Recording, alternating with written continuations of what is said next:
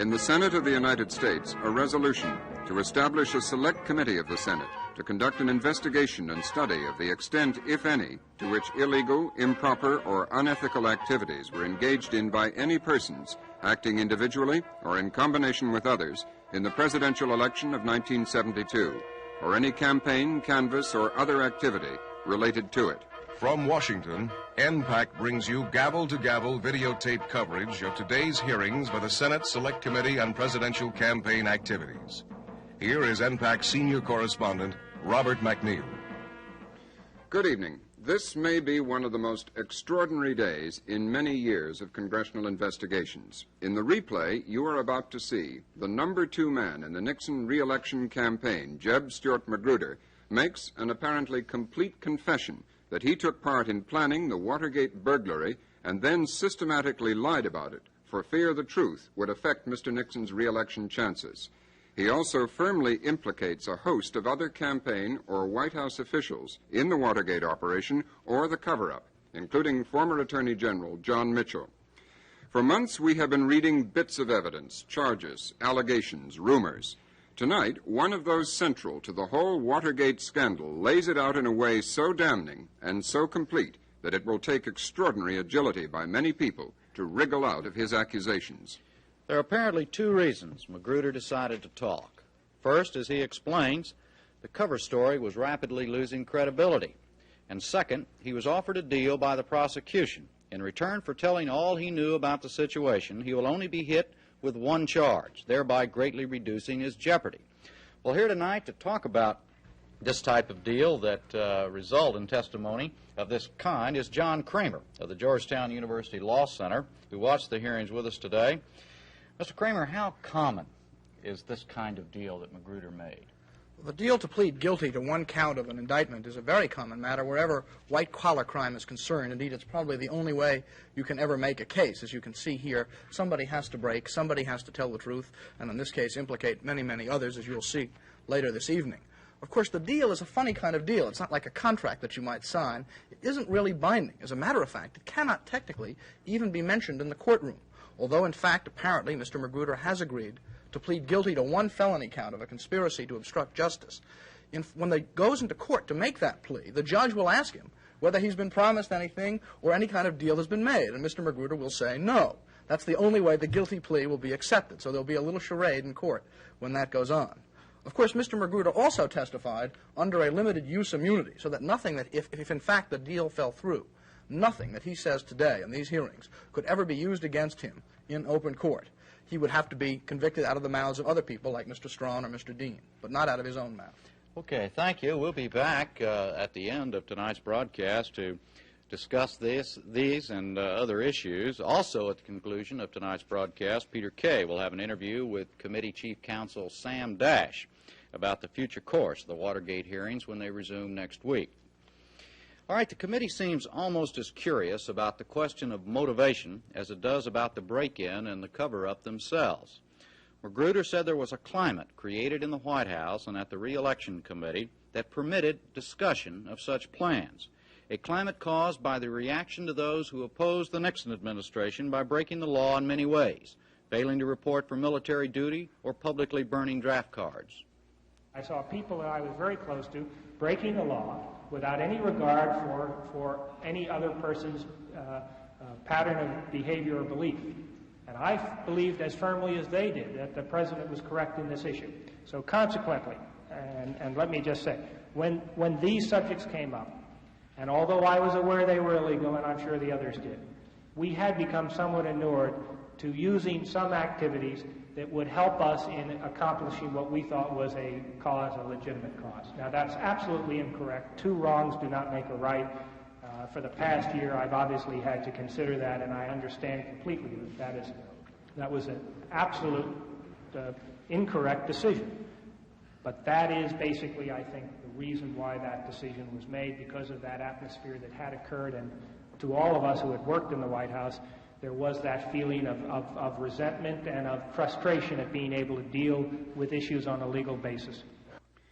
Today's testimony contains so much new and crucial evidence that it's difficult to break it into parts, but we'll try, and here is our usual hour-by-hour viewing guide. In the first hour, Jeb Magruder says he believed the president did not know of the bugging plans, adding, "Some of us failed him." He also details how the intelligence plans evolved in meetings with John Mitchell, John Dean, and Gordon Liddy.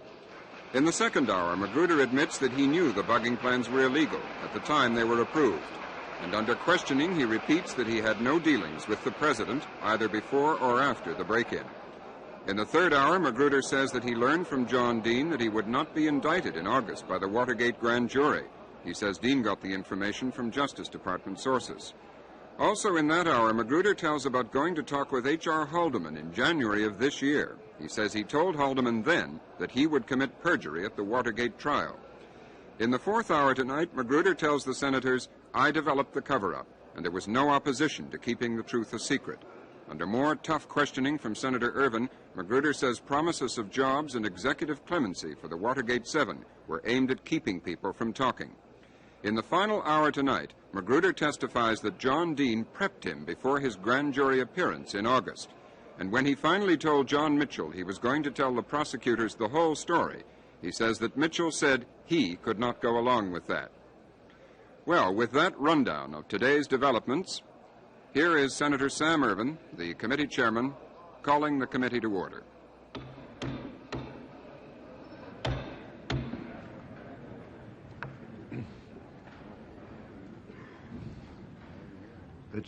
I would like to state, for the purposes of the record, that Mr. Magruder has appeared in person and by counsel in an executive session before the chairman of the committee and the committee staff. And at that session, he was required to testify, notwithstanding his constitutional privilege, under an order of immunity entered by Judge Sirica.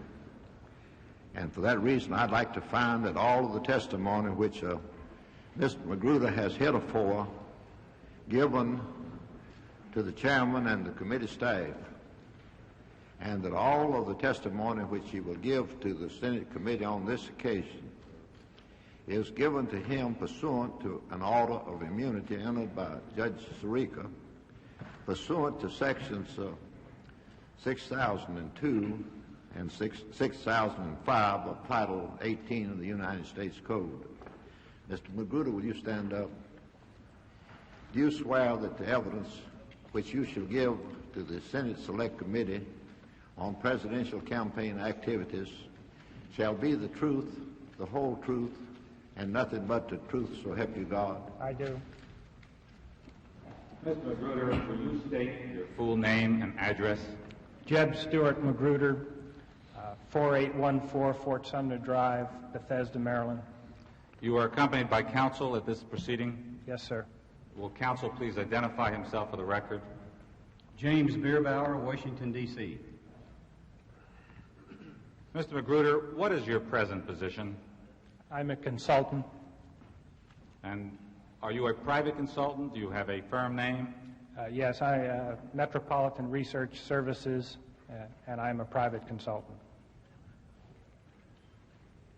Prior to that position, did you hold a position at the Committee for the Re-election of the President? Yes, I was Deputy Campaign Director. And prior to that time, did you hold the position at the White House? Yes, I was Special Assistant to the President and Deputy Director for Communications of the Executive Branch. When did you have that position at the White House? Over what period of time? From October 1969 till May of 1971. And is it at that time that you went over to the campaign activities for the re-election of the President? Yes, that's correct. Can you tell us the circumstances which led you to take on the responsibilities of the campaign? We had begun discussing the 1972 campaign in early 1971. Mr. Mitchell and Mr. Haldeman particularly were concerned and responsible for the campaign at that early stage, and it was decided that certain White House staff members and other individuals would begin the preparatory work for the campaign. It was agreed that it would not be done at the White House, but would be done outside, and consequently In May of 1971, myself and a number of others began the activities for the committee to re-elect the president. Who particularly made a decision that you were to go over to be active in the campaign? I would consider it a joint decision between Mr. Haldeman and Mr. Mitchell. Now, what was your first position in the campaign activities? Basically, I was responsible for the planning and the general administrative activities relating to what I might consider the inside activities of the campaign, the advertising, the direct mail, a telephone, the press and public relations, the surrogate program, the inside activities. There came a time, did there not, when there was a more organized committee for the re-election of the president, and you did hold a particular position. Could you tell us about that? Yes, that's correct. Approximately in March of 1972, when Mr. Mitchell became campaign director, I was named chief of staff. And in July of 1972, when Mr. McGregor became campaign director, I became deputy campaign director. Briefly, Mr. Magruder, from the time you went over for the campaign, could you tell us what Mr. Mitchell's role was and what Mr. Haldeman's role was? Well, from the beginning, Mr. Mitchell was responsible for the campaign, and I reported directly... When you say beginning, what date would you put that on? That would have been May of 1971. He was responsible for the campaign. I reported directly to him. Mr. Haldeman was basically our liaison, and his liaison activities were primarily related to him through Mr. Gordon Strachan at the White House. Now, under whose directions did you operate in your role at the committee? Mr. Mitchell's. What position did Mr. Gordon Strachan have from January 1972 to June 17, 1972? He was a staff assistant at the White House. He was Mr. Haldeman's aide and liaison to our committee. And how did he play that liaison role between the committee for the re-election of the president and the White House staff, and particularly Mr. Haldeman? Well, he played a very direct role with all of the members of the staff, particularly myself and other senior members. He consolidated our work for Mr. Haldeman for whatever needs Mr. Haldeman or the President needed the information from the campaign committee. He received copies of all our documents and worked very closely with us. Would it be true, Mr. Magruder, that aside from any direct contacts that Mr. Haldeman would have with you or the committee, that any communications the committee would have with the White House would be through Mr. Strachan? Yes, that's correct. Now, did there come a time when Mr. Gordon Liddy joined your staff? Yes. When did that happen, and how did this occur? In December. Mr. Dash and Mr. Chairman, could he read a brief statement that we overlooked? All right. It fits in here. Thank you. I had the statement. I did want to read at the beginning.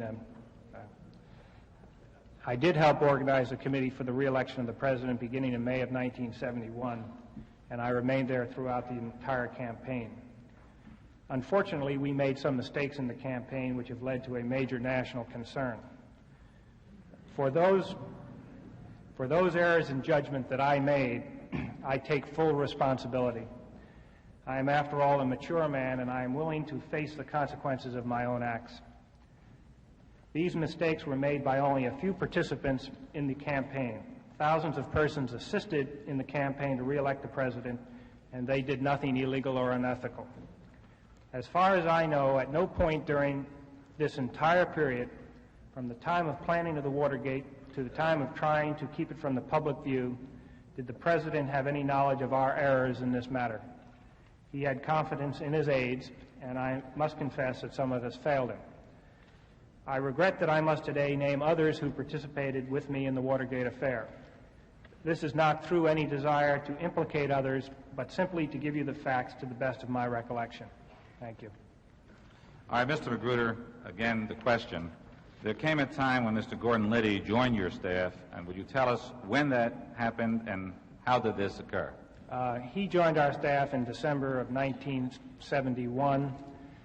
At that point in time, we had been needing the assistance of legal counsel in many areas, primarily in filing for the 23 primary campaigns the President was going to enter and relating to the new election law.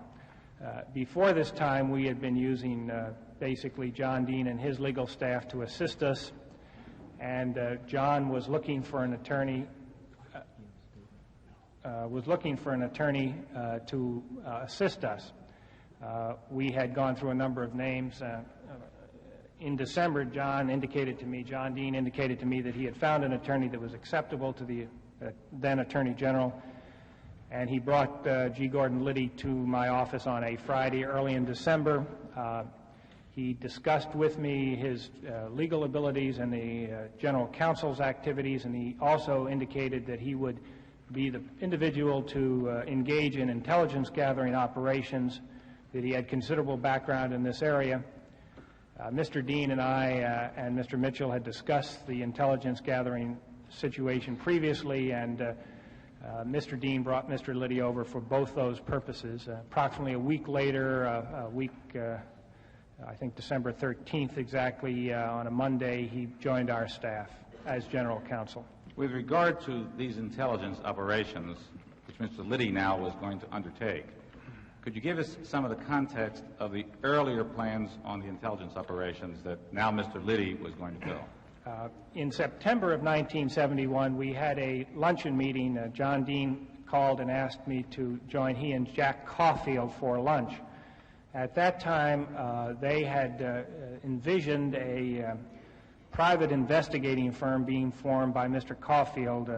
They called the project Sand Wedge, and the idea would be Mr. Caulfield would leave the White House, form this private investigating firm, and this firm would be available then for the committee to re-elect the President. In November of 1971, it was indicated to me that the project was not going to get off the ground, and consequently G. Gordon Liddy came into the picture after that. When Mr. Liddy did come into the picture, were you aware of his prior relationships in the White House with the so-called Plumbers Group? No, I was not. Were you aware at all of his activity with Mr. Hunt and others in the break-in of the Ellsberg psychiatrist's office? No, I was not. Who finally approved Mr. Liddy's position at the committee? Mr. Mitchell. Now, what, if anything, did Mr. Liddy tell you about an intelligent operation that he was authorized to plan? The next week, the week he began work for us, we met on a Tuesday and discussed basically the new election law. And at that time, he indicated to me that he had discussed a broad-gauged intelligence plan with members of the White House staff. He mentioned particularly Mr. Dean. He did mention other individuals, but I cannot recall their names. Indicated that he had been told he would have approximately $1 million budget. I indicated to him at that time that $1 million budget was a sizable budget, and that he should prepare the background documents necessary to justify this budget, and that he would then have an opportunity to present the budget to the Attorney General. Now, did there come a time when Mr. Liddy did present his plan to the Attorney General, Mr. Mitchell? Yes. In February, I set up an appointment with Mr. Mitchell and John Dean on February 27th at 4 o'clock in the afternoon. On February? The first meeting was February 27th. Now, refresh your recollection, Mr. Whittle, you mean February 27th or January 27th? I'm sorry, excuse me, January 27th, 1971. And we had a meeting in Mr. Mitchell's office at 4 o'clock in the afternoon, as I recall. Now, who attended that meeting in Mr. Mitchell's office on January 27th? Mr. Mitchell, Mr. Dean, Mr. Liddy, and myself. Prior to the meeting on January 27th, did you know any of the details of the plan that Mr. Liddy was going to present on that day? No, I did not. Could you describe now in detail what occurred on January 27th in Mr. Mitchell's office? Mr. Liddy brought with him a series of charts. They were professionally done charts and had color, some color on each of the charts. As I recall, there were approximately 6 charts. Each chart contained a subject matter and was headed by a code word. I cannot recall many of the code words. The one I do recall is gemstone. I think one was called target, but I cannot specifically recall the other code words. Each chart had a listing of certain types of activities with a budget, and as I recall, there was one chart that totaled up the activities and the budget totaled to the $1 million figure that he had mentioned previously. Now, Mr. Liddy was presenting this in a form of show and tell operation? Yes, that's correct. What were the size of these charts? As I recall, they were approximately probably the size of the chart that is on the display stand.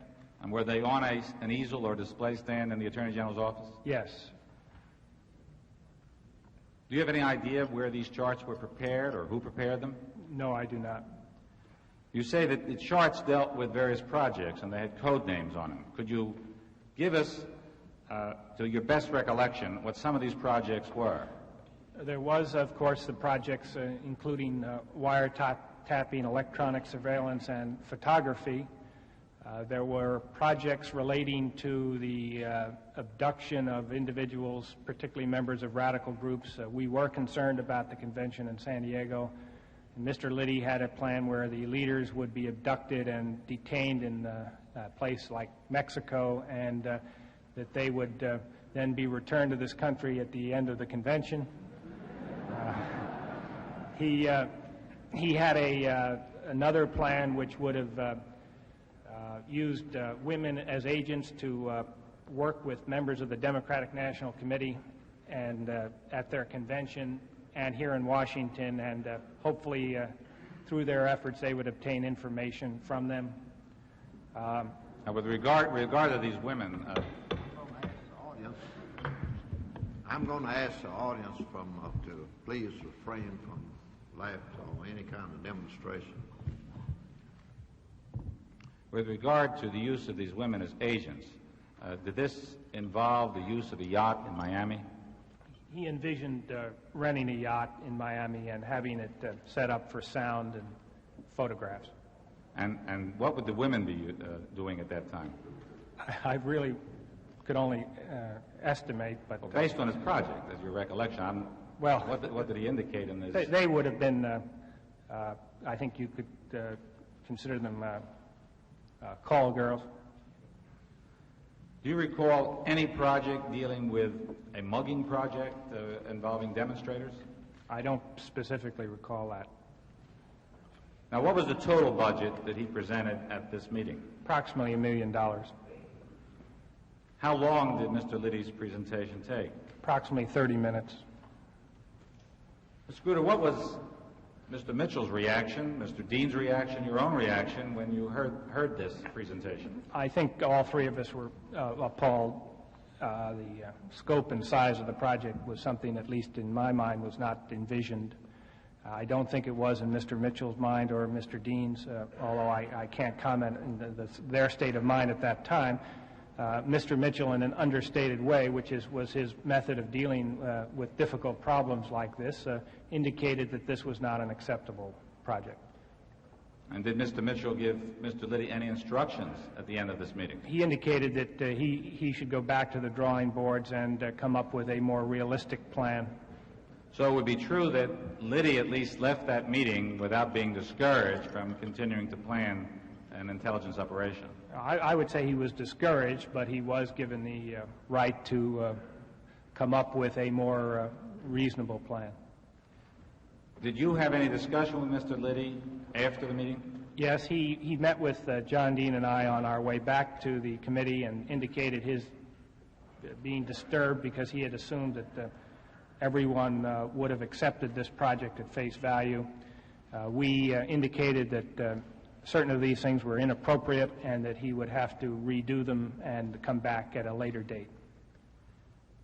Did you make any report of the meeting to anyone after the meeting? Yes, I made a report to Mr. Strawn at the White House. Now, did you disclose everything concerning that meeting to Mr. Strawn? I don't recall at that meeting whether Mr. Liddy had these charts put into 8.5 by 11 size to hand out. If he had, I would have sent those over to Mr. Strawn. I do remember discussing it. I don't recall in this meeting whether we had working papers, and so I can't recall specifically. I think I just, on the phone, discussed the general nature of his proposal.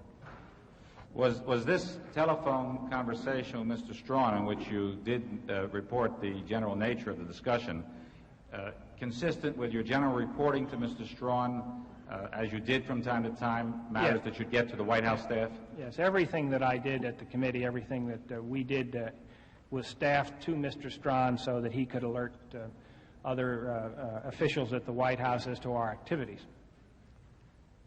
Was there a second meeting on the Liddy plan, Mr. Magruder? Yes, the following week in February 4th, as I recall, we met at 11 a.m. in the morning. Now, how did that meeting come about? Who attended it? Mr. Liddy indicated he was ready to discuss a reduced proposal. I alerted Mr. Dean, and we set up an appointment with Mr. Mitchell, and we reviewed a reduced proposal. Where was this meeting? At the Justice Department. And was it in Mr. Mitchell's office? Yes. We met in Mr. Mitchell's office. He did not have charts this time, but rather had... You mean Mr. Liddy did Mr. Liddy did not have charts. He had them reduced on 8.5 by 11 pages, and the scope and, of course, budget was reduced considerably. Was reduced to $500,000. Well, at this time, what was in and what was out concerning this? I cannot recall specifically what was in or out. I do know that the discussion mainly after his discussion with us related only to the wiretapping and photography, not to any of the other projects. They had been basically discarded. I think you may have testified this, but if you haven't, who was present at this second meeting, Mr. Magruder? Mr. Mitchell, Mr. Dean, Mr. Liddy, and myself. Mr. Dean came in approximately 15 so minutes late, but was there for most of the meeting. And at this time, as you stated, the project primarily dealt with wiretapping and photographing. Were any targets specifically mentioned either by Mr. Liddy or anybody at the meeting? At that meeting, we did discuss potential targets. We discussed the potential target of the Democratic National Committee headquarters, primarily because of information we had relating to Mr. O'Brien that we felt would be possibly damaging to the Democratic National Committee. We discussed the possibility of using the electronic surveillance at the Fontainebleau Hotel, which was going to be the Democratic National Committee headquarters, and we discussed the potential of using the same method at the presidential headquarters. At that time, we did not know who the candidate would be, so it was simply an indication that that would be a target of interest. Also at that meeting, Mr. Mitchell brought up that he had information, as I recall, and I think it was Mr. Mitchell. It was either Mr. Mitchell or Mr. Dean, that they had information relating to Senator Muskie that was in Mr. Greenspan's office in Las Vegas. He was a publisher of the newspaper in Las Vegas. And do you know his full name? As I recall, Mr. Henry Greenspan, I think, Greenspan or Greenspun, I think is his name.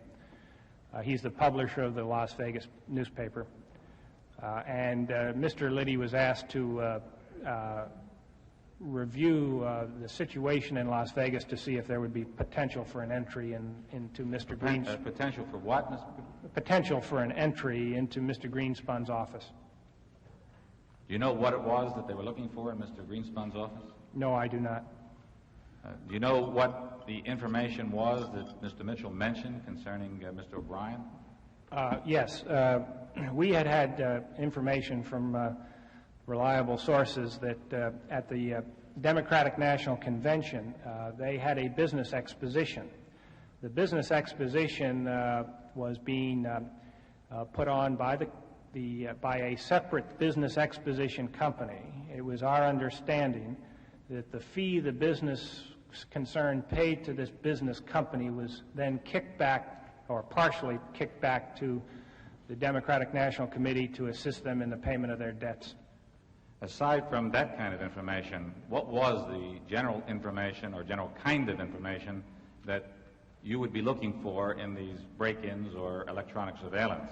I think at that time, We were particularly concerned about the ITT situation. Mr. O'Brien had been a very effective spokesman against our position on the ITT case, and I think there was a general concern that if he was allowed to continue as Democratic National Chairman, because he was certainly their most professional, at least from our standpoint, their most professional political operator, that he could be very difficult in the coming campaign. So we had hoped that information might discredit him.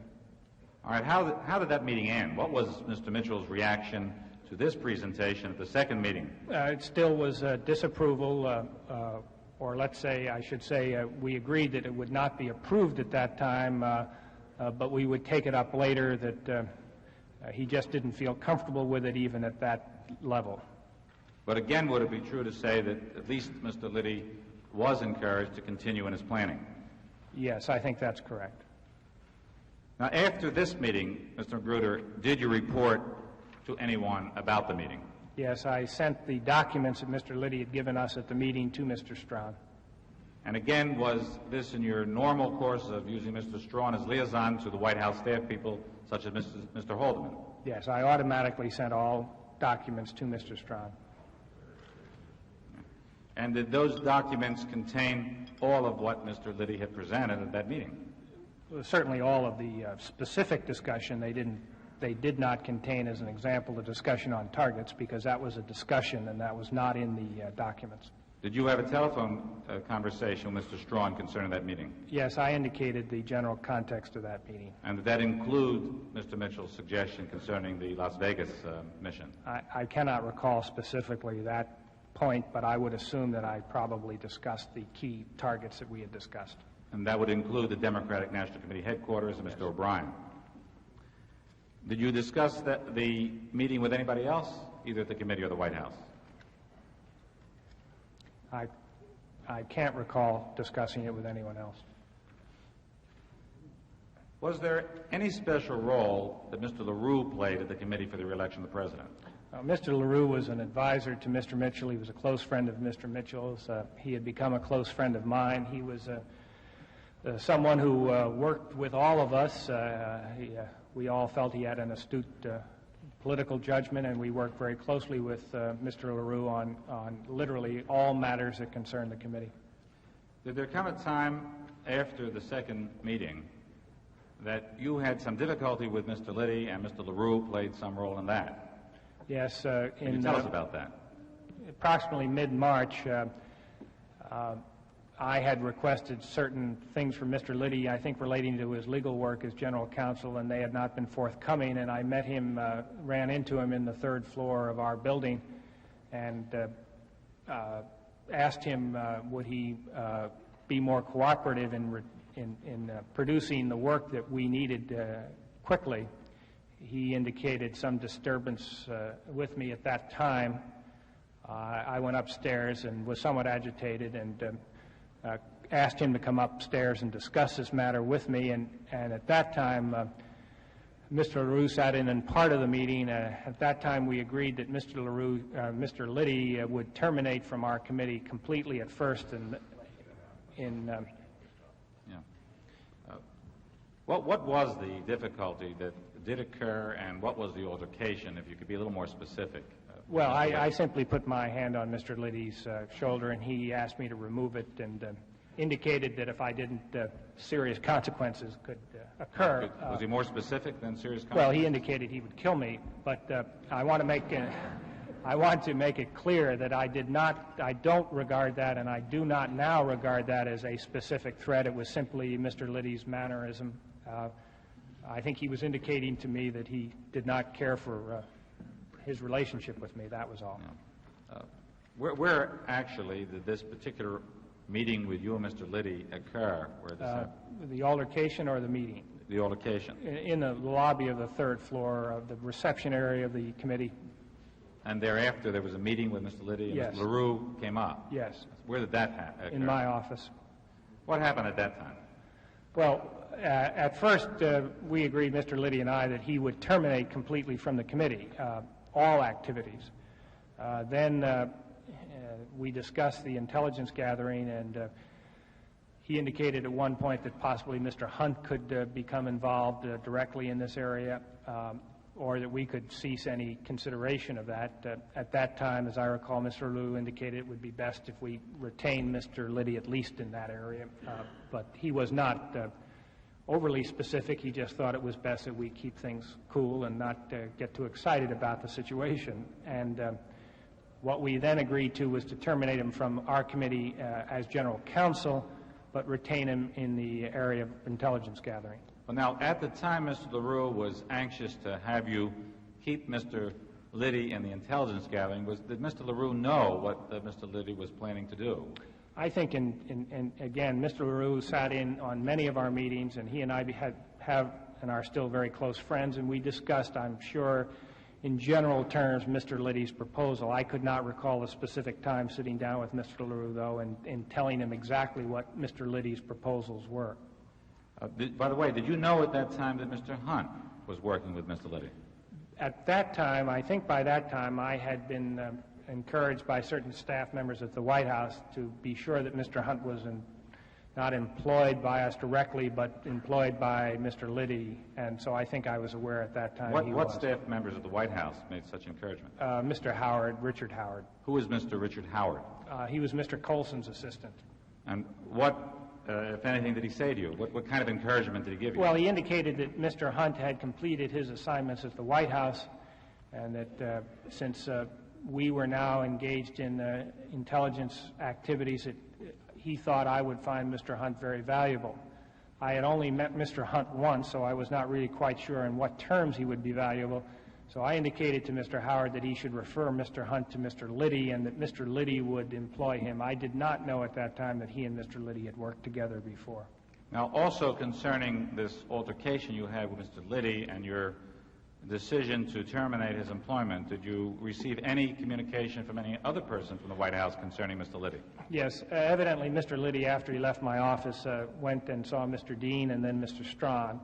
I received a call from Mr. Dean encouraging me not to become personally concerned about Mr. Liddy, that I should not let my personal animosity and his get in the way of this project. And then I went over to the White House and was working with Mr. Strawn on normal campaign matters, and he brought up the same subject.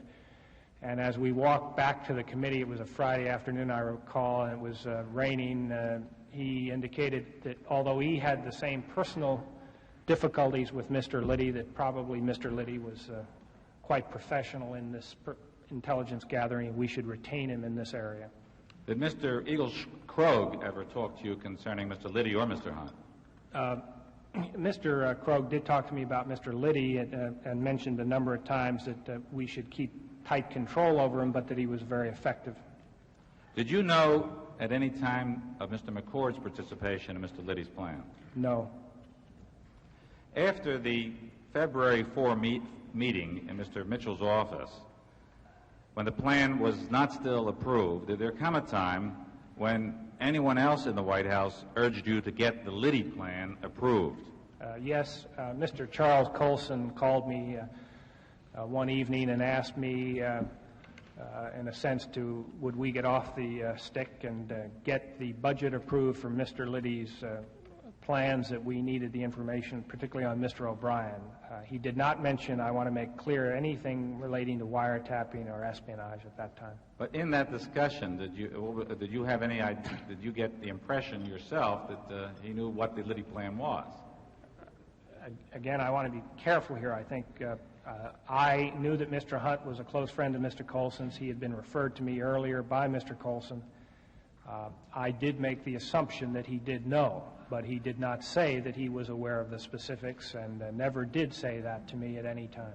Would Mr. Colson be one of those persons who would be in line of communication to whatever Mr. Strawn was communicating to the White House? I think Mr. Strawn worked closely with Mr. Colson, but his line of command was through Mr. Haldeman. Now, was anybody present when you received that telephone call from Mr. Colson? Mr. LaRue was.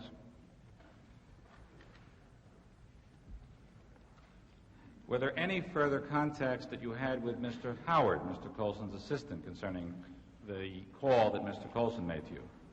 Mr. Howard and I were fairly good friends. He had worked for me at the White House, and a number of times we discussed the general intelligence gathering situation, and he did indicate what he thought was the professionalism, particularly of Mr. Hunt, and the need to gather this information. But I'd like to make it clear there was a general, I think, atmosphere in the White House and the committee of the need to gather information. This was not necessarily information that would be gathered illegally. Right, and was Mr. Howard's discussions with you also urging you to try to pursue the Liddy plan? Yes. Now, did there come a time when you had a third and final meeting with Mr. Mitchell on the Liddy plan on or about March 30, 1972? Yes, we had, there had been a delay in the decision-making process at the committee because of the ITT hearings. Mr. Mitchell was on vacation at Key Biscayne.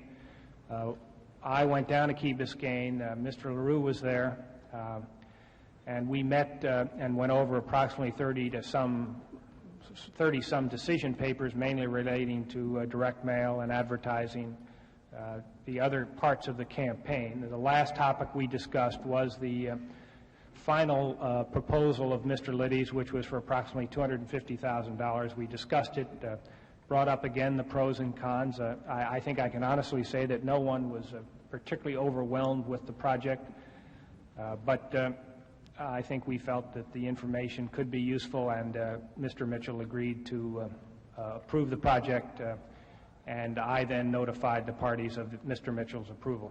What was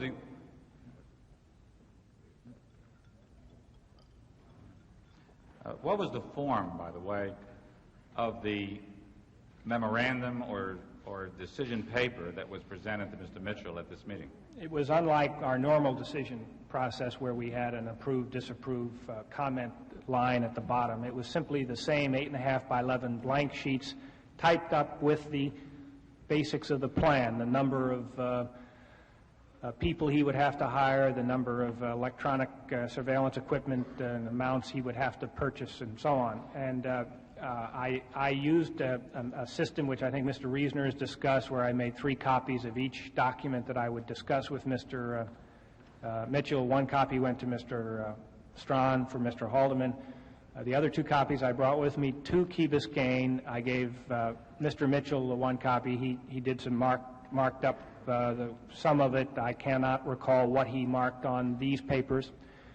Indicated his approval, did not indicate it in any formal sense by initialing it or writing it, just indicated well, now, then prior to you going down to Key Biscayne, you had sent over a copy to Mr. Strawn of this. My normal method of dealing with Mr. Strawn was at their request, we sent the decision papers to them initially before I discussed them with Mr. Mitchell, so if there was any point in those papers, he could, Mr. Haldeman or Mr. Strawn could get back to us and indicate their opinion on a subject. All right. Now, this $250,000 project, would you say Mr. Mitchell approved in Key Biscayne, what was that project specifically, as you recall? It was specifically approval for initial entry into the Democratic National Committee headquarters in Washington, and that at a further date, if the funds were available, we would consider an entry into the presidential contenders headquarters, and also potential at the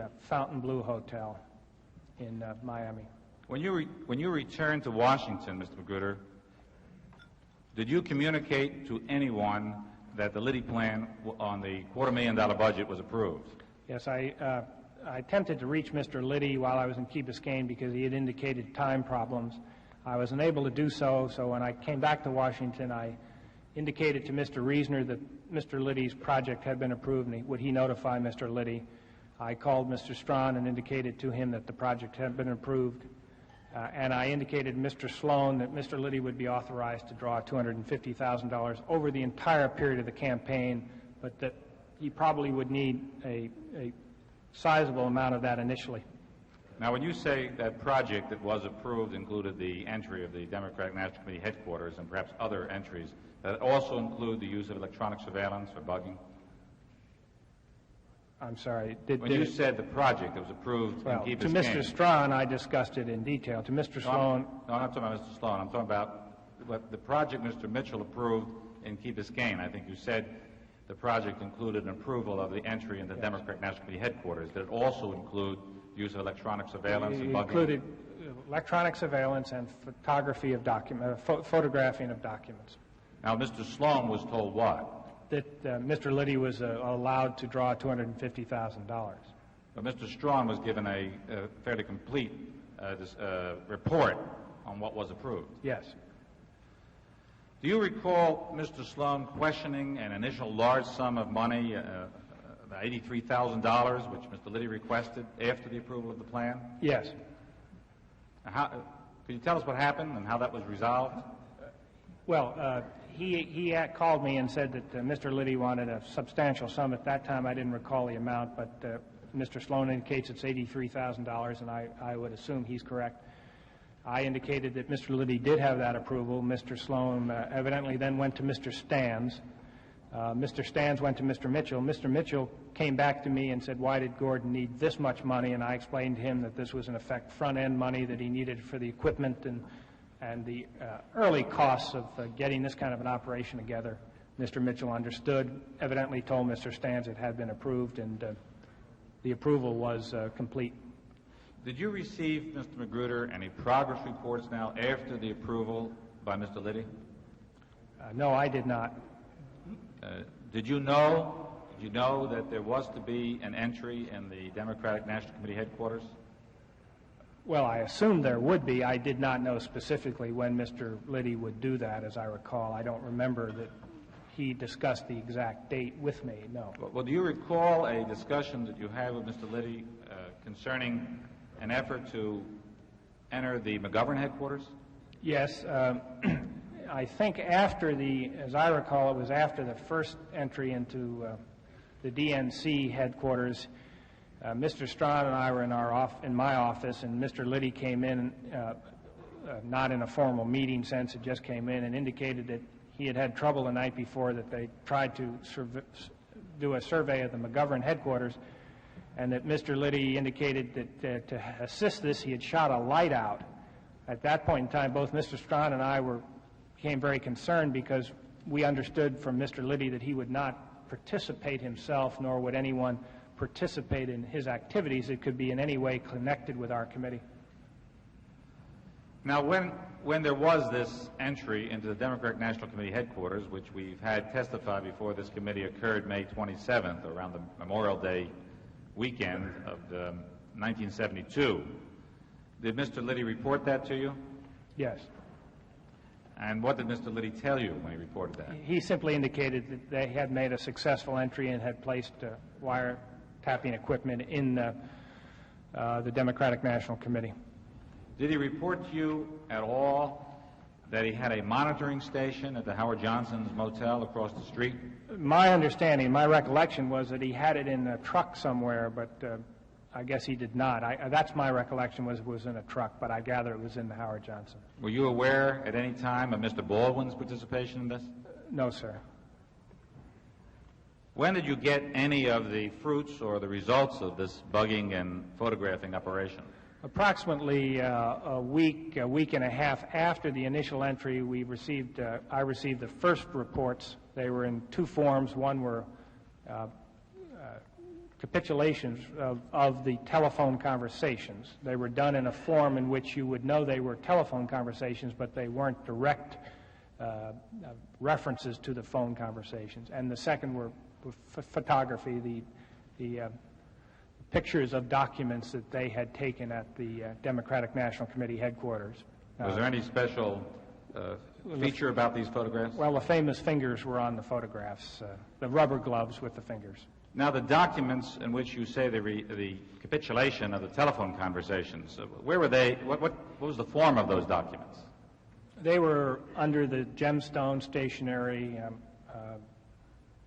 You have seen it since I have. Well, perhaps you can identify this for us. I can see it. I haven't seen it since June 19th, but that is... Take a look at it, and it's an exhibit that is entered into the record. Is that the form of the document? Correct. Do you recall seeing an envelope of this kind? I think that it did come in that form. I remember seeing the envelope. I can't recall whether the gemstone material did come in that envelope, but it could have very well. Now, you say you received it in two installments? Yes, sir. And were the installments both installments which included typewritten telephone conversations and photographs? As I recall, they both included that. Did you show these so-called gemstone materials with the photographs to anybody? Yes, I brought the materials into Mr. Mitchell in my 8:30 morning meeting that I had each morning. Now, at that time, you say into Mr. Mitchell. Where was Mr. Mitchell's office located at this time? Well, he was now in the campaign, and he had an office in the campaign committee, and he had an office in his law firm, and we would meet in either office depending on his schedule. And at that time, I showed him the documents in his, I think as Mr. Reasoner's discussed, he always had two files. He, as I recall, reviewed the documents, indicated as I did that there was really no substance to these documents. At that time, and as I recall, it was at that time we called Mr. Liddy up to his office, and Mr. Mitchell indicated his dissatisfaction with the results of his work. Well, did he tell him anything more than he was dissatisfied? Did he ask for anything more? He didn't ask for anything more. He simply indicated that this was not satisfactory, that it was worthless and not worth the money that had been paid for. Well, Mr. Magruder, did he mention anything about the fact that of the O'Brien information? Did he not see any well, of the there was no information relating to any of the subjects we had hoped to receive. And he indicated, Mr. Liddy indicated that there was problems with one wiretap and that one was not placed in the proper phone, and that he would correct these matters and hopefully get the information that was requested. Did you show these documents, the so-called gemstone documents, to Mr. Strawn? As I recall, because of the sensitive nature of these documents, I called Mr. Strawn and asked him would he come over and look at them in my office rather than sending a copy to his office. As I recall, I only had one copy of these documents. As I recall, he did come over and look over the documents and indicate to me the lack of substance to the documents.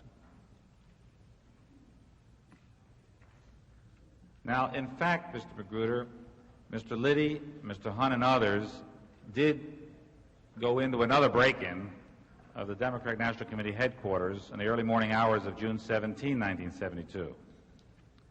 Where were you when this occurred? I was in Los Angeles, California. Were you aware that this break-in was to take place? No. With whom were you in California? I was with Mr. Mitchell, Mr. LaRue, Mr. Porter, Mr. Marty, and we had a number of political activities in California that weekend.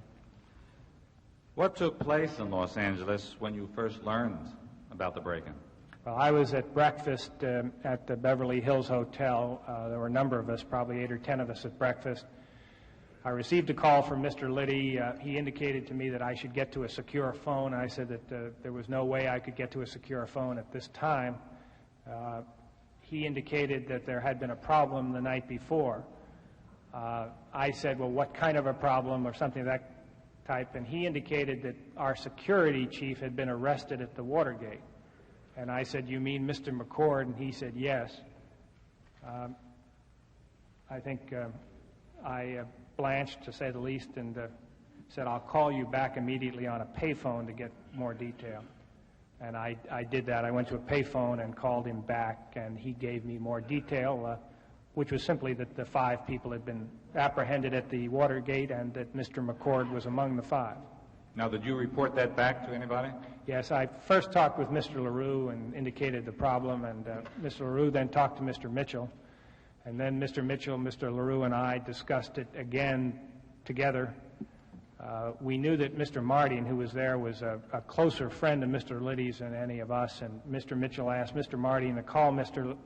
Liddy and asked him to see the Attorney General, the current Attorney General, Mr. Kleindienst, and see if there was any possibility that Mr. McCord could be released from jail. Do you know what happened as a result of that call? My understanding is that they went out to the Burning Tree Country Club where Mr. Kleindienst was playing golf, and Mr. Kleindienst rebuffed Mr. Liddy and Mr. Palmore, who was with him. Mr. McCord was not released? No, he was not. Did you call Mr. Reasoner and Mr. Odell from California? Yes, later that day. We had numerous phone conversations that day. We were trying to come up with a statement that Mr. Mitchell could make if he was asked in a press conference, and then we later released that statement. And I discussed with Mr. Reasoner the need to take certain files from my office. We were concerned about the break-in from our own standpoint because of Mr. McCord. We could not understand why Mr. McCord was involved in this situation, and we thought that maybe since this break-in was done in a rather amateurish way, that possibly there was some double agent activity going on here, and we were honestly concerned about our own files. I did ask Mr. Reasoner to remove certain files, my advertising file, the budget file, our strategy file, and the gemstone file. Then I talked with he and Mr. Odle, and Mr. Odle took the gemstone file home. Did you talk to anybody else from California? Well, yes, I talked to Powell Moore, as I recall. I can't recall any others specifically. Did you call Mr. Strawn? Oh, yes, I called Mr. Strawn that evening. And what did you tell Mr. Strawn? I told him that he, of course, we knew no more than he knew. Really, we knew that they had been apprehended, that we had a problem, and just discussed in a sense that we had a problem and we didn't quite know what to do about it at that time. We had heard that there was some money at that time found on the individuals. We had hoped it was money that had been found at the Democratic National Committee, but unfortunately it was our money. And so we, in effect, just discussed the problem. We had no answers, obviously, at that time. Did you receive a call from Mr. Haldeman? Yes, the next morning, on Sunday, I received a call from Mr. Haldeman. He asked me what had happened. Again, I told him basically that... From where was he calling? He was Key Biscayne, Florida.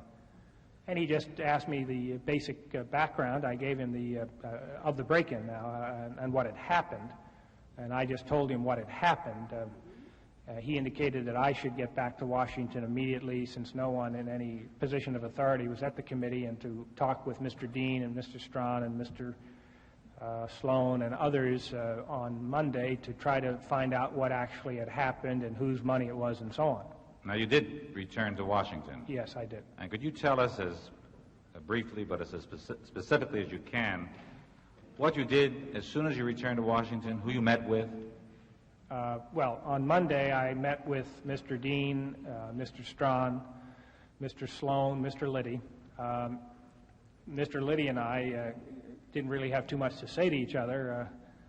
He said he had goofed, and I accepted that on face value. There really wasn't much to discuss at that time. I determined for Mr. Sloan that the money was our money, not someone else's money. Mr. Dean and I discussed the problem in terms of what were we going to do, as did Mr. Strawn and I. Did you have a meeting on that evening, the evening of June 19th, when you came back to Washington, in Mr. Mitchell's apartment? Yes. Mr. Mitchell flew back that Monday with Mr. LaRue and Mr. Mardian, and we met in his apartment with Mr. Dean. So that would have been Mr. Mitchell, Mr. LaRue, Mr. Dean, Mr. Mardian, and myself. And the general discussion again was what were we going to do about the problem. It was, again, we had very little information. We didn't, of course, know what type of investigation would then be held. And we talked about types of alternative solutions. One solution that was recommended, which was to, of course, destroy the gemstone file. So I called my office and... Now, that solution came up as a result of that meeting? Well, I think, yes, it was generally concluded that that file should be immediately destroyed. And did you destroy it? Yes, I destroyed it. There is much more to come from this compelling witness, and we'll resume Jeb Stuart Magruder's testimony in a moment. At this point, we'd like to thank you for an overwhelming response to these broadcasts, and we urge you to continue your support of the local public television station that you're watching right now. Public television's complete coverage of the Senate hearings will continue after a pause for station identification. Unabridged coverage of these hearings is provided as a public service by the member stations of PBS, the Public Broadcasting Service.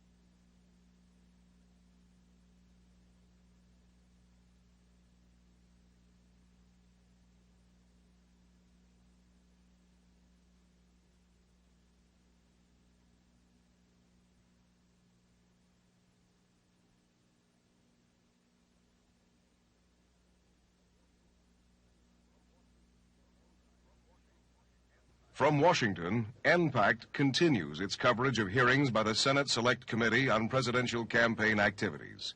Here again, correspondent Robert McNeil.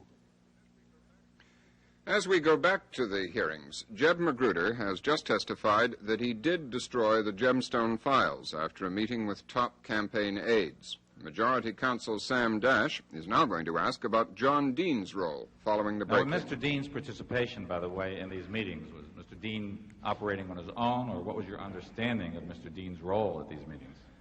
Well, Mr. Dean was the person who had worked with us on many of these legal matters. He had brought Mr. Liddy to the committee. He was a close associate of ours through Mr. Mitchell, and also of all of us knew Mr. Dean very well. And he was one person from the White House who worked with us quite closely. It was very natural in this situation for Mr. Dean to be part of our meetings at this point in time because of his association and of his background. And would he, from your understanding, be representing any White House interests at these meetings? I think you'd really have to ask Mr. Dean that question. Did you instruct Mr. Reasoner to destroy any other files? As I recall, I asked Mr. Reasoner to cull through my files, pull out any sensitive material that could be embarrassing to us. There was the suit that was placed against us by the Democratic National Committee, which asked for immediate disclosure. And as I recall, we all indicated that we should remove any documents that would be could be damaging, whether they related at all to the Watergate or not. Mr. Sloan has testified before this committee, Mr. Magruder, that shortly after your return and after the break-in, that you asked him to perjure himself concerning the amount of money that Mr. Sloan had given Mr. Liddy. Could you state your own recollection of that discussion with Mr. Sloan? Well, the first discussion, we had two meetings on Monday. The first meeting was when I determined from him that the money was our money, and that we just discussed that in his office. And he came up to my office, and in attempting to allay his concerns or to help him in some sense give some advice, I think, we talked about what would he do about the money. My understanding of the new election law indicated that he would be personally liable for cash funds that were not reported, and these were not reported funds. So I indicated at that meeting that I thought he had a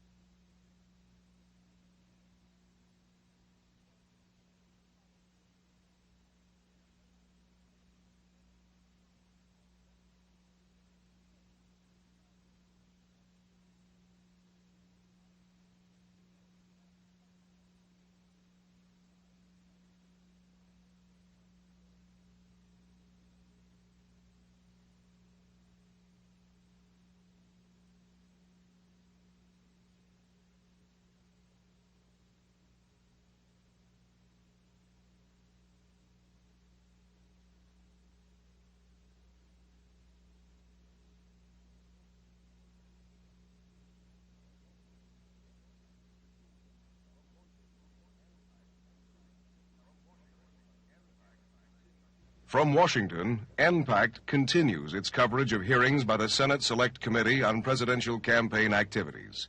Here again, correspondent Robert McNeil.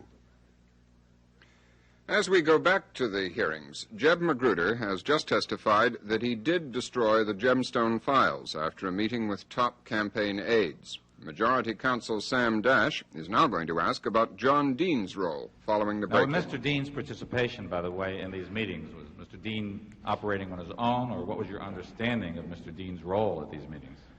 Well, Mr. Dean was the person who had worked with us on many of these legal matters. He had brought Mr. Liddy to the committee. He was a close associate of ours through Mr. Mitchell, and also of all of us knew Mr. Dean very well. And he was one person from the White House who worked with us quite closely. It was very natural in this situation for Mr. Dean to be part of our meetings at this point in time because of his association and of his background.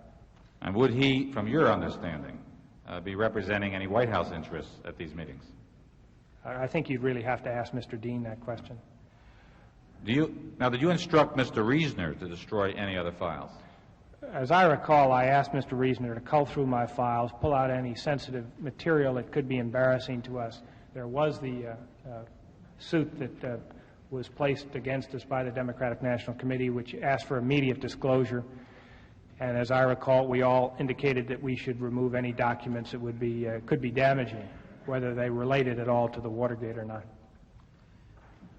Mr. Sloan has testified before this committee, Mr. Magruder, that shortly after your return and after the break-in that you asked him to perjure himself concerning the amount of money that Mr. Sloan had given Mr. Liddy. Could you state your own recollection of that discussion with Mr. Sloan? Well, the first discussion, we had two meetings on Monday. The first meeting was when I determined from him that the money was our money, and that we just discussed that in his office. And he came up to my office, and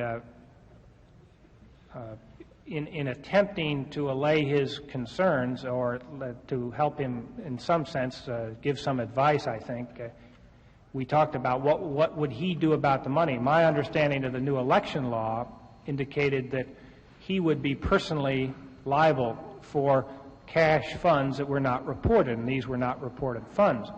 So I indicated at that meeting that I thought he had a problem and might have to do something about it. And he said, "Do you mean commit perjury?" And I said, "Well, you might have to do something like that to solve your problem." I very honestly was doing that in good faith to Mr. Sloan to assist him at that time. Now, later we met 3 times, twice that week and once after he returned from his vacation.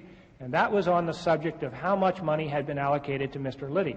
Now, in thinking of about 7 months from the time we authorized the funds to the time of the November election, I thought that Mr. Liddy should have received somewhere between $100,000 and $125,000 approximately. That was my guesstimate. Mr. Porter indicated he had distributed approximately $30-some thousand to Mr. Liddy, so I assumed that Mr. Sloan probably distributed somewhere under $100,000. Now, I'll fully admit that I hoped that the figure was as low as possible, and we all hoped that it was low. Mr. Sloan would not tell me what the figure was. He refused to tell me the figure. He said that I can't tell you the figure. I said, just tell me what it is so we can work on the solution of this problem. If we don't know how much you gave Mr. Liddy, how can we determine what the money went for?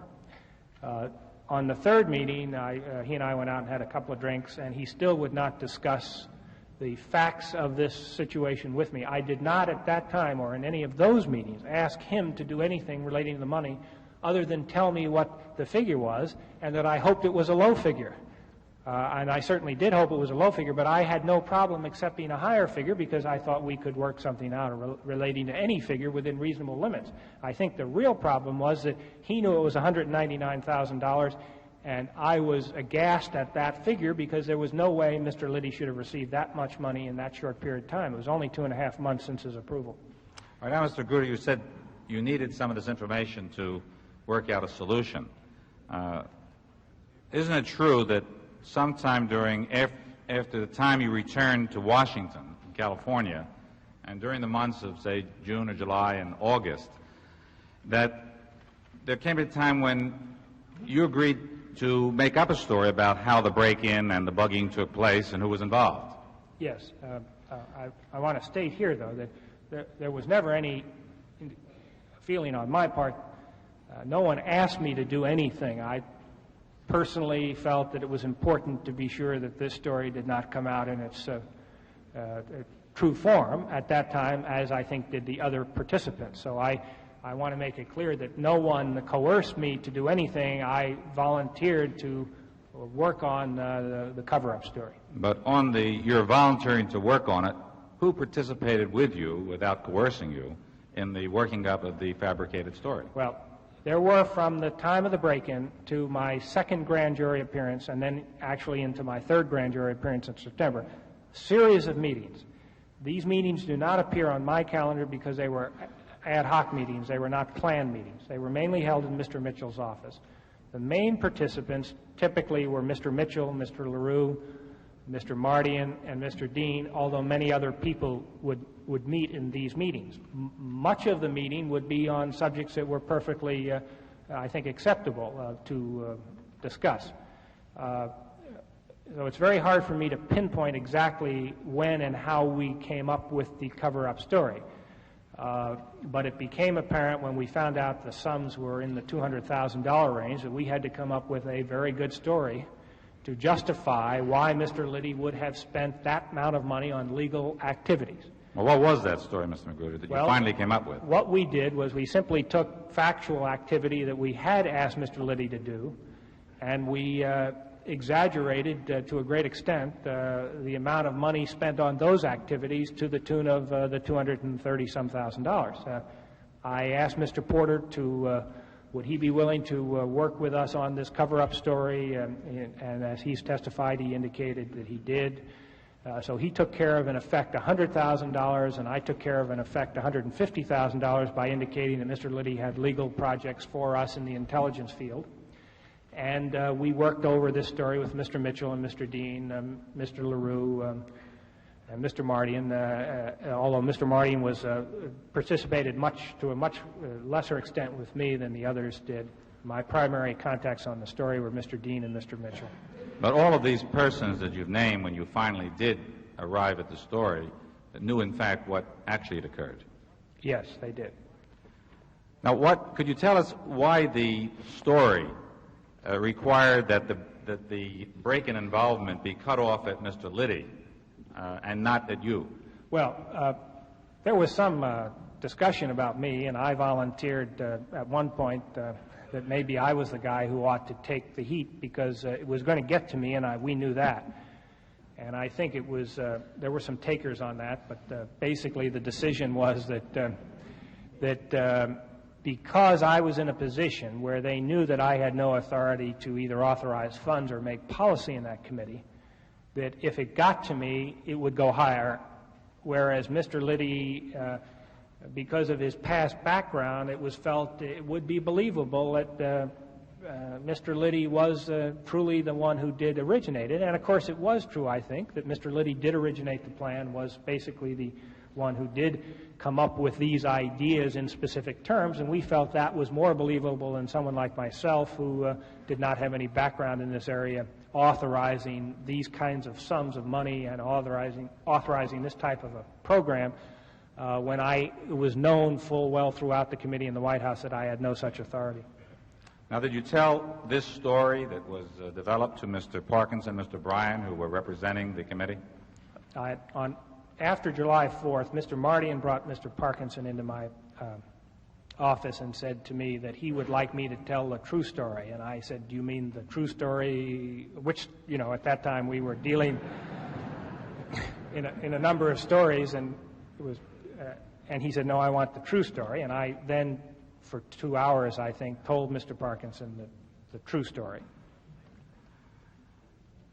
But later you then told Mr. O'Brien and Mr. Parkinson the story that had been developed and agreed to by the other parties you mentioned. Yes, that's correct.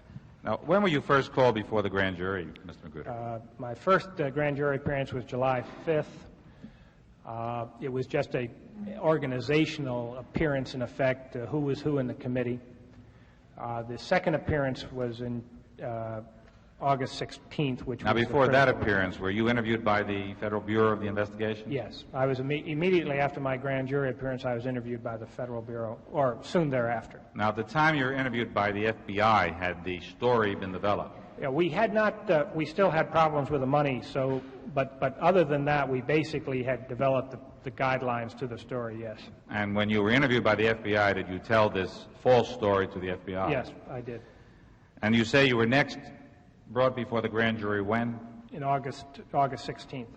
Now, when you testified before the grand jury at that time, did you testify according to this false story? Yes, I did. What role did Mr. Dean play in preparing you for your second grand jury appearance, if any? On the day before the grand jury appearance, I was aware that I was a target of the grand jury at that time, and so I was briefed by our lawyers, very normally. Also, I was interrogated for approximately 2 hours by Mr. Dean and approximately a half hour in a general way by Mr. Mitchell. Now, after you appeared before the grand jury the second time, did Mr. Dean give you any report? Yes, the day after, Mr. Dean indicated that I would not be indicted. Did he tell you how he knew that? No, he did not.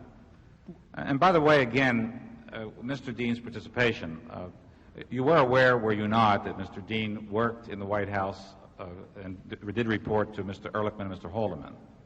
Yes, sir.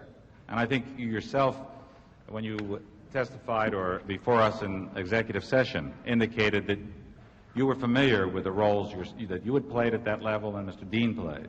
Yes, that's correct. What was your understanding, therefore, when Mr. Dean was working with you prior to your appearance before the second grand jury? Was he doing this on his own, or would he be doing it as a representative from other persons at the White House?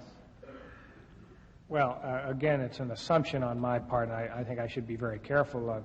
He was in a staff role and did report to the gentleman you mentioned. Consequently, you would assume, and I did not know, and at no time did I know, that he was directly reporting back to either Mr. Haldeman or Mr. Ehrlichman. I did assume this, but that was only an assumption from my work at the White House myself. Were you again called before the grand jury prior to the trial, the first trial? Yes. And when was that? That was in September, middle of September. Do you know why you were being called before that grand jury? Yes. At that time, they had they had subpoenaed my diary, and my diary contained meetings, primarily the meetings in January and February with Mr. Liddy that we knew they would be very interested in. So consequently, Mr. Mitchell, Mr. Dean, and I met to try to determine how I would answer those questions. Now, did you meet prior to your appearance before the grand jury in September? Yes, sir. And what was the purpose of that meeting? The purpose was to develop the story, in effect, of what took place at those meetings. And Mr. Dean asked if he could be removed from those meetings, and I said that would not work because too many people knew he had attended those meetings.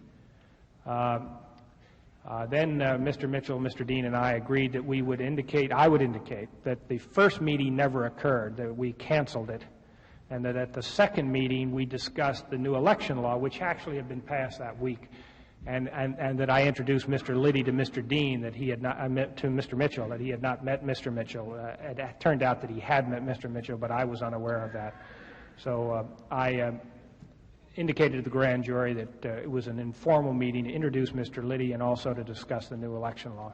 Was any suggestion made that you might erase entries in the diary? Yes, as I recall, one of the individuals indicated that, and I think we agreed that erasures could be determined by the Federal Bureau of Investigation if anything was erased. During your appearances before the grand jury or preceding it, and when the story that you had indicated was being developed, what, if anything, was told to you or discussed with you or by you concerning the question of executive clemency for yourself or for those who were going to accept the blame in this story? Again, I'd like to be very careful here. I think during this time, of course, since I knew I was a target of the grand jury, I was somewhat concerned about what would happen to me if I was indicted. So I went through the same type of thing that the other defendants in the trial did, and asked Mr. Mitchell and Mr. Dean for the kind of assurances that they did. they made those assurances to me, but they...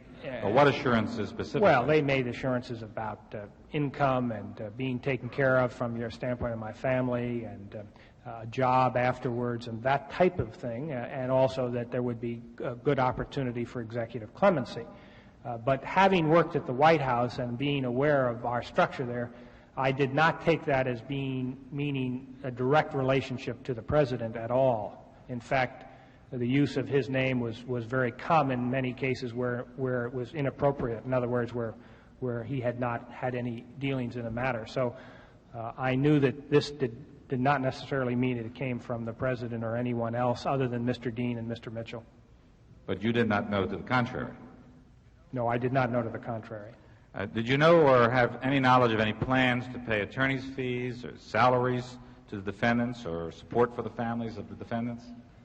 I was aware that they were being taken care of because, of course, one of the questions I had, if I was going to, particularly before the second grand jury appearance, which is when I had to decide to go up and tell this cover-up story, that I wanted assurances that the other 7 defendants, so the 7 defendants would hold, and I was assured that they were being taken care of. That was the extent of my knowledge. Were you aware of any concern about any one of the defendants during this period of time? Well, at varying times, there was concern over particularly Mr. McCord, I think Mr. Hunt to some extent at various times, and also I think Mr. Sturgis, who I did not know. They were the 3 that were brought up most frequently. Were you aware of any plans to propose a CIA defense for the defendants? Again, in these series of meetings that we had from that period, from the break-in through September, that defense was discussed in general terms at meetings I attended, but I couldn't be specific about it. Now, you testified at the first Watergate trial. Yes, sir.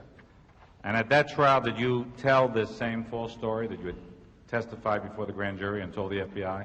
Yes, sir. By the time of the trial in January, all seemed, Mr. Magruder, to have worked well according to the plan, and that you had worked out with Mr. Mitchell, Mr. Dean, Mr. LaRue, Mr. Marnion. At what time, to your recollection, if it did occur, did the plan begin to crumble?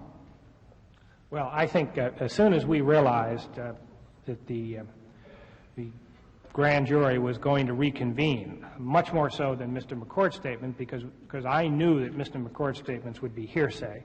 But as soon as I knew the grand jury was going to reconvene, I knew that things would be difficult to hold. I knew I could not go through the same process again. The election was now over, and the reason for the cover-up from my standpoint was now no longer valid.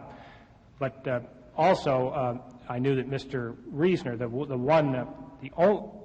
from my standpoint, the only mistake the prosecutors made was in going through the organization, they missed Mr. Reisner. And if they had caught Mr. Reisner earlier, I think this story would not have made it. But I knew they would get to Mr. Reisner now because it became obvious that he had been my assistant at that time. So as soon as I knew that, and as soon as I knew that Mr. Dean began to indicate some reluctance to discuss those meetings in the same terms that I had discussed them at the grand jury, I knew that the story would not hold up under a second investigation by your committee, which of course had begun to hold hearings, and also the grand jury. Now, did you have a meeting with Mr. Haldeman in January 1973? Yes, I did. And could you briefly tell us what the nature of that meeting was and what was discussed? The meeting was for 2 purposes. One was to discuss, I was the director of the inaugural at that time, and was to discuss future employment regarding myself. And also, at that time, there was a problem regarding Mr. Porter's employment, and I had made certain assurances Mr. Mitchell had about his employment, and I wanted to be sure that Mr. Haldeman was aware of that.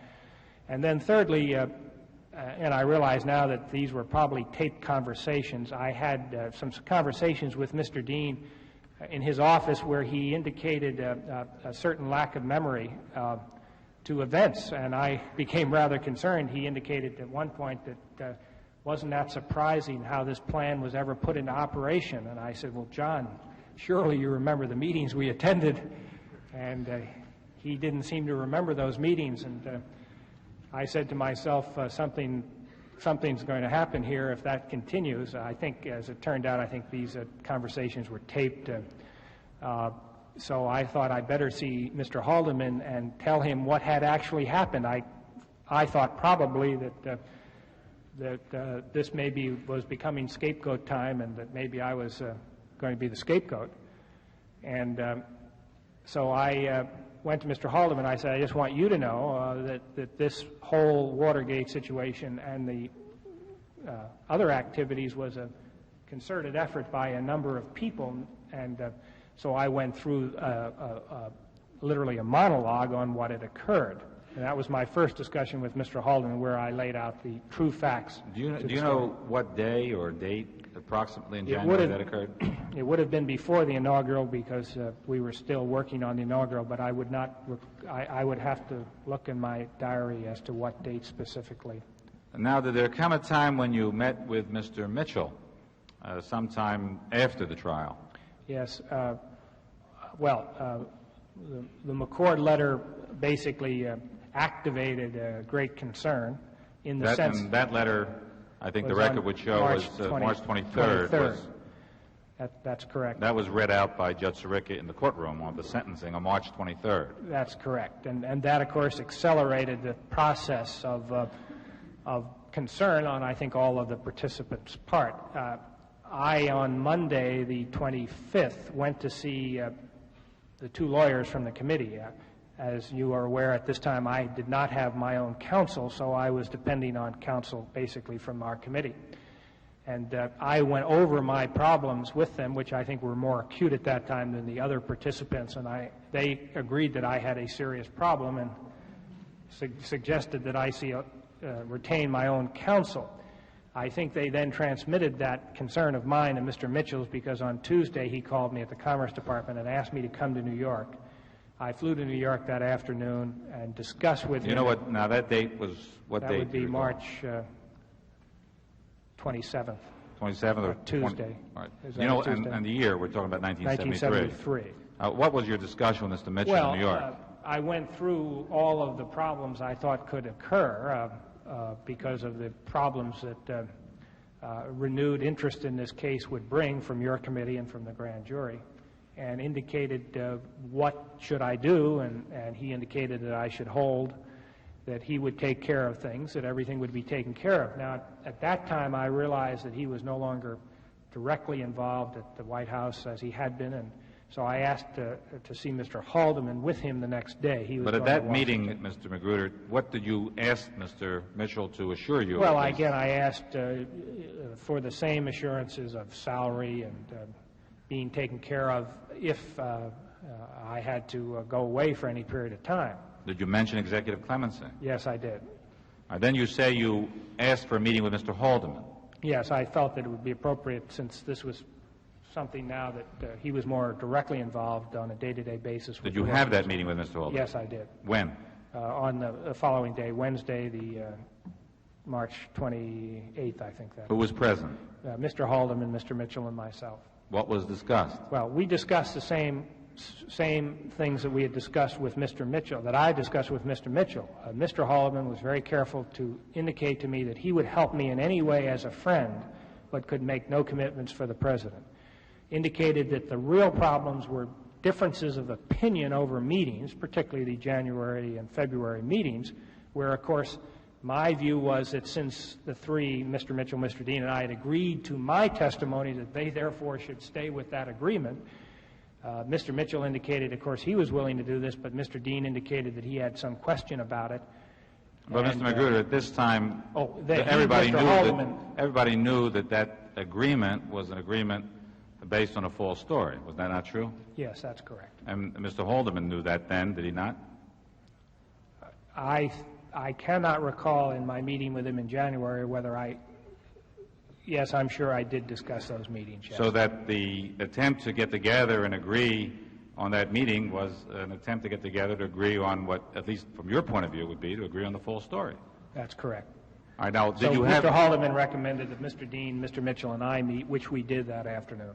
And what was the result of that meeting? I realized that Mr. Dean had different opinions then as to what he would do probably, and so then I thought that probably was more appropriate that even on that Monday that I get separate counsel so that I could get advice independent of the individuals who had participated with me in these activities. In other words, you really couldn't agree at the meeting with That's Mr. right. Mitchell and Mr. Dean. That's correct. What was Mr. Mitchell's position at that meeting? Well, his was cooperative. And what was Mr. Dean's position? He would not indicate a position. All right, then there did come a time when you got independent counsel. Yes, Mr. Parkinson, who was a counsel of the committee, recommended Mr. Bierbauer, and on that Saturday I went to meet him. He was out of the country, and I met him, and we agreed. He agreed to be my counsel that Saturday evening. And did there come a time when you decided that you should go to the U.S. Attorney's Office? Yes, that is correct. And when did you go to the U.S. Attorney's Office? We agreed. They discussed things with the U.S. attorneys, I think, on April 12th, and I saw them informally on April 13th, and saw them formally on April 14th, on Saturday, April 14th. And at that time, did you tell everything to the assistant U.S. attorneys? Yes, I Who did you meet with, fully. by the way? Mr. Silbert, Mr. Glanzer, and Mr. Campbell. And did you tell them everything that you're now telling this committee? Yes. Did you have a meeting afterwards with Mr. Ehrlichman? Yes, Mr. Ehrlichman called while I was with the U.S. attorneys and asked me would I come over and talk to him about the case. We talked to the U.S. attorneys. They agreed as a courtesy that we should, and Mr. Bierbauer and the other attorney with Mr. Bierbauer and I went to see Mr. Ehrlichman that afternoon. And then according to that meeting that you had with Mr. Ehrlichman, what happened at that meeting? Well, we told him in rather capsule form basically what I've told you this morning. All right. Now, I have just two final questions. I want to go back. On the time when you came back from California to Washington,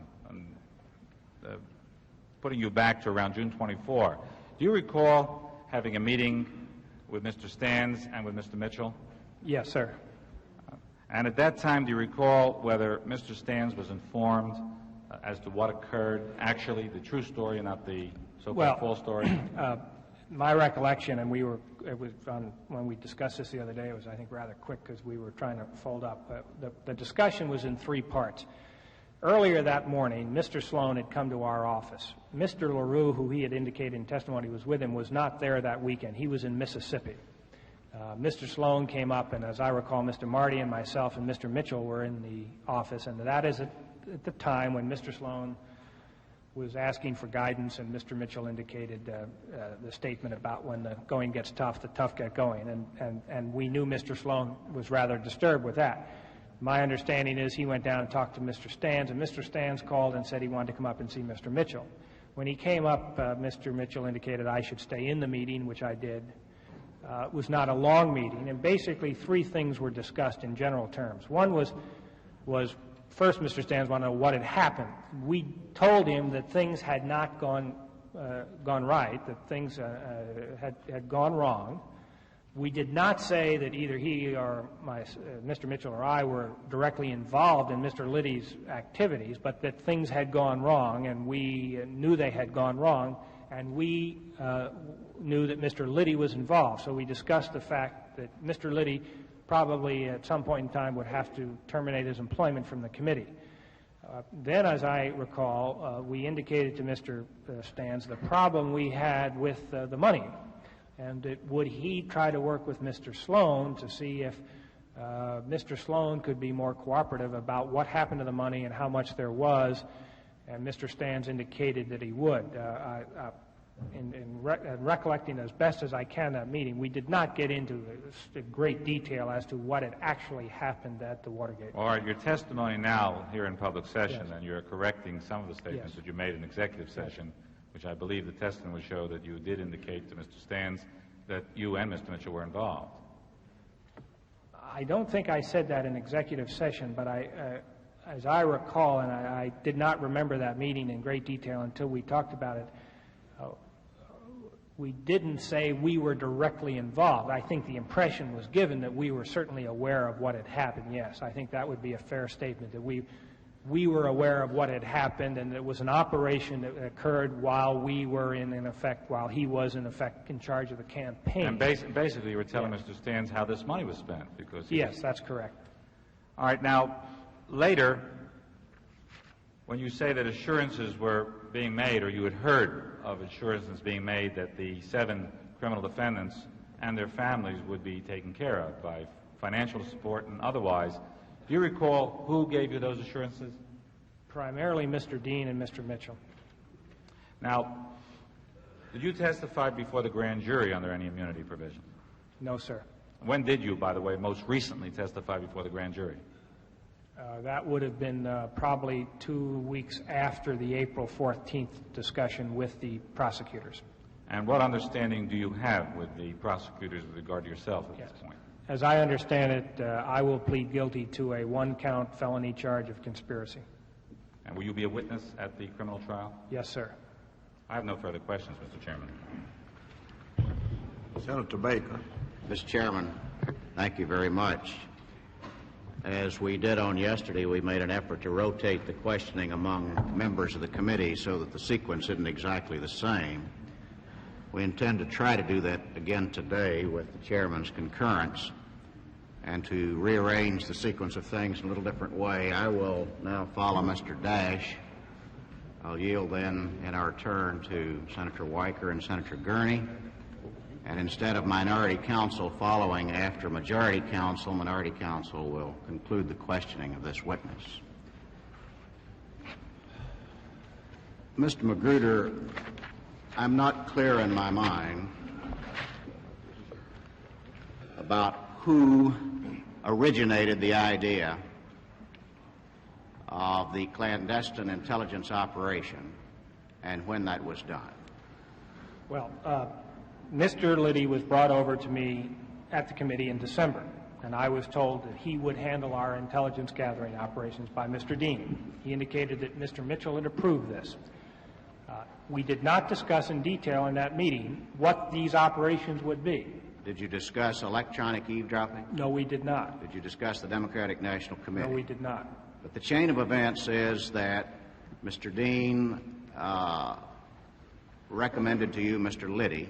Yes, sir. It is your understanding that Mr. Mitchell had recommended Mr. Liddy. My understanding is they had met in November 24th, Mr. Liddy, Mr. Dean, and Mr. Mitchell, and at that time it was agreed he would become our counsel and handle our intelligence operations. What was the nature of your concept of intelligence operations at that point?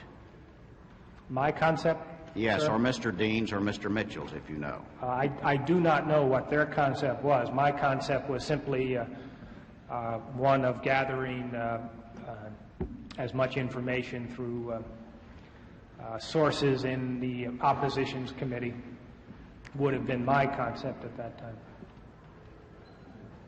I think Mr. Porter has indicated some activities we had at that time of that nature.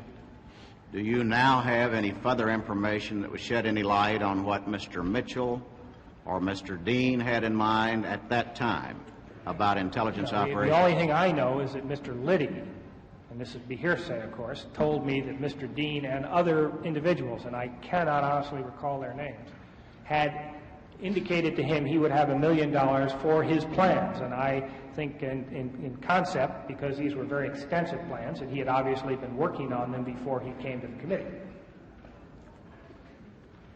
Who was present when Mr. Liddy made that remark? No one, sir. And it's your understanding of that conversation that Mr. Liddy said he would have $1 million for his plan? Yes, sir. Well, since that's a rather handsome sum, did it pique your curiosity about what he was going to use $1 million for, or what his plan was? Well, I thought at that time that it was inappropriate for me to discuss that type of sum, because it was exactly as you say, a handsome sum. So I said, as I would normally do with any staff member, we'll have to go see Mr. Mitchell before any approval is given.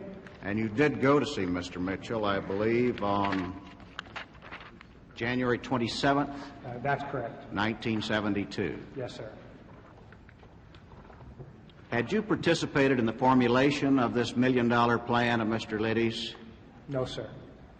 Had Mr. Dean participated in it? I do not know. But in any event, on January 27th, February 4th, and March 30th, as my notes reflect, you, Mr. Liddy, Mr. Mitchell, Mr. Dean, met to discuss the Liddy plan. Yes, sir. And in the third of those meetings, a plan was approved at approximately 1/4, or exactly 1/4, I guess, of the original Liddy proposal. Yes, sir. Many of the details of that plan, if not in fact all of the material details of that plan in its final form, were discussed with Mr. Mitchell, Mr. Dean. No, sir. Mr. Dean was not at the last meeting. All right, fine. Just Only Mr. at the LaRue. first and second meeting. Yes, sir. So Mr. Dean was not present when the assent to the plan in its final form was given. That's correct. Where was that meeting, the third meeting? In Key Biscayne, Florida. Who was present? Mr. LaRue, Mr. Mitchell, and myself. It's important for us to know, Mr. Magruder, what took place at that meeting. It's important for me to know exactly how the assent was given and the scope and the extent of the knowledge of Mr. Mitchell, Mr. LaRue, and your knowledge of the content of the plan and the consequences that would flow from it. Can you enlighten us further in that respect? Well, as I recall, it was the last subject that we brought up in our meeting. It was in the form, as I discussed, in 8.5, 11 sheets of paper without any heading, and had the figures and the amounts, and it was quite obvious as to what they were for. There would be dollars next to equipment, as an example, and so on. And we discussed the pros and cons, Mr. LaRue and Mr. Mitchell and I, and there was not any great feeling of acceptance to this plan, with the exception that supposedly these individuals were very professional. The information could be valuable, and that after starting at this grandiose sum of $1 million, that probably $250,000 would be an acceptable figure. I think we all had questions about Mr. Liddy, but he had come with good recommendation. And Mr. Mitchell made some notes on his copies, indicated the targets as we had discussed previously. And as I recall, Mr. LaRue was acting as the telephone answering service at that time, and many calls came in to us at that time, and he was answering the phone, so I don't think Mr. LaRue was there at all, or was not discussing this problem at all points in the time of our discussion. And Mr. Mitchell simply signed off on it in the sense of saying, okay, let's give him the $250,000 and let's see what he can come up with. Are you conveying the impression, Mr. Magruder, that the decision was sort of not made, or that it was passively made under the circumstances? No, I don't want to say it wasn't made. The decision was made. Only Mr. Mitchell had authority to authorize any sums in that campaign. Some of history's great decisions have been non-decisions on occasion, and let me approach it from this standpoint. You say Mr. Mitchell signed off on it. Do you mean physically initialed it or signed it? I mean, said, we'll give Mr. Liddy the $250,000. And he identified the targets. Did that include the Democratic National Committee headquarters Yes, at sir. the Watergate? Yes, sir. Did he do that with a pencil? He may have. He wrote some things on the documents. I cannot specifically recall what he wrote on the documents because I destroyed the documents. But is there any doubt in your mind that the plan was agreed to by Mr. Mitchell? No, sir. There was no doubt. But it was a reluctant decision, and I think that's important to note. It was not one that anyone was overwhelmed at all. But it was made, and we did make it. Tell me more about why it was a reluctant decision. I can think of 1,000 reasons why it might be a reluctant decision, but I'd like to know why you probably have all the good reasons, as I do. We knew it was illegal. We thought it was probably inappropriate. We didn't really think there probably much would come of it, but on the other hand, maybe something would come of it, and I think it was simply one of those decisions, unfortunately, that we had 30 decisions, as I recall, at least 30 decisions that we made that day, amounting to much greater sums of money than that $250,000. And I don't mean to say that wasn't a lot of money, but... Did you have another decision to make that day that involved any illegal action? No, sir. Or any clandestine activity? No, sir. Did that stand out in your mind as one of the reasons why you made that decision reluctantly? Yes, sir, I think so. Did you ever express any reservations about it? Yes, sir. What did you say? Well, that it was illegal, and that it was inappropriate, and that it may not work. To whom did you say that? To Mr. Mitchell, to Mr. LaRue, to Mr. Strawn. What was Mr. Mitchell's reply? I think he had similar reservations, sir. What did he say? Well, we were concerned, by this time we had had some indications of a lack of compatibility with Mr. Liddy's behavior, and we knew that this was possibly an inappropriate program. What was Mr. LaRue's reaction? Similar. He was not overwhelmed with the program. What was your reaction? I was not overwhelmed with the program, but you must, I think, understand that I had personal feelings relating to Mr. Liddy, and I was concerned about letting those personal feelings overcome a possible decision that might be made. What was Mr. Strawn's reaction?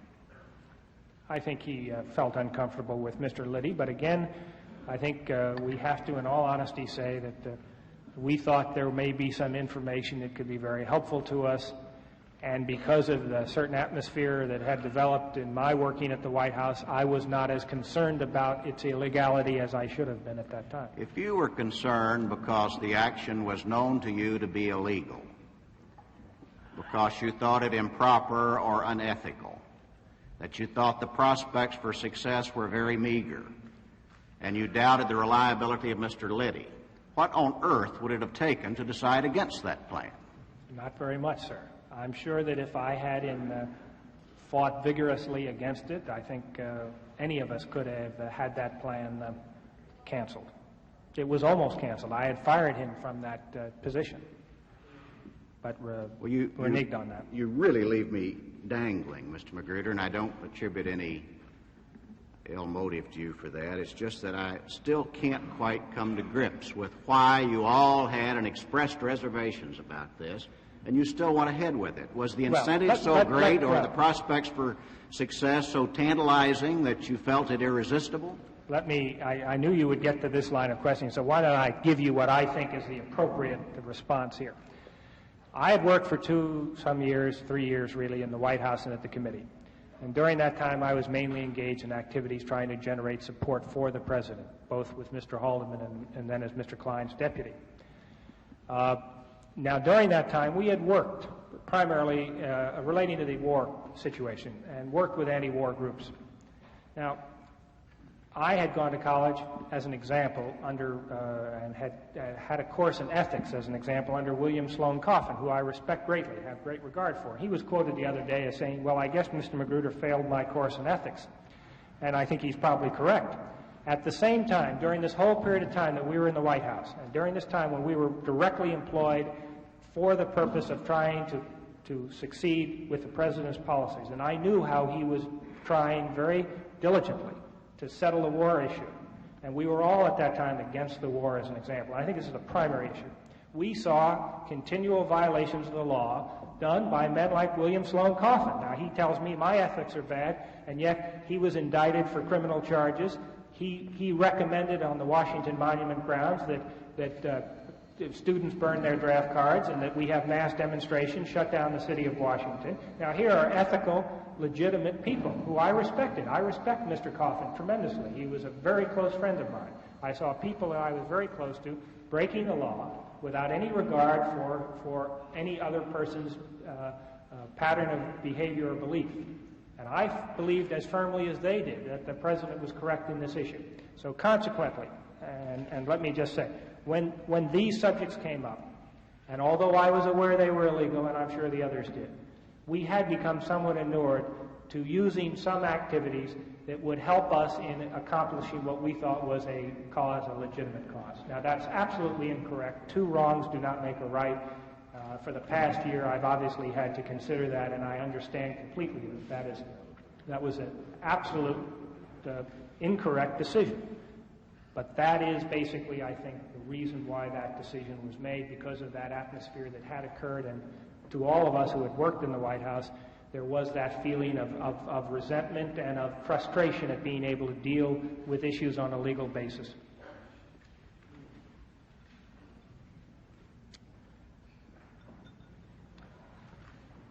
There countless cliches that come to mind that I could use to try to describe that state of mind or that attitude, fighting fire with fire, two wrongs don't make a right, and all the rest, but they all seem inadequate. Well, they certainly were. And I have no justification for them, nor will I make any today. I fully accept the responsibility of having made an absolute disastrous decision, or at least participated. I didn't make the decision, but certainly participated in it. A decision, really, that is going to affect history that was made in almost a casual way. Yes, sir. So on January 27th, February 4th, March 30th, 1972, you considered a plan formulated by Mr. Liddy for illegal and clandestine activity. It was put into effect and ultimately led to a break-in of the Democratic National Headquarters at the Watergate on May 28th, 1972, which went undetected. Yes, sir.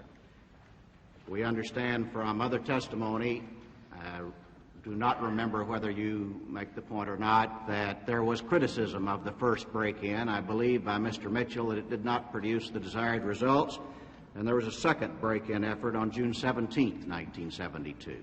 Yes, sir. And the illegal entry was detected.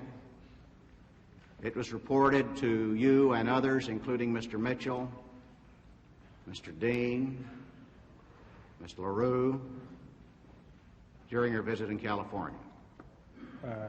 It was reported to Mr. Marty and Mr. LaRue, myself, and Mr. Mitchell. Mr. Dean was not in California with us. And someone suggested, I believe, Mr. Haldeman from Key Biscayne, that you should return to Washington, which you did on June 19th. He suggested to me that I should. Let's examine that conversation a little more.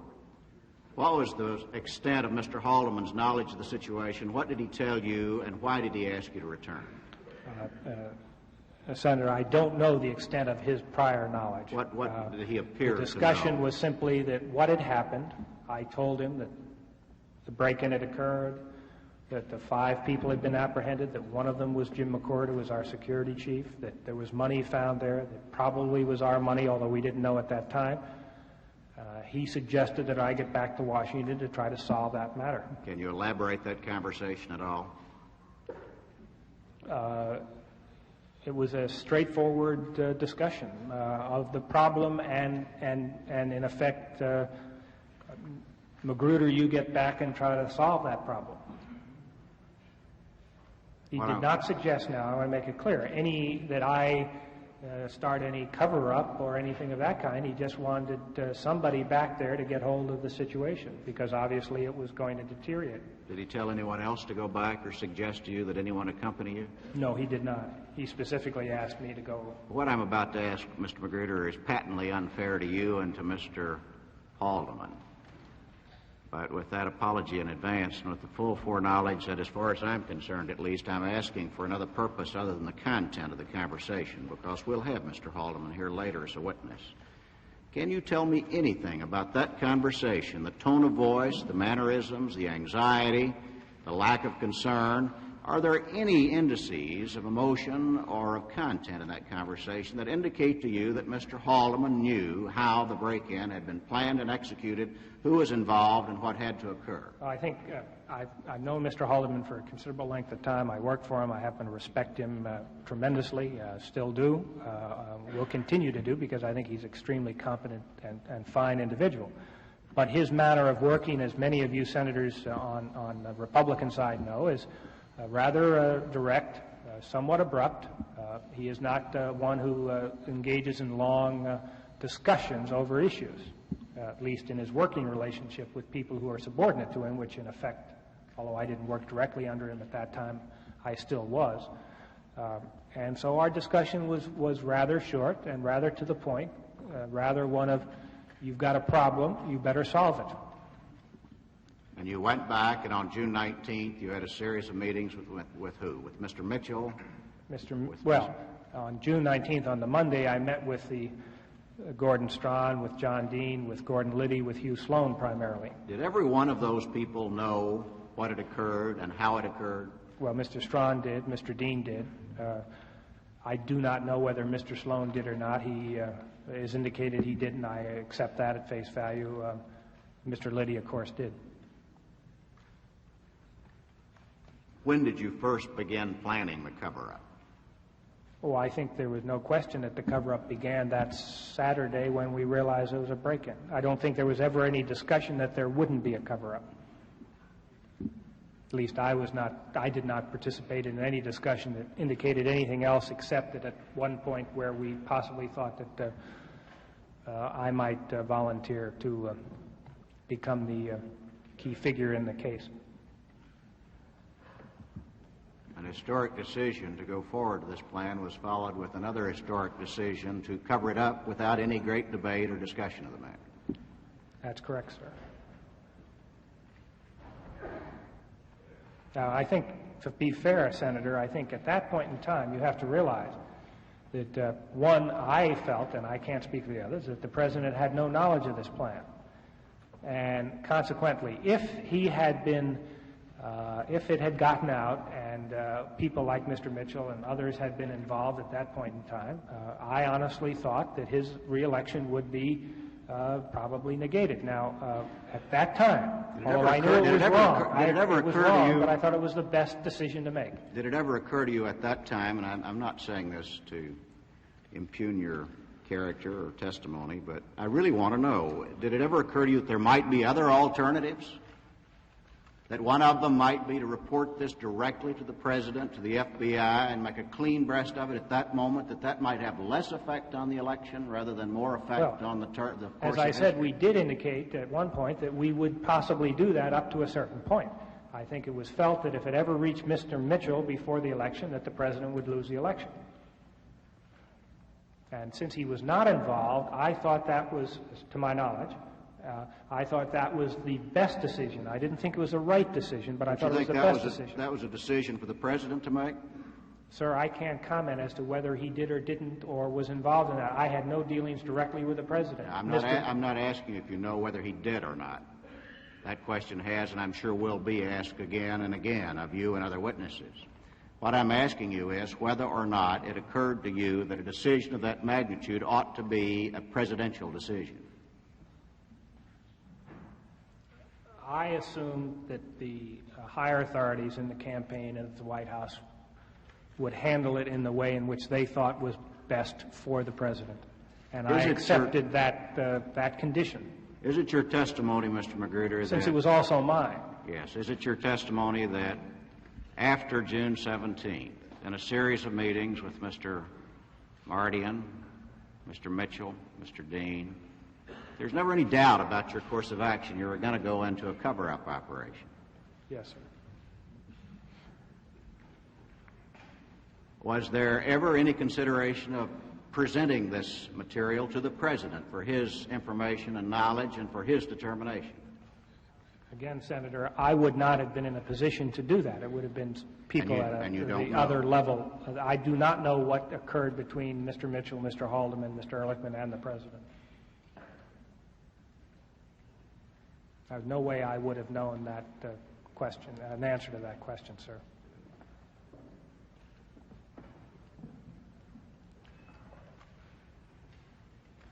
Thank you, Mr. Chairman.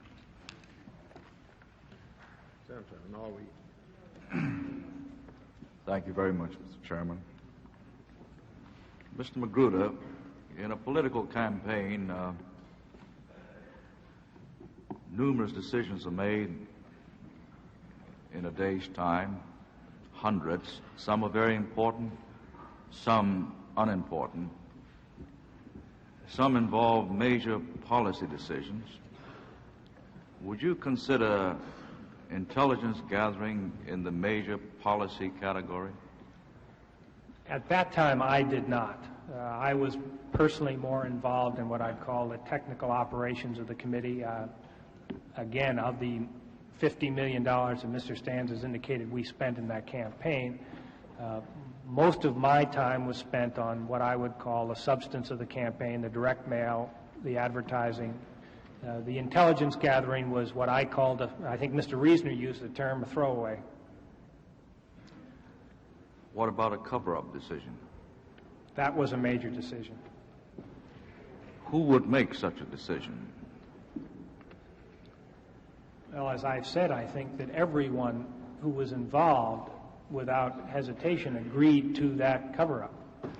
I would like to remind you of January the 4th and 5th, 1972, at which time you participated in a panel at the Harvard Faculty Club Library, sponsored by the Nieman Fellowship Program and the Kennedy Center. And I'll read from the transcript. Jeb, you keep saying, quote, "we decided," end quote, and so forth. I have a fair idea of who are making the decisions in the Muskie campaign or maybe the McGovern campaign, but I'm really curious about the, quote, "we," end quote, in your campaign. How was your decision-making done? How much was the president personally involved? What was Mitchell's role? What was Haldeman's role? What decisions were you yourself making?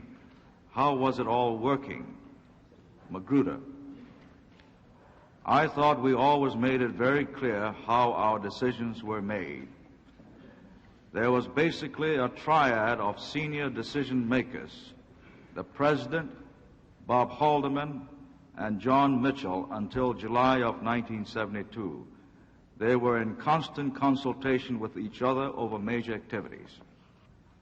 Would you like to comment, sir? I think that's absolutely consistent with what I've said. I've said that Mr. Mitchell and other high officials agreed with this cover-up, and to my knowledge, I never knew, and I think I clarified later in that.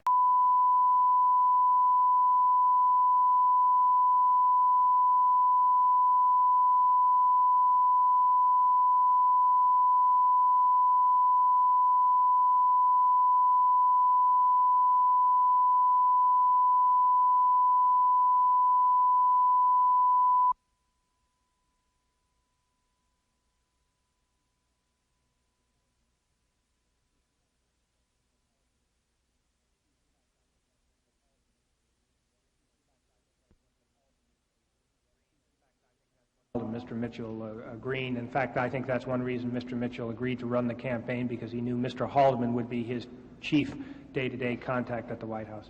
I disagree with that statement. That's been bandied about. I know I don't agree with that. Is there a possibility that one group of people are trying to make another group the scapegoats for this?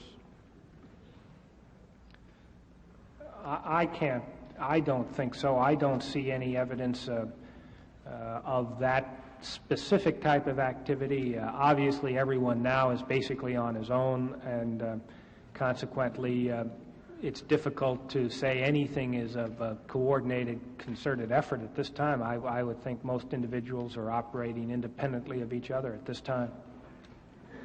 Several people have been involved in the Watergate and its aftermath, and in most cases, those involved or identified have come forth and spoken, either voluntarily or involuntarily. But one man stands out. He has remained silent. No one seems to be able to move him, Mr. Liddy. Why is he keeping silent? Do you know? I have no idea. He's under appeal. I assume he feels he has a better opportunity under appeal than he does by speaking out now. In your testimony, you discussed executive clemency, taking care of the family, paying expenses. Was Mr. Liddy promised anything? My assumption is that he was promised what all the others were. What were they promised, sir? I don't know. I only know what I was talked about relating to myself. What were you promised, sir? Well, as I indicated before, I talked about salary, taking care of the family, legal costs, potential executive clemency, assistance in getting a job, and so on, that type of thing. We have received testimony that Mr. Strawn is a very important conduit, that he was the liaison between the committee and the White House, and that on the other end was Mr. Haldeman. Yes, sir. Did you receive any indications that Mr. Strawn did, in fact, convey those memos and messages that you have been sending to him through Mr. Strawn? Well, Mr. Strawn had a method of working with Mr. Haldeman that I'm aware of because I've seen some of the documents, and that was he would do a summary sheet capsulizing activities at the campaign. I don't know how often he did it, but it was a straightforward memo that condensed much of the information that we would give Mr. Strawn. That was his typical method of dealing, I think, with Mr. Haldeman. Of course, he could give you more information directly, and I gather he usually sent in backup material when he thought it was appropriate. Did you receive any feedback from Mr. Haldeman indicating that he had, in fact, received these memos? No, sir. You spoke of a conversation with Mr. Charles Colson in February or March of 1972, in which Mr. Colson urged you to approve the Liddy plan. Yes, sir. How many Liddy plans were in existence at that time? Well, to my knowledge, there was only the one plan that continually was revised downward, sir. So there was no question as to which plan Mr. Colson was talking about? In that context, I would assume that that's correct. There's no other Liddy plan? I knew of no other Liddy plan, yes, sir. He was, now let me make it clear, he was doing other minor projects in the intelligence gathering field, but they were of a basically minor nature. But this was the Liddy plan? Yes, sir. We have received testimony which indicated that you made early morning calls to Key Biscayne right after receipt of the news of the break-in. In fact, a witness testified that you made a call at 4 in the morning. That's incorrect, sir. The only discussion I had with Key Biscayne was on Sunday with Mr. Haldeman. I talked to the White House in Washington that day on Saturday. 4 in the morning. Sunday. Well, my wife is here, and I think she could testify that we were both in bed at that time.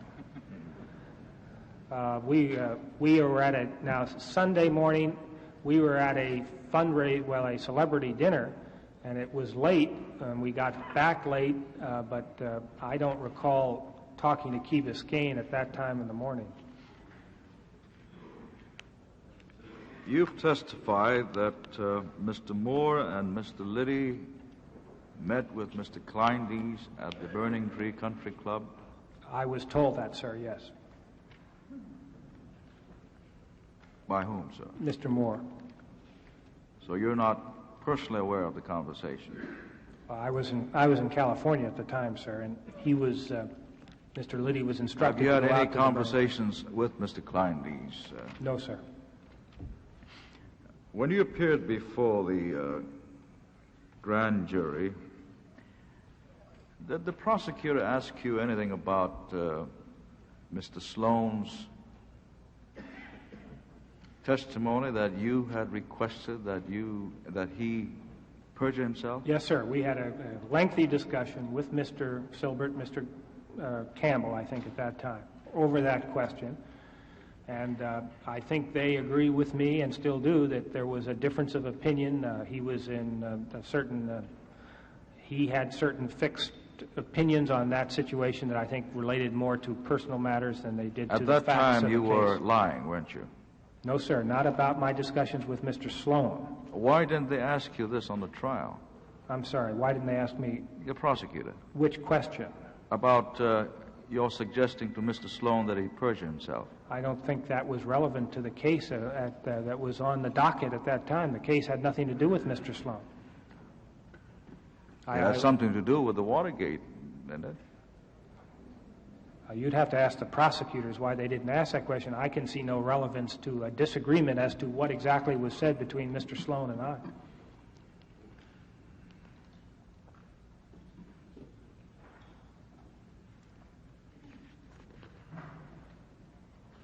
I think, as a senator, just to follow up, the prosecutors, I think last week, indicated there was still a difference and that they had agreed with my interpretation of that discussion.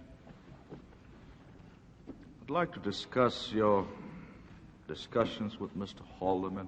You had one on telephone at Key Biscayne. Any others after that? On the Watergate, Senator? Yes. No, until the January discussion.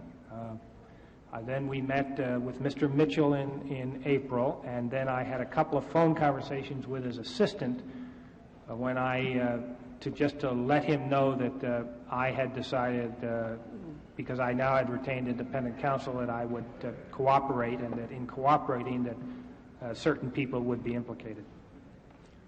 Now, when you discussed this matter in January, I presume that you told Mr. Haldeman everything you knew about the cover-up.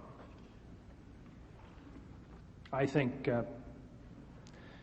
my main purpose, Senator, was to just indicate that there were a number of people involved, and that in case people's memory was growing short, I hoped he realized that it was not myself or any other single individual who was involved in this cover-up. This was in January. Yes, sir. Were you surprised when the President announced that he had decided to begin an investigation on March the 21st? Well, was I surprised? Yes. Well, knowing full well of Mr. Dean's role, I could well imagine that the President possibly had been informed incorrectly of, since he was investigating his own problem, I could see where he could very easily have misled individuals at the White House to protect himself. That would be. But you had notified Mr. Haldeman in January of the correct activities. Yes, sir.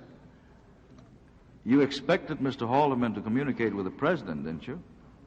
On that matter, sir? Yes. I didn't expect. I was talking mainly to be sure that Mr. Porter was taken care of correctly after the inaugural, and to discuss my own employment situation. I didn't expect him to discuss my discussion necessarily with the President unless he felt it was appropriate. I didn't go to him to go to the President. I only went to him as the senior man at the White House. But you did discuss the Watergate and the cover-up, didn't you? Yes, but I did it for the purpose of explaining the total context of the cover-up and the Watergate planning.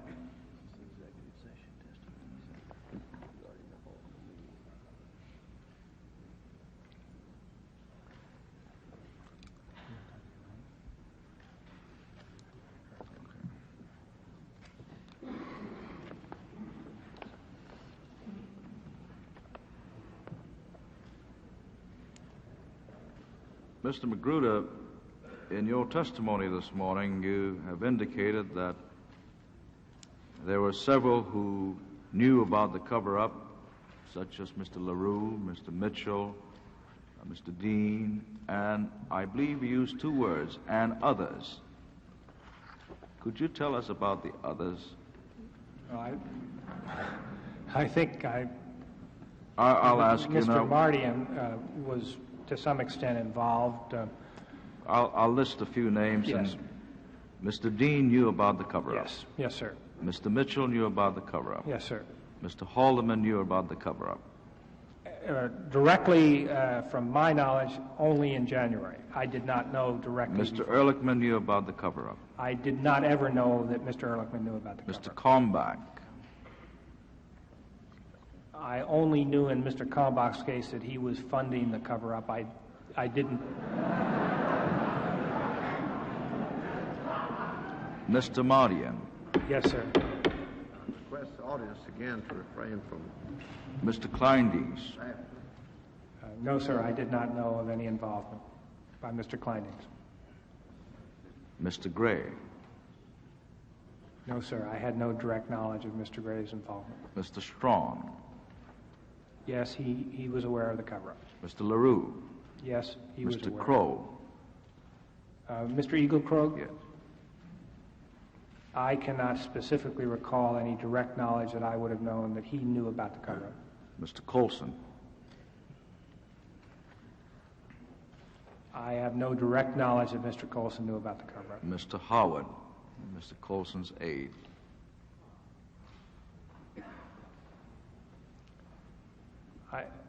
I don't think he knew directly about the cover-up. I think he realized that we had some problems that we were taking care of. Mr. Reisner. No, all of the employees of the committee who were not involved in the cover-up, we made a substantive decision, in a sense, to be sure that they were not aware of the cover-up so that they themselves would not become involved in any problems relating to this cover-up. Mr. Stans. Only the discussion I had in June with Mr. Stans, which would indicate some knowledge after that point to some extent. Yes, I'm sure he knew about the cover-up. Mr. Porter? Only to the extent that he has testified that he assisted me for what he thought were legitimate reasons. Mr. Odle? No, as far as I know, he did not know. Mr. Moore? Again, I know Mr. Moore was aware of the trip to Bernie Tree Country Club. What Mr. Moore then knew later, I don't know what Mr. Liddy and Mr. Moore talked about. You'd have to talk to Mr. Moore directly. And finally, the President? To my knowledge, no direct knowledge. Mr. Chairman, I notice the time has run out. I thank you very much. Thank you very much, Mr. Magruder. The subcommittee will stand in, the committee will stand in recess till 2 o'clock. Yeah, you've got the people.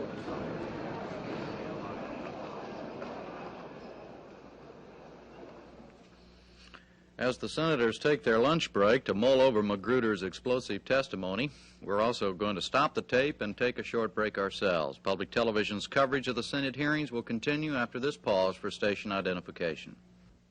Unabridged coverage of these hearings is provided as a public service by the member stations of PBS, the Public Broadcasting Service.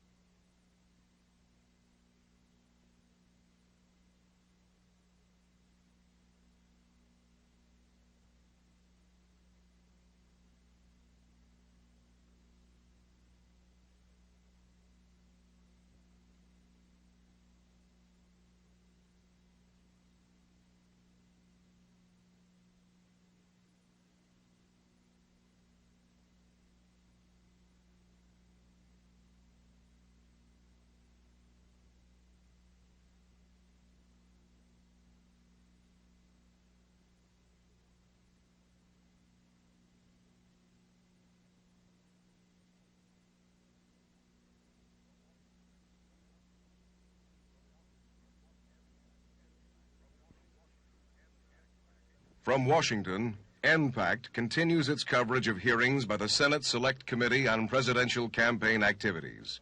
Here again, correspondent Jim Lehrer. As we enter the third hour of testimony, it is now Senator Weiker's turn to ask the questions. The committee will come to order. Senator Weiker.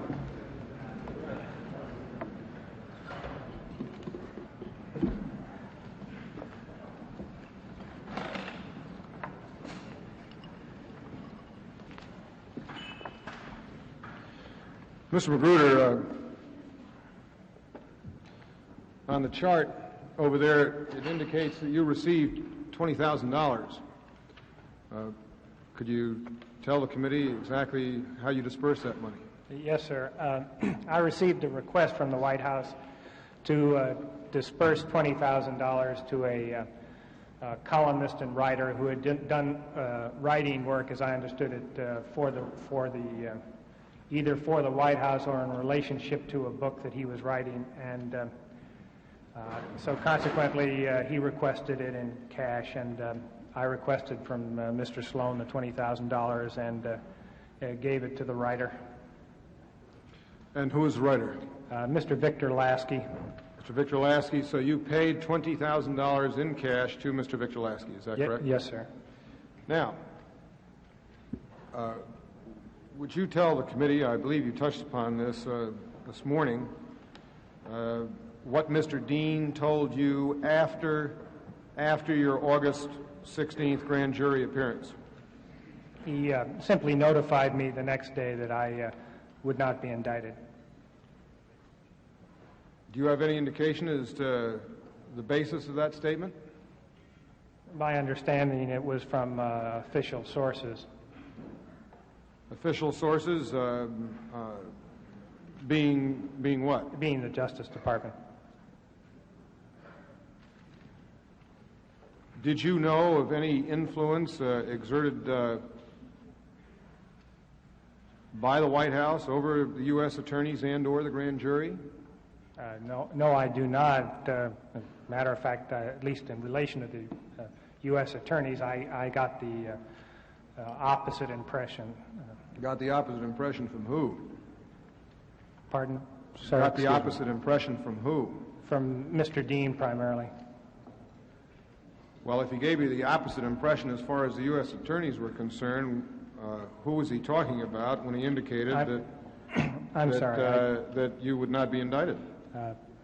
You were indicating whether there was any influence. My indication from Mr. Dean was that they had no influence over the U.S. attorneys. But when evidently the U.S. attorneys decided not to indict me after the August 16th grand jury appearance, and they transmitted that to the appropriate officials, Mr. Dean evidently was notified of that fact. Did you ever learn that Mr. McCord was receiving information from the Internal Security Division of the Justice Department? I don't think I knew that before I read it in the papers, but I wouldn't be sure about that singular fact. He did receive information that he passed on to us at times, which I think now, as in recollecting, probably came from that division. Now, what did Mr. Strawn do before he went to work for Mr. Haldeman? He worked for me at the White House. Now, at the earliest part of your testimony this morning, and this will be a matter of the transcript, which I have not had an opportunity to view, but I'm relying on my recollection. In setting the stage of personnel at the top level, you indicated Mr. Mitchell, Mr. Strawn, liaison to Mr. Haldeman, and I thought you said Mr. Haldeman as liaison. Mr. Haldeman was the official, the senior White House official who dealt directly and was responsible for the direct dealings with our committee. Mr. Strawn was his aide and did the day-to-day legwork in relation to this. Would it, and you indicated during the course of your testimony that you'd report to matters to Mr. Strawn, which you cared to have come to the attention of Mr. Haldeman. Is that correct? I think what I stated I'm trying to establish the chain here. What I think I stated this morning was that all documents and all activity that we engaged in by prior agreement with Mr. Mitchell and Mr. Haldeman went directly to Mr. Strawn for Mr. Haldeman's perusal or for whatever action he may deem appropriate. And Mr. Haldeman's function then would be to liaison with the President. Is that correct? Yes, sir. All right, now I'm going to try to walk through a particular series of events, all of which were referred to in your testimony this morning. And they all relate to the conversations that you had with Mr. Strawn. Is it true that the first conversation that you had with Mr. Strawn about the Liddy project was after the January 27th meeting? To my recollection, it would have been after, because I cannot recall discussing in any detail a Liddy project with Mr. Liddy until he presented it to Mr. Mitchell. or anything There like probably were discussions with Mr. Strawn about the fact that Mr. Liddy was going to do intelligence work for us before that date, but not as to the specifics of his proposal, since I saw it for the first time at that meeting.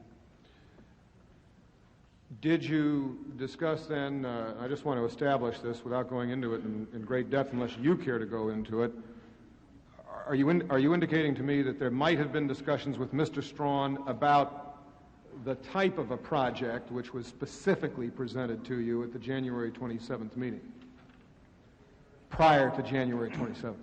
No, I'm sure we discussed Mr. Liddy's intelligence gathering role, but since I didn't know the specifics of his project, it must have been in general terms. All right. So we can start then definitely after the January 27th meeting. You did report the details of that meeting. Yes, sir. Which related specifically to getting into the Democratic headquarters, bugging, et cetera, and also had some rather unusual features. I'm talking about, this is the $1 million budget. Yes, excuse me, sir. At the first meeting, we did not discuss, as I recall, any targets at that time. I see, just the general scope. And that was reported to Mr. Strawn. Now, we come to the February the 4th meeting. At this meeting, specific targets are discussed. Is that not correct? Yes, sir. And what targets are discussed? Primarily the Democratic National Committee headquarters in Washington, the Fontainebleau Hotel, which was to be their headquarters at the convention, the potential Democratic candidates' headquarters, and the subject of the publisher of the Las Vegas paper came up at that time also. And the Democratic National Headquarters? Yes, sir. I mentioned that first. Yes. And this is the so-called economy version of the January the 27th meeting, stripped down to $500,000 budget. Is that correct? Yes, sir. And you reported the details of this to Mr. Strawn. Is that correct? Yes, sir. In that case, I did have this proposal on the blank sheets of paper, and as I recollect, sent them over to Mr. Strawn. So that Mr. Strawn had both the notes of that meeting and possibly also the budget sheets from that meeting. Yes, sir. He would have automatically had the budget sheets. Now, on March the 20th, at least this is the next date I have, Mr. Strawn interceded on Mr. Liddy's behalf when, in fact, you had wanted Liddy fired. Yes, sir. And he persuaded you, I'm talking about Mr. Strawn, to not object to Mr. Liddy's, I'm trying again to paraphrase, not to object to his presence on the scene, and that he would be conducting his intelligence operations underneath the Finance Committee. Is that correct? I think persuade is too strong a word. He talked to me, Mr. Dean talked to me, Mr. LaRue and I had talked. The general opinion from their standpoint, and I then agreed with it, was that it would be best to let him continue the intelligence work. But the specific request by, or the specific reason for continuing Mr. Liddy on, as explained by Mr. Strawn, was not for his legal abilities, but for his intelligence gathering abilities. That's correct. Is that That's correct? Senator. We did not keep him on in that capacity, in his legal capacity with our committee. He transferred to the Finance Committee. I see. Now, upon your return from the meeting at Key Biscayne in Florida, which meeting, as I understand it, was held with John Mitchell, and could you also indicate who else was at the meeting? Fred LaRue. Fred LaRue and John Mitchell. You called Gordon Strawn after getting back to Washington. Yes, sir. And what did you tell Mr. Strawn? Simply that the project had been approved at the $250,000 level, and what the targets were, and what the plans would be, and which he had already, of course, been aware of. And again, if you could just indicate what those plans were. They were to wiretap the Democratic National Headquarters, specifically Mr. O'Brien's office, to possibly, if it was appropriate and if we had the funds, to consider the Fontainebleau Hotel, which was to be their headquarters at the convention, and also the McGovern headquarters, or I shouldn't say McGovern, the Democratic presidential candidate's headquarters at that time had not been determined. Did you send to Mr. Strawn at that time the copies of the notes taken at that meeting with Mr. Mitchell's notations? I would not remember whether I did that or not, Senator. I typically would have destroyed those notes. Right, but in any event, he was completely apprised as to the content of the Key Biscayne meeting. Yes, sir. Now, after Memorial Day, that's the next incident I have in my notes. You informed Mr. Strawn that Gordon Liddy had made a successful entry into the Democratic National Headquarters. Is that correct? Yes, sir. Anything else in that particular conversation that you transmitted to Mr. Strawn? No, I'm sure that there wasn't, because at that time we had no fruits of their labors. Am I correct, incidentally? I don't want to move along too fast here. Is my chronology correct? Are there other times in between here where you had conversations with Mr. Strawn relative to these activities? I don't mean other activities. There could very well have, Senator, but because there was nothing specific about them, I don't recollect them. All right. I just want to make sure that neither I nor you miss anything. Now, during the first 2 weeks of June, you must have contacted Mr. Strawn relative to the gemstone material. Is that correct? Yes, sir. And in this particular instance, obviously, it must have been considered important to the extent where nothing was sent to the White House, but rather you requested that Mr. Strawn come down to the committee to re-elect the president. Is that correct? Yes, sir. Would you mind telling me as to why you felt that was the best way to do things in this instance? These were, in effect, logs of the wiretap conversations, and I didn't think it was appropriate to send them over to the White House by messenger. So really the inhibition was by messenger. I mean, you knew they were going back over to the White House. Is that correct? No, I'm sorry, Senator.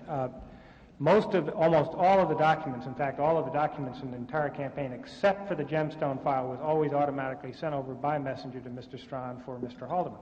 Oh, I see. This is the only document I can recall, these two sets of documents, the gemstone documents, that I did not send over by messenger simply because I thought they were of a sensitive nature, too sensitive to send even by messenger.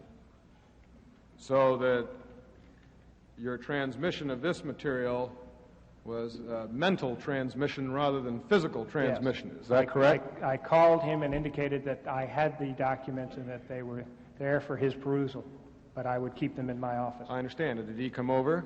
Yes, sir. And did he look at them? Yes, sir. And I think we can assume that he returned to the White House. Yes, sir. Yeah. Now, we're at June 17th. And I just want to ask once again as to whether or not there are any other contacts between you and Gordon Strawn prior to the break-in that you feel this committee should know about. I wouldn't recall anything specific. I think probably after the time Mr. Mitchell indicated to Mr. Liddy's dissatisfaction, I think I would have normally, as a matter of course, indicated to Gordon that we had hoped that Mr. Liddy would do a better job on his next go-around, something to that effect. But I don't recollect that specifically. Would you say that Mr. Strawn, on the evening of June the 16th, was as well briefed on the intelligence operations of the Committee to Re-elect the President as anyone within the campaign organization? Yes, sir. Now, on June 17th, did you call Gordon Strawn? Yes, sir. I called him Saturday afternoon at some point.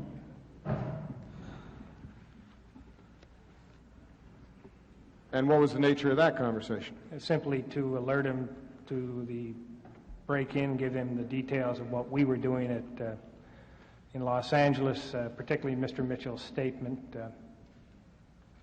Nothing more than a discussion of what happened. When you say give him the details, what details were you giving him? You were in Los Angeles. Well, we had heard, and I don't think it had been reported by that time through Mr. Odell, that Mr. McCord had been arrested, and that is at the point where I called Mr. Strawn. We had heard Mr. McCord had been arrested, of course, earlier through Mr. Liddy, but it became more official, and any efforts to release him had not been successful. So we knew that he would be in jail for a period of time then, and it was at that point that I called him. There was a high degree of concern on our part, and I imparted that concern as there was on his part, of course. Right.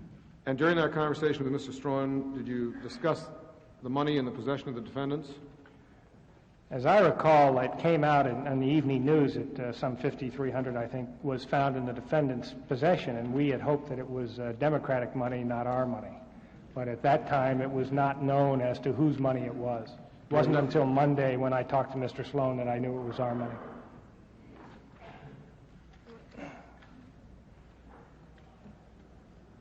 And on June 18th, you received a call from Mr. Haldeman. Yes, sir. Correct? Yes, sir. And during that telephone conversation, Mr. Haldeman asks, what happened? Yes, sir. Well, now, how did you take that question? Did you think he was referring to what happened as it related to the particular events of the arrest?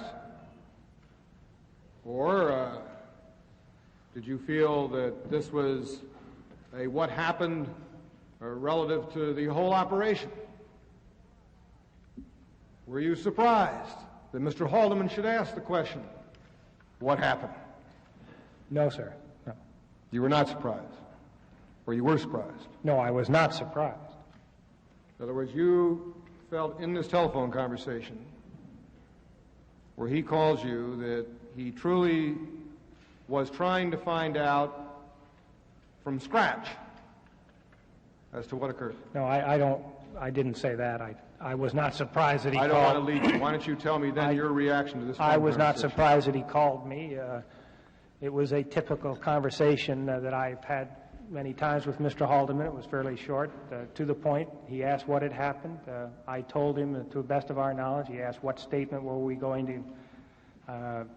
I think we had put out the statement, but it hadn't been released to the press at that time. I explained what we were trying to do. He explained his concern at someone, and specifically myself, get back to Washington and get hold of the situation and get the details and make sure that the things were handled correctly. Mr. Magruder. As much in a PR sense, Senator, as in any other sense at that point in time. What did you tell him? What did you tell him during the course of that conversation that you did not tell Gordon Strawn the night before?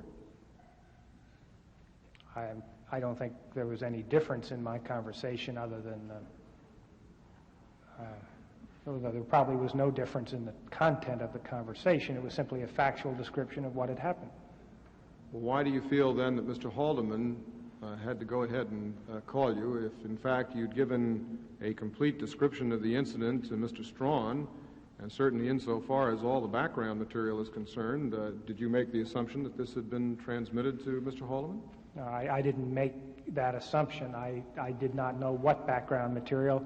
I think Mr. Haldeman called me because of the serious nature of the problem, and that this was something he wanted to directly relate to me on and be sure that we were taking measures to handle this situation.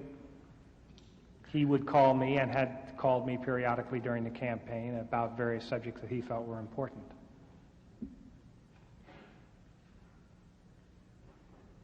Mr. Magruder, do you or did you operate from the presumption when you were talking to Mr. Haldeman that he knew what this break-in stemmed from? Senator, that's a difficult question to answer. I had to assume that since I had communicated completely with Mr. Strawn, that these communications were known to Mr. Haldeman to some extent, but that is strictly an assumption on my part. At no time until January did I have any idea, and in fact in the January meeting Mr. Haldeman indicated to me that he did not have any knowledge of the break-in previous to that. So of course I assumed it simply because I had been working with his assistant, but that is an assumption and purely that. The reason why I mention this, of course, is that at the executive session with the committee, you indicated approximately what you've told me right here. But may I point out, so that we aren't straining too much at the bit here, that we've just run through a very thorough review as to what the chain of command was, and which you clearly set out for me and for this committee. We've run through a very thorough review as to the meeting of January the 27th, meeting of February the 4th, meeting of March the 20th, meeting of March the 30th, meeting after Memorial Day, a meeting within the first 2 weeks of June, and we've run it right up to June 17th, and we've indicated that Mr. Strawn was as well briefed in this operation as you or anyone else that had knowledge of it. And with all that background, there was no question in your mind at all as to why the call from Mr. Haldeman. Well, I think the call was very obvious. It was the issue was of critical importance, and rather than dealing through his aide, he wanted to deal directly with me and Mr. Mitchell in this case as to the action being taken. So he dealt directly with me in this case. He did this numerous times in the campaign. But you didn't feel that you had to give him a backgrounder on the subject, did you? He didn't ask for a backgrounder, Senator, as I recall. Did you, and I want to have it laid out here once again, did you assume that he had some knowledge? And I emphasize the word assume, obviously. And at this point in time, that is strictly on the basis of experience. Experience that you had with Mr. Strawn, experience that you had insofar as laying out the chain of command. It was natural on my part to assume there was some knowledge, yes. Now, why, just out of curiosity, before we move on to the January meeting, why was everyone concerned, or you indicated in your testimony this morning, with the money question? Did Mr. Haldeman seem concerned over the money in his phone call? Well, you mean the $5,300? That's right. Well, I think the first, of course, there were two concerns. Mr. McCord, obviously, having been an employee of ours, and secondly, the money. If the money was raised after April 7th and was not reported, it was a direct violation of the new campaign law. So there were, and could be traced back directly to the committee. So I think there were dual concerns. Those were the two initial concerns of the people I've discussed. All right, now let's move to January 1973. I'd like to ask a question here. Am I correct in gathering from your testimony that you never spoke or met with Mr. Haldeman from June 18, 1972 to January of 1973? No, that is not correct. I spoke with him on numerous occasions, met with him on numerous occasions, but did not ever discuss the Watergate case in a substantive detail. We talked about it, I can recall once or twice talking to him about it as a problem, but not as not in the same sense, more as the handling it from the campaign standpoint in relation to charges made by Senator McGovern or whatever. Well, now, in your conversation of June 18th with Mr. Haldeman, his last instruction to you was to get back to Washington, wasn't it? Yes, sir. And to get things in hand. Yes, sir. And you went back to Washington. Yes, sir. Now, after you got back to Washington, you surveyed the scene. Did you get back in touch with Mr. Haldeman? No, I got back in touch with Mr. Strawn after the Monday night. Well, I talked to Mr. Strawn on Monday. As a matter of fact, he was in Washington. And, of course, after our meeting Monday night and after I destroyed the gemstone file, I related those facts to Mr. Strawn, not to Mr. Haldeman. I see. So that aside from incidental matters and matters relating to the campaign, there was no real discussion between yourself and Mr. Haldeman as to the break-in at the Watergate and related activities between June 18th and January of 73. To be very specific, Senator, Mr. Haldeman, the way I worked with him when I worked with him and later when I worked for Mr. Mitchell, is I worked strictly through Gordon Strawn in this case, or one of his assistants. Only when he called me did I respond. I cannot even recall any time that I initiated a call to Mr. Haldeman. All right. Except in the January meeting when I requested an interview with him to go over the employment situation. Now we move to January 1973 and the meeting with Mr. Haldeman. The main purpose of this meeting, as I gather, it was to talk about jobs for Mr. Porter and yourself. Is that correct? Yes, sir.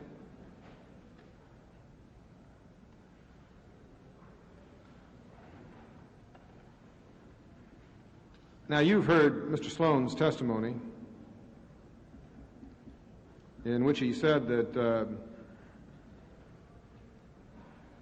in response to a question that I asked him, that it did produce a discussion on his part, a statement that the policy of the administration was that no individual who had become a Watergate figure or prominently mentioned in the newspapers would be placed in high government office until the issue was totally resolved. Yes, sir. Can you give me any indication as to why this general policy was accepted in your case? I didn't know that was a general policy, Senator. Well, what was the nature of the conversation between you and Mr. Haldeman on jobs? The nature of the discussion was basically they had considered sending me up to the Senate for confirmation for one or two jobs that required Senate confirmation. During that discussion, he and I agreed that at that time, it would be inappropriate to go through that process. Right. We both agreed to that.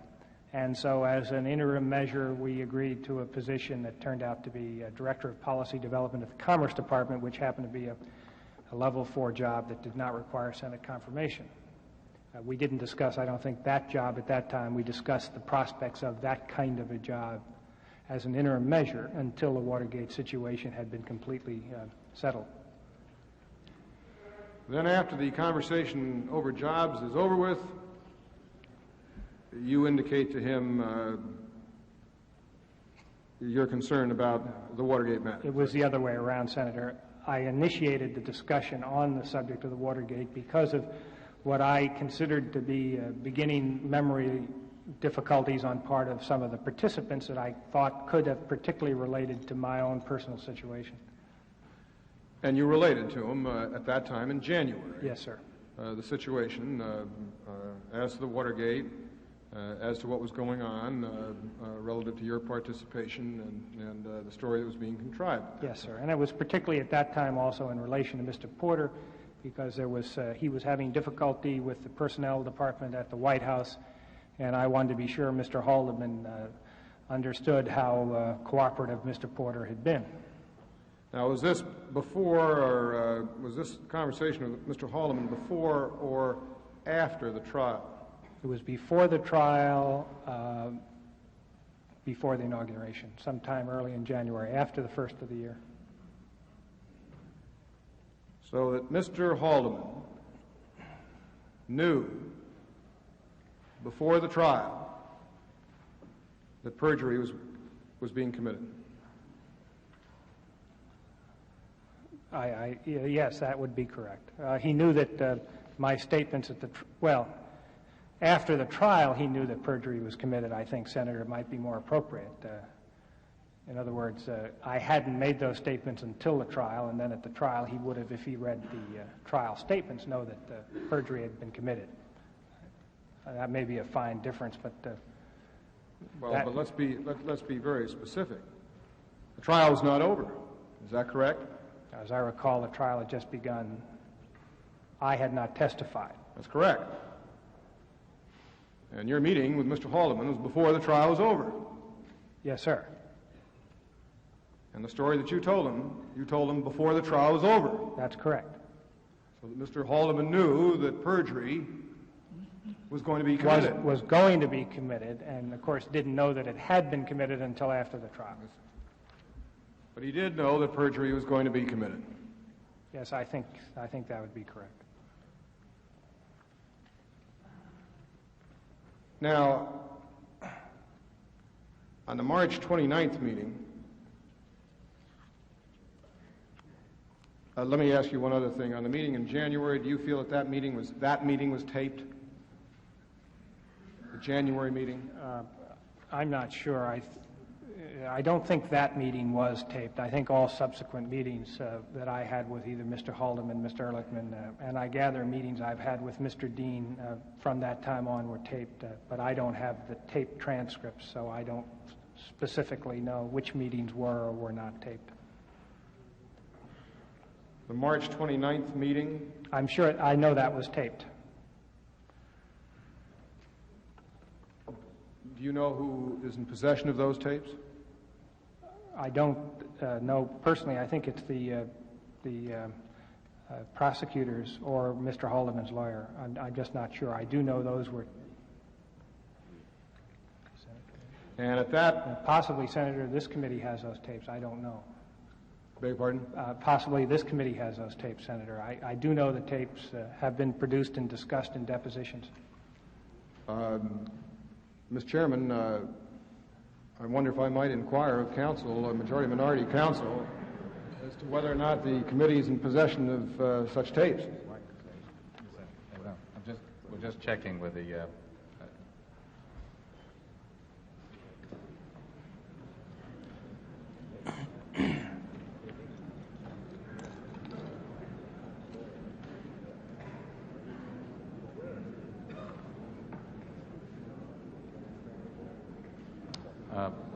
Senator Weicker, we have two tapes that under subpoena that Mr. Haldeman has given us, and one of them does relate not with Mr. Haldeman and Mr. Magruder, but a telephone call with somebody else than Mr. Haldeman. One was a telephone call with Mr. Higbee. Yes. And one was the meeting with Mr. Haldeman and Mr. Mitchell, I think. Is that correct? No, we do not. That tape has not been turned over to this committee. So the matter which is under discussion here, we do not have in our possession. We do not have, but the U.S. Attorney's Office may have that.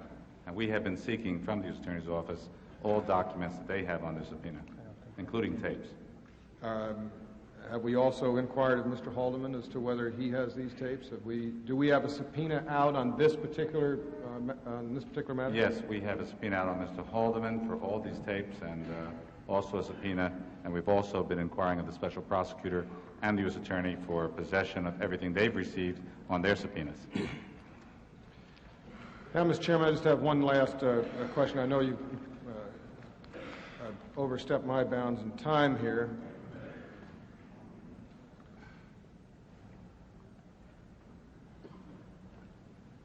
Various witnesses have been commended that have come before this committee. I've not participated in that exercise for one reason or another. And obviously, I find it difficult to commend the act of perjury. But I am going to commend you, Mr. Magruder, for a statement that you made this morning that I think came very much from your heart. In other words, it wasn't canned. And that was relative to the psychology that encouraged illegal activity. In all the hours that I've sat here, as I said, I've seen a lot of atonement going on but I don't think anybody really put the finger on the problem with a sincere feeling as you did this morning.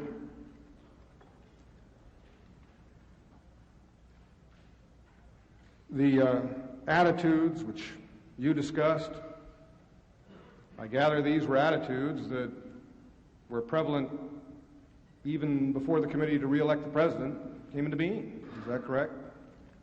At least I can only speak for myself, Senator, but I think that's a correct statement. In other words, attitudes that were prevalent in the White House and brought over to the committee to re-elect the president. That's correct. Well, I just would then like to make my parting shot in the commendation to you, because I think you're really squared with us on that one.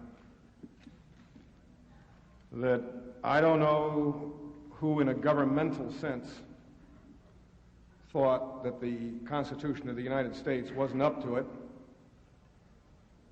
And I don't know who thought that in an election sense the American people weren't up to it. But would you say at this point in time that, left alone, those things will work pretty well and they don't have to be added to? I couldn't agree with you more, Senator, now. Thank you very much. That's all the questions I have, Mr. Chairman. So, Talmadge. Mr. Magruder, you've been forthright, candid in your testimony to this committee, and I congratulate you for it. I was handed a book written by Woodrow Wilson, The New Freedom During the Noon Hour, written in 1913, 60 years ago. And I think two quotations from that book are particularly in order at this point. I read from page 111, chapter 6, Let There Be Light. The concern of patriotic men is to put our government again on its right basis by substituting the popular will for the rule of guardians, the processes of common counsel for those of private arrangement. In order to do this, a first necessity is to open the doors and let in the light on all affairs which the people have a right to know about. In the first place, it is necessary to open up all of the processes of our politics. They have been too secret, too complicated, too roundabout. They have consisted too much of private conferences and secret understandings. And then on page 113, if there's nothing to conceal, then why conceal it? If it's a public game, why play it in private? If it's a public game, then why not come out in the open and play it in public? Don't you find that passage particularly appropriate in light of today's problems with which we're confronted? I would agree with you, Senator. And Mr. Magruder, your testimony this morning, you implicated a number of former officials high in our government in a series of crimes, either in the planning or the execution or the cover-up. I think the thing the American people want to know most at this point, and what this committee is concerned with most at this point, is how many people involved in government now, or formerly were in government, were involved in these series of crimes that were committed. Now, this morning, as I understand it, you were somewhat detailed. You named names, times, places, involving a substantial number of officials that were formerly in the government of the United States in extremely responsible positions. Do you reaffirm that former Attorney General Mr. Mitchell, who was at that time director of the campaign to re-elect the president, played a prominent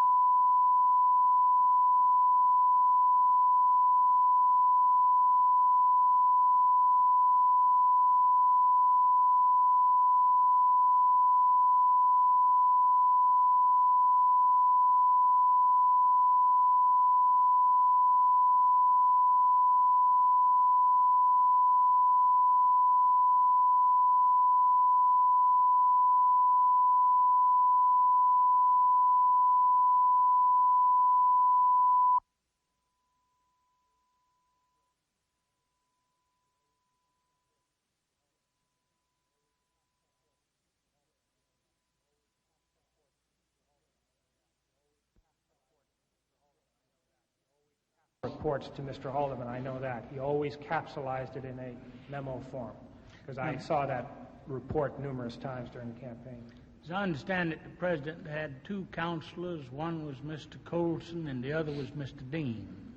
Well, Mr. Colson, I think, was special counsel to the President. That was not a legal position, whereas Mr. Dean's role was counsel to the President, which was a legal position. You testified this morning that Mr. Dean was intimately involved in both the planning, the execution, and the cover-up of it. Yes, sir.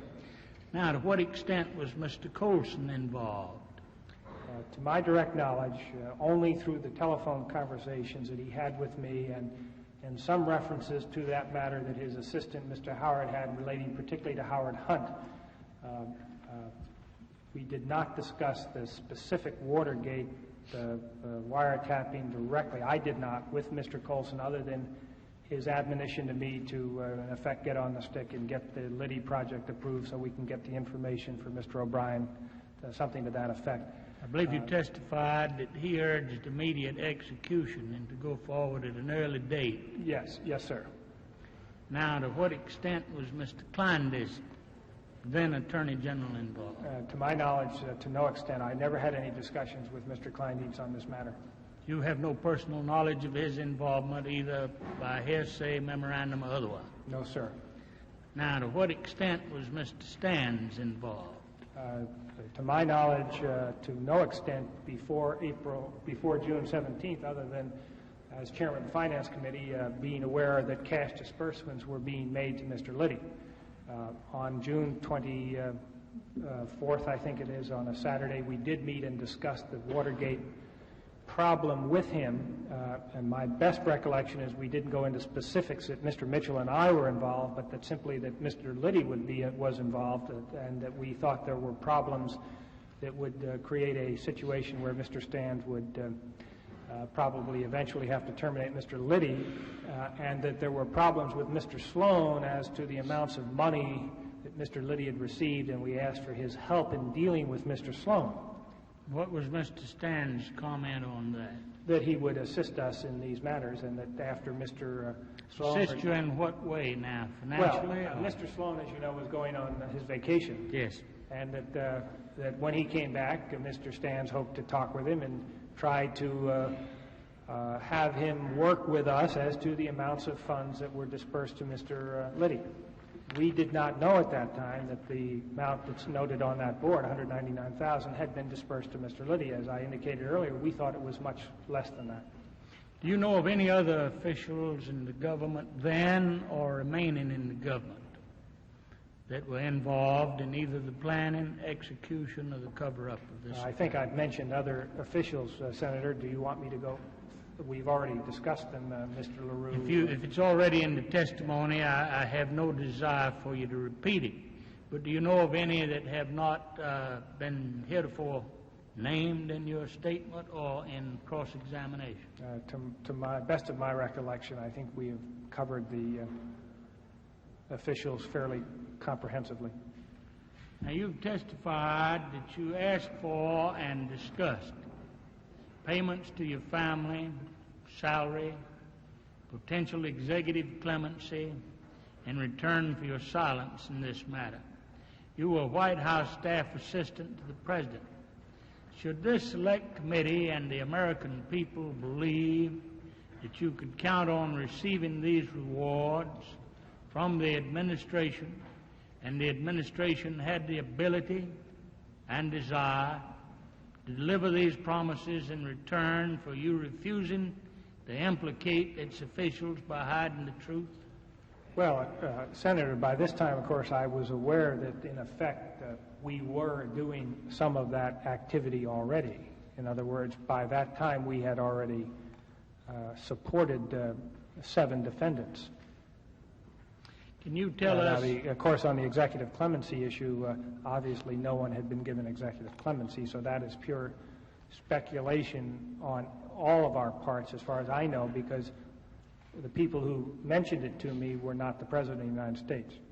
Can you tell us everything that was said to you or in your presence to others about executive clemency? Well, specifically, Mr. Dean, on one afternoon before the August 16th grand jury appearance, came into my office to indicate to me that everybody knew how well I was doing, and that not to worry, that even if the worst happened, everything would be taken care of, including executive clemency.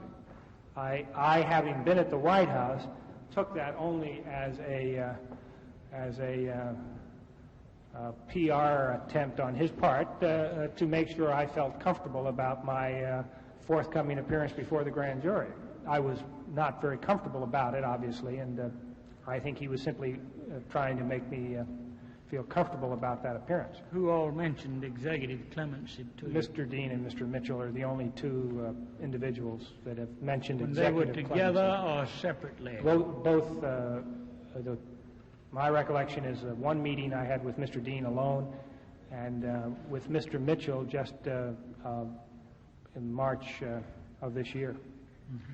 And I believe you also had a conversation maybe with Mr. Haldeman Yes, about sir. executive clemency. And what did he say to you about that? At that meeting, he was very careful to say that he had no authority over that issue, and that he couldn't speak for the president. He was very careful about that. The others were not careful to say they were not speaking for the president, either Mr. Mitchell or Mr. Dean? That's correct. I think there was a implied implied use of the president's name without his authorization. Yeah.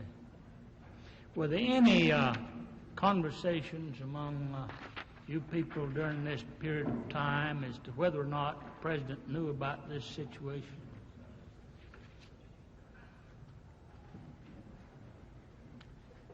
I just can't recall discussions where we discussed that specific subject. I think we all were very careful, as I was with people who work for me, to not discuss the Watergate and its true implications. As you know, Mr. Odell and Mr. Reasoner have already testified that I did not tell them. I told them that everything was okay, purposefully, so that they would not become implicated, nor, of course, would it spread to other people in our committee or outside of our committee. So our discussions were very limited in that sense. Now, as a former staff assistant to the president, you were very familiar with the White House staff structure, were you not? Yes, sir. Chain of command and the decision-making processes that were involved. You've testified that Mr. Mitchell was a principal figure in the planning and the cover-up of the affair, that Mr. Haldeman, who traveled with the president and consulted with him daily on key issues, as did Mr. Mitchell, was aware of the affair either through your constant communications with Mr. Strawn or your meetings with him in January 1973, and that his two counsels, Mr. Dean and Mr. Colson, were familiar with it, some of them involved in urging and planning it, that Mr. Combach, President's personal counsel, provided the money for these activities. Is it your conclusion as a reasonable man in your position that the Watergate affair could have been undertaken and completely isolated from the President by his closest aides and friends without his own personal knowledge? Because I did work at the White House, Senator, and because I am very familiar with the staff system that did exist when Mr. Ehrlichman and Mr. Haldeman were his primary aides, it is very easy for me to see how he would not have been aware. Almost all of the work that was done by the key staff people and by our committee was capsulized and passed on to Mr. Haldeman, and I am just positive that many things occurred in the White House that he did not or was not aware of. It was just the way that system worked. So I have no difficulty in believing that personally. What you're saying, as I understand it, was his staff was so completely remote, kept him so isolated, that this could have transpired without his knowledge, approval, and consent. Is that your testimony? Yes, sir. I can understand that very well. Thank you, Mr. Chairman. I have no further questions. Senator Garnier. Thank you, Mr. Chairman. I think almost all of the points of your knowledge have been covered, Mr. Magruder, and I'm only going to try to bring out perhaps some of those matters that need a little amplification. Let's begin at the beginning on the January 27th meeting in Mr. Mitchell's office. Who called the meeting? Well, one of my roles as his chief deputy would be to schedule meetings when there was an appropriate number of subjects to cover. So when Mr. Liddy indicated to me that he was ready to make his presentation, that was a full month and a half almost after he had indicated that he had this $1 million project in the works. I scheduled the meeting and I think I had my assistant let Mr. Dean know that the meeting would take place and that he was to attend. And the sole subject of the meeting was a discussion of Mr. Liddy's intelligence plan. As I recall, at the beginning of the meeting, we did discuss the new election law, which was about ready to be passed by the Senate and the House the following week, as I recall. Of course, I understand why Mr. Mitchell was there. He was going to head up the campaign, and you, the deputy director. Liddy, of course, was making a presentation, but why Mr. Dean? I mean, why was he present at this meeting and so many others, too? Well, he had worked for Mr. Mitchell before. He was one of the people at the White House that worked very closely with us. He had brought Mr. Liddy to the committee. I can't specifically recall why he was asked to come to that meeting. I would assume that I just assumed that he should be there because it was part of his, I want to be careful, not his responsibility, but part of his area of concern. And we had other people attend meetings of this kind when they were concerned with a specific subject. And he had brought Mr. Liddy to me and indicated that he should prepare this plan. Then he was included because he knew about Mr. Liddy's role to be played in the intelligence operation. Yes, sir. Of course, there were several rather bizarre activities discussed at that meeting. And as I understand it, you did tell Mr. Strawn all about the meeting and what Mr. Liddy proposed, including this business of the kidnapping and the call girls. Is that right? I want to be careful. On the first meeting, Senator, I don't recall whether he included these blank sheets of paper with the documentation from the chart. If he had, I would have sent those automatically over to Mr. Strawn.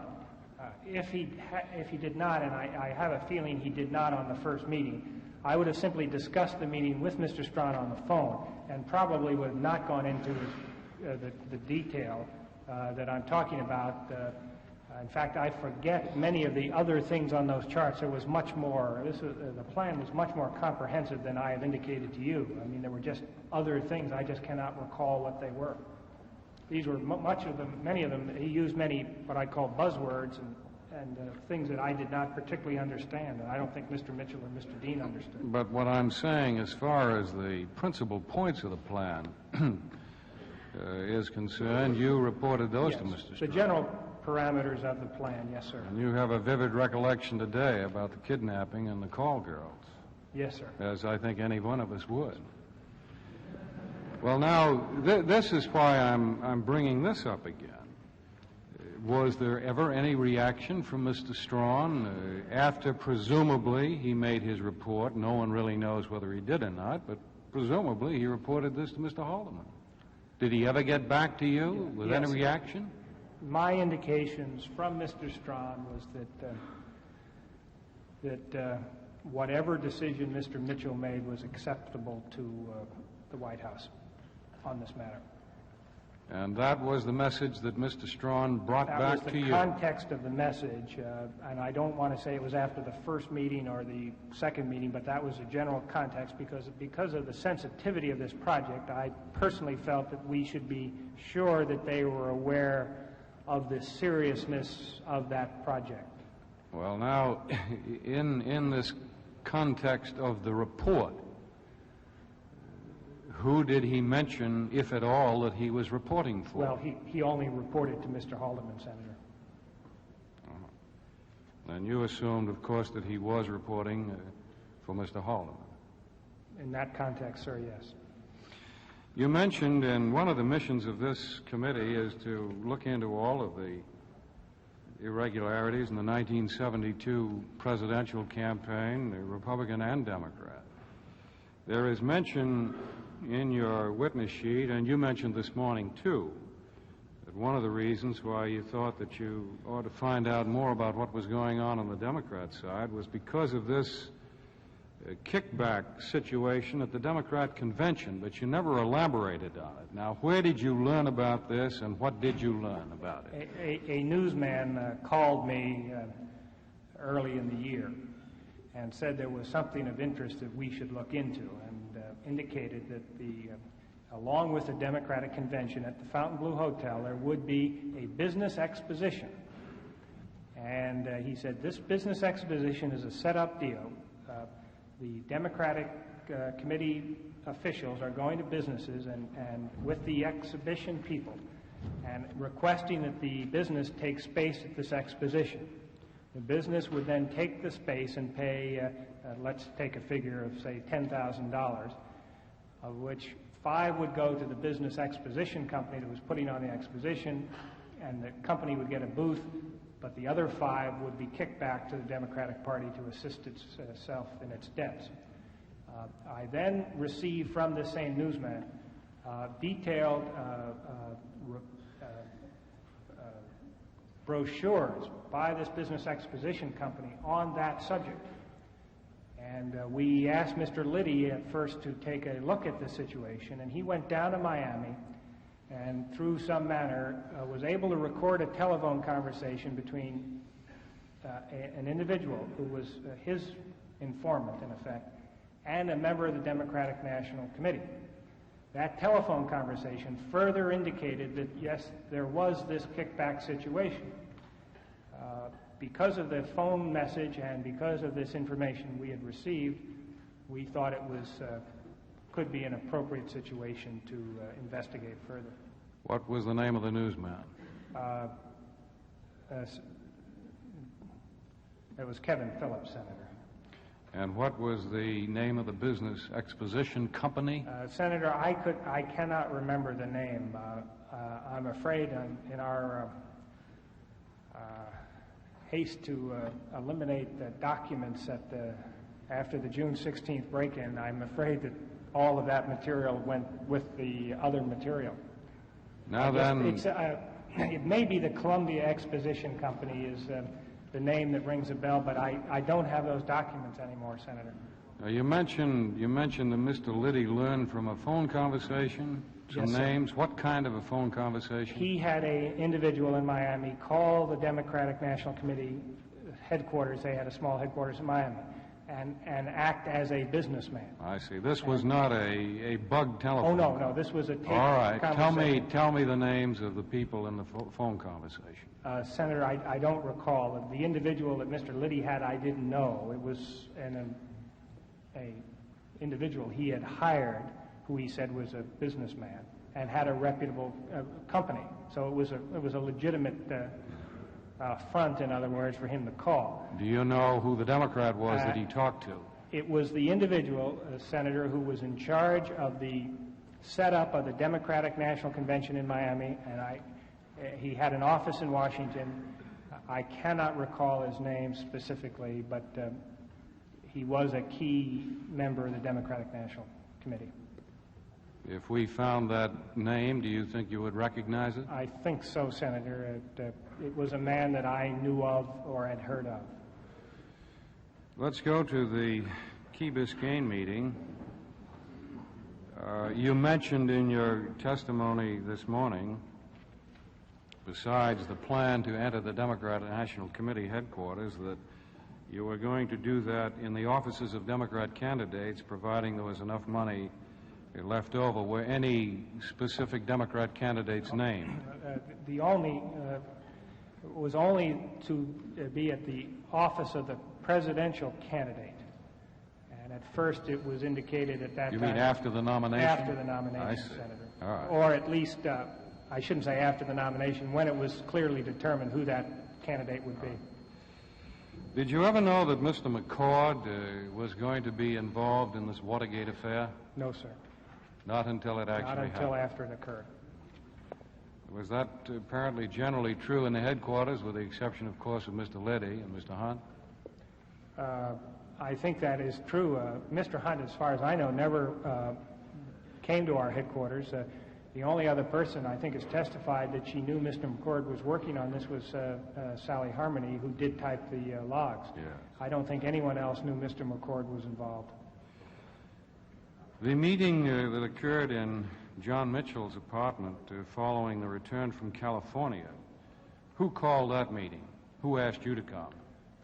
Well, they were coming back from California that evening, and because of the events of the previous weekend, I think it was just... There's a roll call on the citizens, although the committee will have to vote.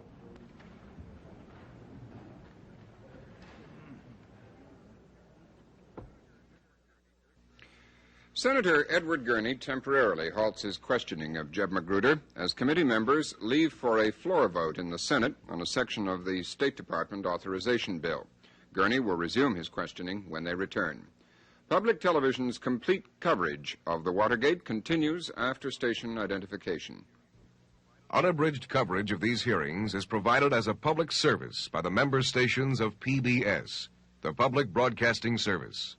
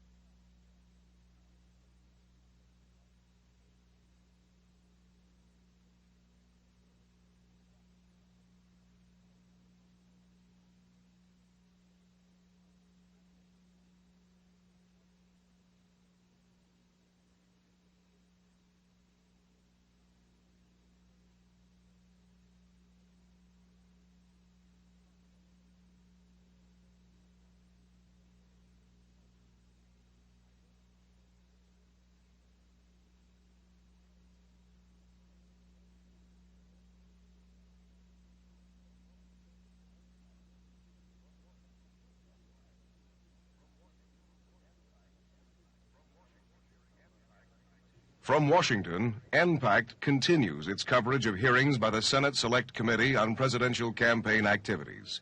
Here again, correspondent Robert McNeil. Senator Gurney now resumes his questioning of Jeb Stuart Magruder, the deputy director of the 1972 presidential campaign.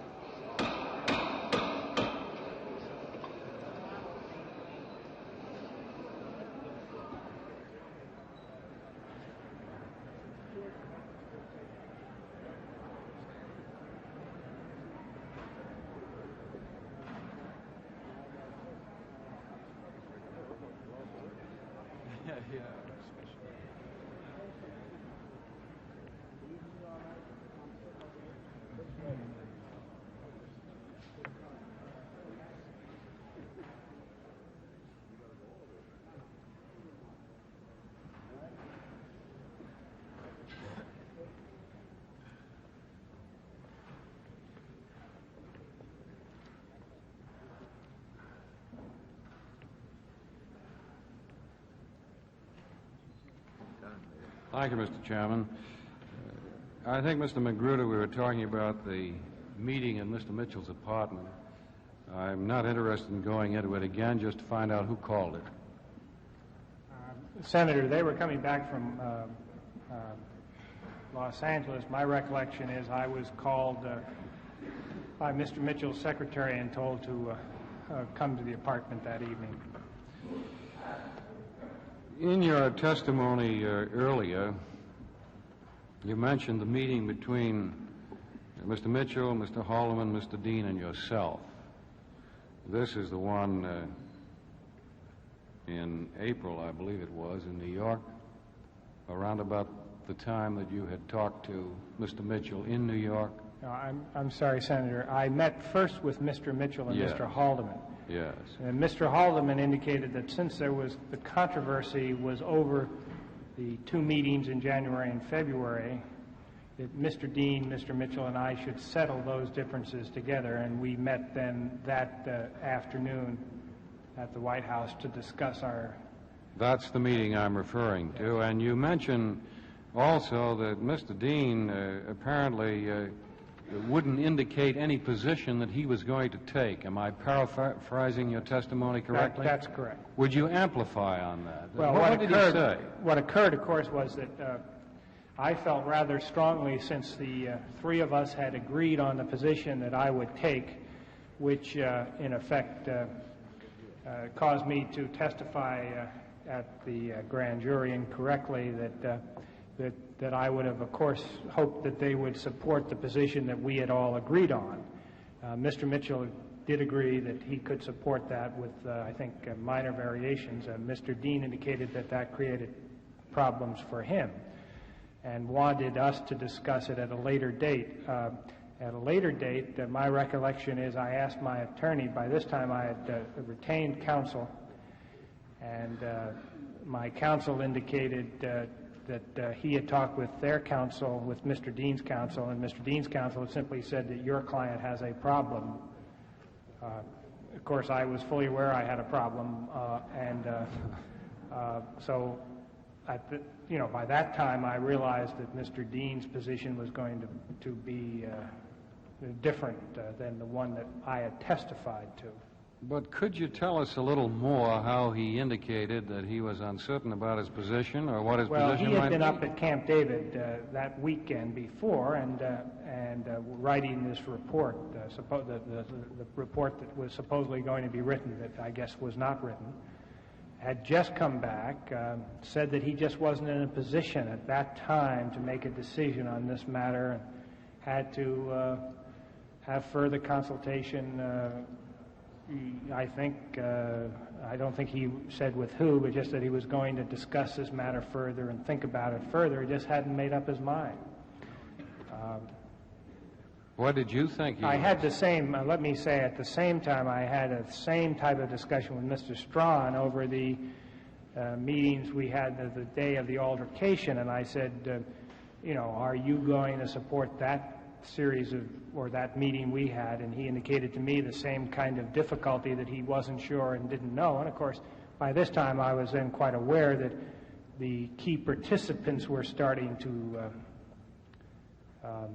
change their situation. Again, referring to Mr. Dean's position and attitude of mind, you mentioned that you had meetings with him from time to time, and he started to forget important events and meetings that you had had on Watergate. Would you describe those more fully? Well, I think that the one occasion that did prompt me to ask for an appointment with Mr. Haldeman was a specific meeting. Mr. Dean and I were in constant contact. We had worked quite closely together at the White House and then, of course, at the committee. And we would discuss various aspects of the case. And on this occasion, and I think in retrospect now, I realize that I think it was for the conversation was taped. And when was this approximately? This probably was in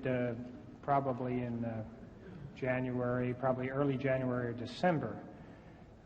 It was before the meeting with Haldeman, so it must have been in December, was when he indicated to me that he didn't know how the Watergate had ever been planned, something to that effect. And I said, John, don't you remember, and something to that effect. And I became concerned, of course, over that type of conversation, because obviously there would be, at that time, that could be an indication that somebody was being set up, in effect. Were there any other occasions when he gave that indication of faulty memory that you can remember? Nothing, not a specific reference to the same extent that that one meeting had. Back to that Key Biscayne meeting with Mr. Mitchell and Mr. LaRue, you mentioned that the Liddy plan was in typewritten form, as I recall. Yes, sir. Are there any copies of that left? Not that I know of, Senator. I destroyed all of the copies that I had. You mentioned also, of course, these reports that you made from time to time to Mr. Strawn.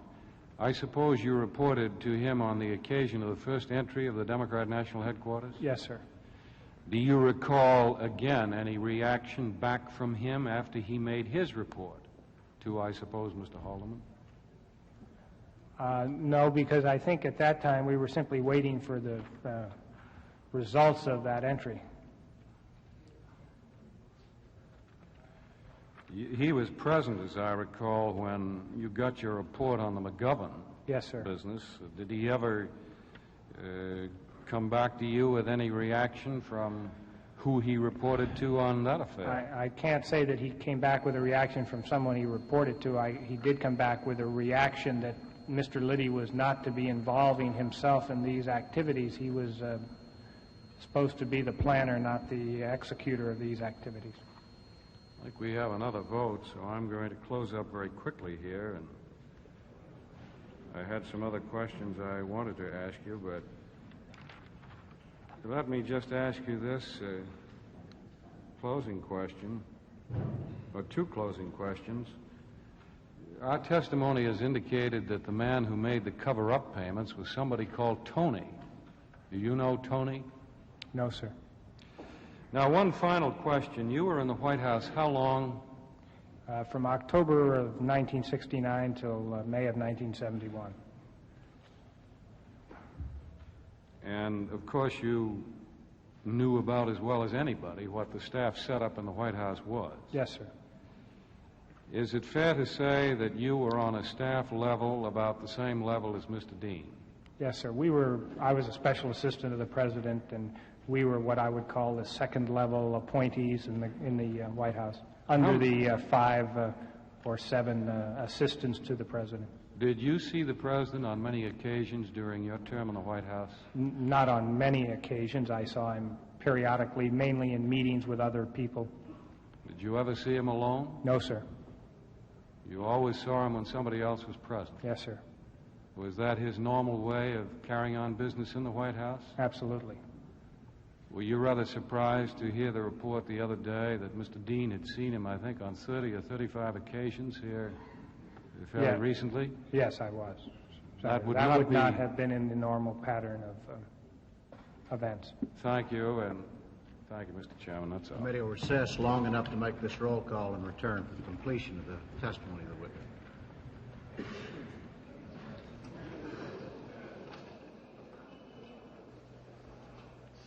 The committee took a pause for a floor vote involving the State Department authorization bill. As the members returned, Magruder answered a question by Florida Senator Edward Gurney about the sponsorship of a Miami Beach business exposition. Senator Gurney asked me the name of the convention official that we had discussed. We had a phone conversation. It was Mr. Richard Murphy. Someone remind me of the name. He was the convention manager. You may proceed. I understand Senator Gurney had finished. I'm not sure. Yes, he indicated to me that he had finished, Mr. Chairman. Mr. Magruder, I believe this morning you stated that the first meeting with Mr. Mitchell occurred at the Department of Justice with respect to Watergate, and at that meeting were present yourself, Mr. Mitchell, Mr. Dean, and Mr. Liddy, and that it was at this meeting that the big charts were displayed. Is that correct? Yes, sir.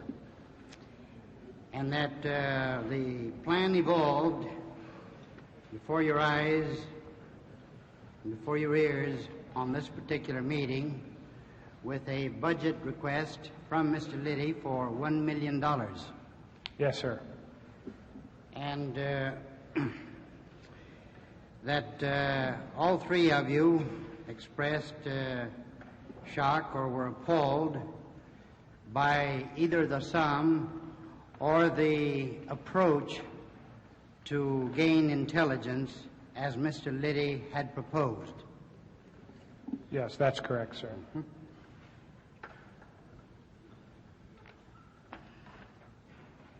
Then Mr. Mitchell indicated to you from this meeting and indicated to Mr. Liddy that he better go back and bring about a more conservative plan.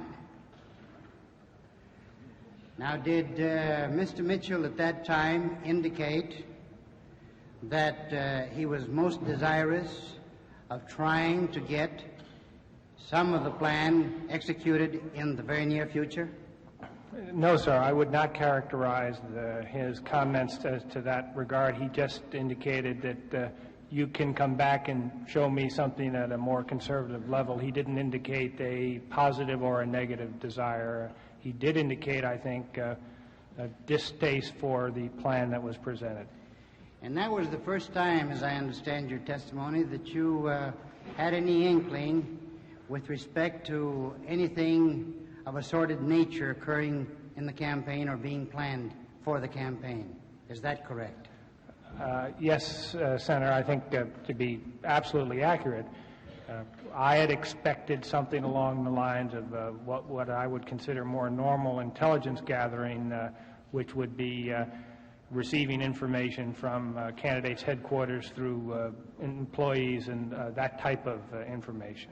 But you never conceived that this kind of a plan would come forth? No, sir. Mm-hmm.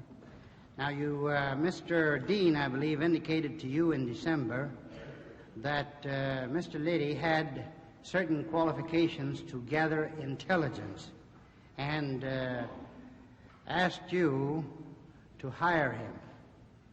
Is that correct? No, Senator, he did not ask me to hire him. He was brought over. He had already been, in effect, hired by Mr. Mitchell and with Mr. Mitchell's approval. I was just going to be his direct superior. Now, who told you that Mr. Mitchell had hired him? Mr. Dean. Did you speak to Mr. Mitchell about it?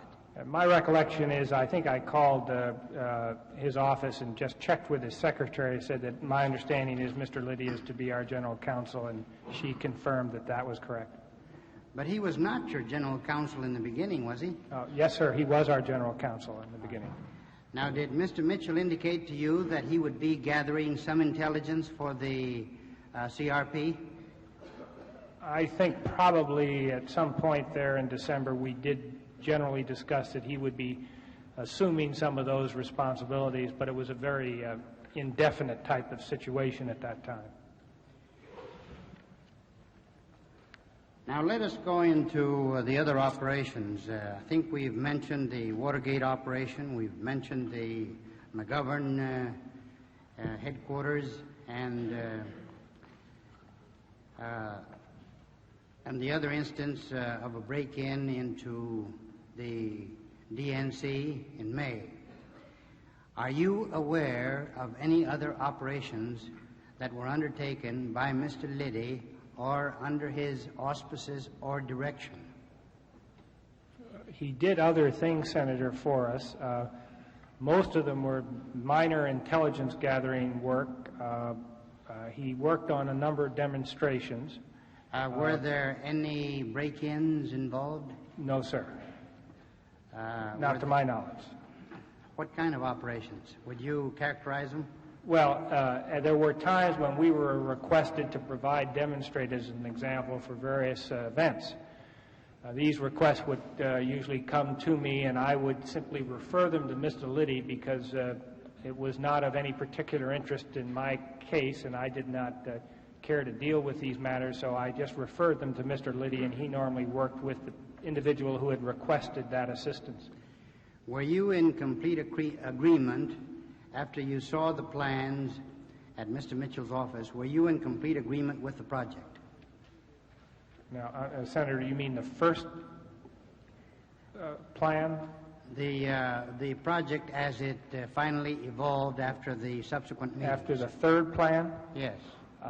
I think that I'd have to say that I agreed with the concept. Yes, sir. And at what point did you inform Mr. Strahan? I informed Mr. Strahan early the next week, I think. I might have called him that weekend, but I doubt it. I think I talked to him the next week. Well, wasn't your testimony this morning that before anything like this was taken up, that you would give advance notice and written memoranda? Yes, sir. A written memorandum to Mr. Strahan? He had received the proposal or the blank sheets of paper with the budgets on it before I went to Key Biscayne. But he didn't know what the decision was. Well, had he received... The procedure was for him to receive the copies of the memoranda I would be discussing with Mr. Mitchell. Then when Mr. Mitchell made the decision, I would call him and say, here are the decisions on those memorandum. Now, this gave him an opportunity in the intervening time, if he wanted to have some comments, or Mr. Haldeman had some comments to some of the proposals, he could get to Mr. Mitchell directly and comment before Mr. Mitchell had made a decision. Well, did you assume at any time in your meetings with Mr. Mitchell that, in view of the fact that you had supplied Mr. Strahan with these memoranda, that somebody in the White House had approved? Again, I think it's to be perfectly clear. Mr. Mitchell had the final authority on all budgetary activities and all political activities at the campaign committee. Mr. Haldeman worked with him on a basis of if there were things that he may have disagreed with, he would discuss them directly with Mr. Mitchell. So when the copies went to Mr. Strahan, they were for Mr. Haldeman's benefit, and he could then comment to Mr. Mitchell or myself if he felt that it was appropriate, if he disagreed with an approach that was being taken. And would you say that... But Mr. Mitchell, I think it's fairness to everyone, the only authority for any budgetary request, any political activities, and I think there are many documents that I know the grand jury has that indicate the approval down to as low as $500 had to go through Mr. Mitchell. Then is it your testimony that if Mr. Haldeman had not approved of this plan, that he would have communicated the disagreement to Mr. Mitchell before the final approval? He could have, if he did not agree with it and knew about it, he could have commented to Mr. Mitchell before or after. It would not necessarily be a pattern. He commented to Mr. Mitchell on different occasions. Well, wasn't it your understanding that any time that you gave Mr. Strahan any memoranda, that was destined to Mr. Haldeman? Senator, the memo was not necessarily destined. The question raised in the memo would be translated normally if Mr. Strahan thought it was important. He had the discretion. Well, can we assume as reasonable men that Mr. Haldeman knew in advance, prior to the Mitchell approval, of these particular plans? Senator, I think I've answered that as best I can. I assumed that, but that's unfair to Mr. Haldeman to say that he knew about it because I don't know that. I did pass it to Mr. Strahan, and if Mr. Strahan did bring it up with Mr. Haldeman, then he would have had time to comment to Mr. Mitchell on it. That is correct, but I think it's unfair for me to make a statement that I have no direct knowledge of. Well, he had advanced knowledge of these plans from before January 27th, when the first meeting occurred, up until March 30th, when the meeting in Key Biscayne occurred and the final plan was approved. He had all this time, did he not? Mr. Strahan did, well, Senator. And wouldn't you assume that Mr. Haldeman had similar advance notice of this particular plan? Senator, I think I've got to be absolutely clear here that I've answered this, I think, for all of the senators that have asked this question, and I understand your reasoning. I cannot specifically comment on the direct approval of these plans or even knowledge of these plans by Mr. Haldeman. I do not know that he knew of these plans beforehand. I only know that I discussed them and sent the copies, as I've stated, to Mr. Strawn. And when you started the practice of sending copies through Mr. Strawn, it was your understanding that these copies were destined to Mr. Haldeman.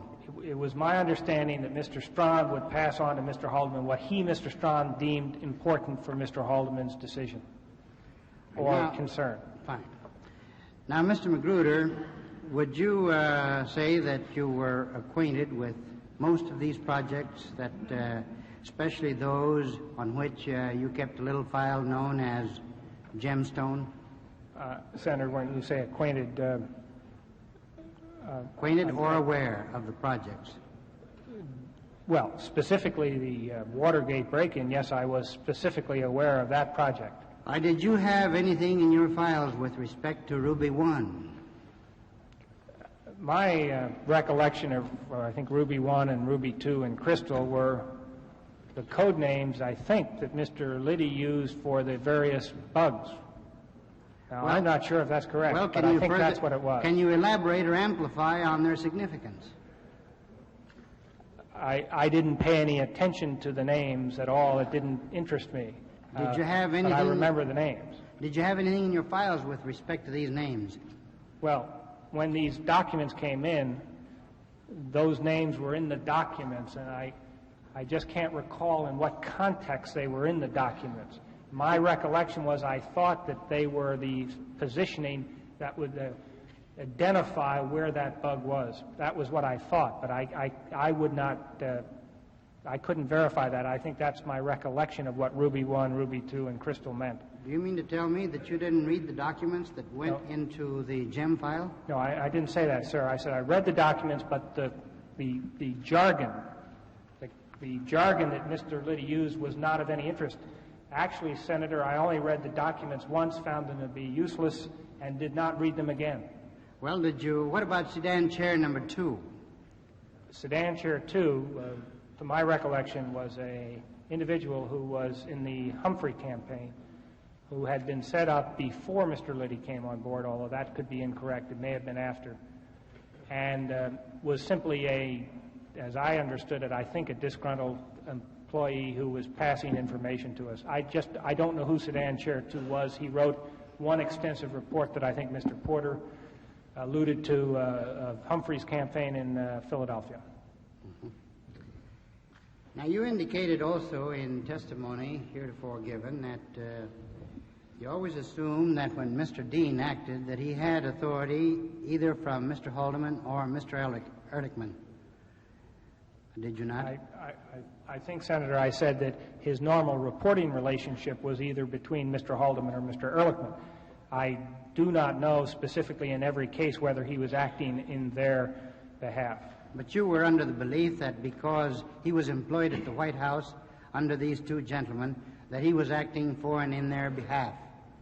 Is that what you indicated before? Senator, in general context, yes, sir. I did.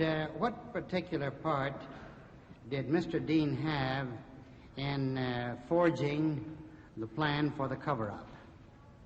Now, give me the different stages of the plan. Give me the variations from the initial plan and how it evolved finally. Well, I think for the cover-up story now, there are two parts to the cover-up. One is taking care of the defendants. My knowledge of that is very limited. It's only that in asking were they going to be taken care of, Mr. Dean and Mr. Mitchell indicated they were. Mr. LaRue has indicated he had involvement in that area. All right, let us... So I can't speak too specifically about the money. Now, as far as the cover-up story is concerned, I developed the cover-up story myself. All right, when was this developed and who was present in the initial meeting? Well, we started to meet and realize that we had to come up with a reason why we could have spent $250,000 for legal activities for Mr. Liddy. So I, in effect, had the responsibility, since he had worked for me, to try to figure out how we could develop a story that would sound legitimate, that would cover this $250,000. Well, Mr. Magruder, if you will pardon me, let us digress from that. And let us go back to what exactly was done by you or others under the CRP with respect to getting these defendants together, culminating in their pleading guilty or being tried? Was anything positive done with respect to these defendants? Senator, on the defendants, I am unaware of the specific activities that were engaged in by other individuals. All I was aware of that they were being taken care of, and that Mr. Dean, Mr. Mitchell, and Mr. LaRue were aware of that and handling that. After the break-in, I think it's important to note that I was asked and told to go back and run the committee and not worry about the Watergate case other than how I could assist specifically in the cover-up. So I did not involve myself in any of the details of making sure that the defendants were kept in line. So I don't know the details. Well, if you have no personal connection with that kind of involvement, do you have any knowledge as to who was the engineer for getting these defendants together and keeping them together? Senator, but the best of my knowledge, this was Mr. Dean's and Mr. I think it's inappropriate for me to say whose it was specifically. I know that Mr. Dean, Mr. Mitchell, Mr. LaRue specifically were working on this problem, each of them having different roles. I don't think Mr. Mitchell played any operational role. I know Mr. LaRue did handle funds, and I don't know specifically how much Mr. Dean directly involved himself with the defendants and their lawyers. I simply do not know the details, and I think it would be inappropriate. Did you approve the disbursement of any funds to Mr. LaRue or anyone else for use by these defendants? No, I had no knowledge of the funds until the newspaper accounts. Mr. LaRue did ask me on one occasion, probably in January, did I know somebody who could make a drop for him? And I suggested Mr. Porter as a potential person to do that, and the next day he said, no, never mind, we don't need anybody to make the drop. And who was offering these defendants executive clemency? I do not know, Senator. Well, did any information come to you about that time as to whether or not executive clemency had been promised to any of these defendants? Well, as I have indicated before, before I testified before the grand jury the second time, I was particularly concerned about my own situation since I was a target for the grand jury. And so I asked the individuals, Mr. Dean and Mr. Mitchell specifically, would I be protected? And secondly, are the defendants being protected? And they indicated to me that they were. The word executive clemency was used, but I can say, I think honestly, that the word executive clemency was bandied about quite freely at that time. When was the first time that you talked to Mr. Haldeman about the Watergate? It was the Sunday after the break-in. Mm-hmm. How many more times did you talk to him about this? Well, I talked to him. From then until January? I didn't. Oh, well, I might have. I think we had a number of meetings during the campaign where we discussed how we would handle the Watergate as a public relations issue. Mr. McGregor, who was then our campaign director, was having a very difficult time at his press conferences and so on with this issue. And I can remember a number of conversations that I had with Mr. Haldeman. Did you have these conversations at the White House? I had some of them at the White House, yes, sir. Were any other persons present during these conversations? Individuals like Mr. Dwight Chapin, Mr. Richard Moore, other people who worked in, I would call, the general public relations area, but we were talking only about how these should be handled from our committee. And there was some, and with Mr. Ziegler and with Mr. Warren as to how to handle press inquiries. At this time, many of the newspapers were very active in pressing this issue, and we were trying to respond to the problem. Well, if you were talking about the Watergate in this context and with that objective in mind, it necessarily follows that you had to lay all the sordid details on top of the table so that you could arrive at a consensus of approach. Wouldn't that be right? No, sir. In fact, I think I listened to Clark McGregor as an example, and Clark yesterday said that He evidently was told a story, and that is absolutely correct. We told Mr. McGregor that there was no involvement by any individuals other than Mr. Liddy. We told that story to every individual that was not connected directly with either the break-in or the cover-up. And Mr. McGregor believed it, I think, fully. I think other people at the White House believed it fully. Well, how could they believe it fully? How could they believe that Mr. Liddy would be the only one involved when they had also sent to you Mr. Hunt to work under Mr. Liddy? Now, you have to remember that the only person that I know of that sent Mr. Hunt to work for Mr. Liddy was Mr. Howard, who worked for Mr. Colson.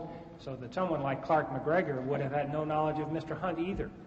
I think Mr. McGregor, as an example, was completely in the dark throughout the entire campaign, and probably today is glad that he was.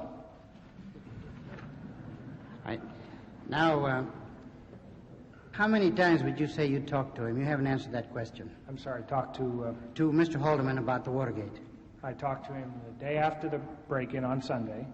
I talked to him in January. Now, about the true facts about the Watergate only in January.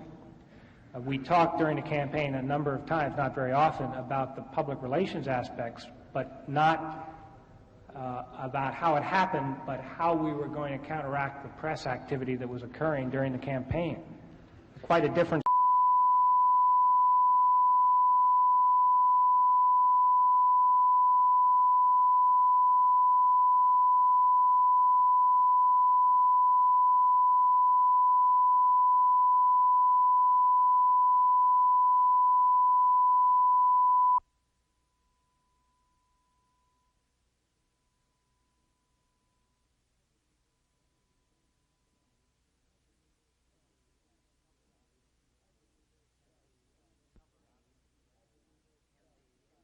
Made in the cover-up, were there not, as the exigencies would arise? Well, we had to move very quickly before the FBI got to Mr. Porter and myself on the basic framework. Once the FBI got to us, we had to pretty well stay with that general story. We made some changes, but basically the cover-up story we used was developed before our interviews with the FBI. Well, you used the cover-up story before the grand jury and during the trial. Is that correct? That's correct. And was the matter of executive privilege discussed as part of this cover-up during your meetings with Mr. Mitchell, Mr. Haldeman, Mr. Dean, or Mr. Ehrlichman? No, I never, no one brought that subject up to me. I had indicated that I would not ever invoke executive privilege because, as I understood it, I certainly was not qualified. No, but did they discuss it as a shelter for themselves? Not with me, sir, no. Mm-hmm. Now, excuse me, Senator, Mr. Dean may have mentioned a couple of times that might be an approach he might take, yes, but that would be the only one I can remember indicating that. Now, what specific part did Mr. Dean have in the cover-up? Well, Senator, he was one of the people that dealt with this situation and dealt with me directly.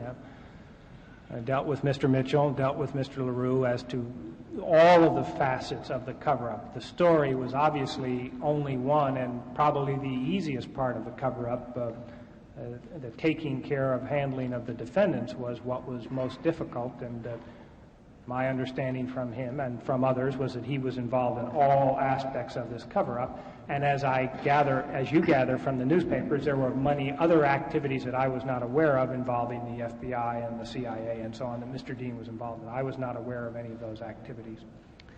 Now, when did you quit working for the CRP or the inaugural committee? Well, I left the committee to re-elect after the election and became executive director of the inaugural committee immediately after. And when did you terminate your employment there? Approximately the end of, middle of February, I think, Senator. And did the CRP or the inaugural committee continue to pay you after you left? No, sir. You mean you've been on your own since? No, I worked at the Commerce Department for approximately 2 months. And since that time, I've been on my own as a private consultant, although I have done some small amount of work for the inaugural committee, which I was reimbursed for. And how did Mrs. Hunt come into this picture? Senator, I don't know Mrs. Hunt, and I have no idea how she came into the picture. Well, Mr. Magruder, I believe that you have told a very complete story. I believe you've been most frank. I believe you have comported yourself in an admirable fashion before this committee.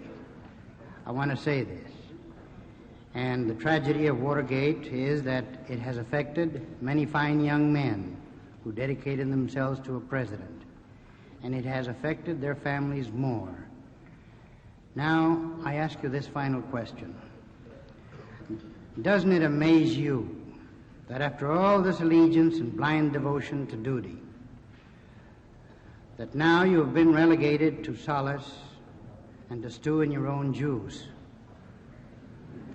Well, Senator, let me just say, I have had to take the attitude, and I have taken the attitude that this is certainly a very unfortunate period in my life. I am not going to let it destroy me. I have a wonderful wife and 4 children. I understand that you do, Mr. Magruder.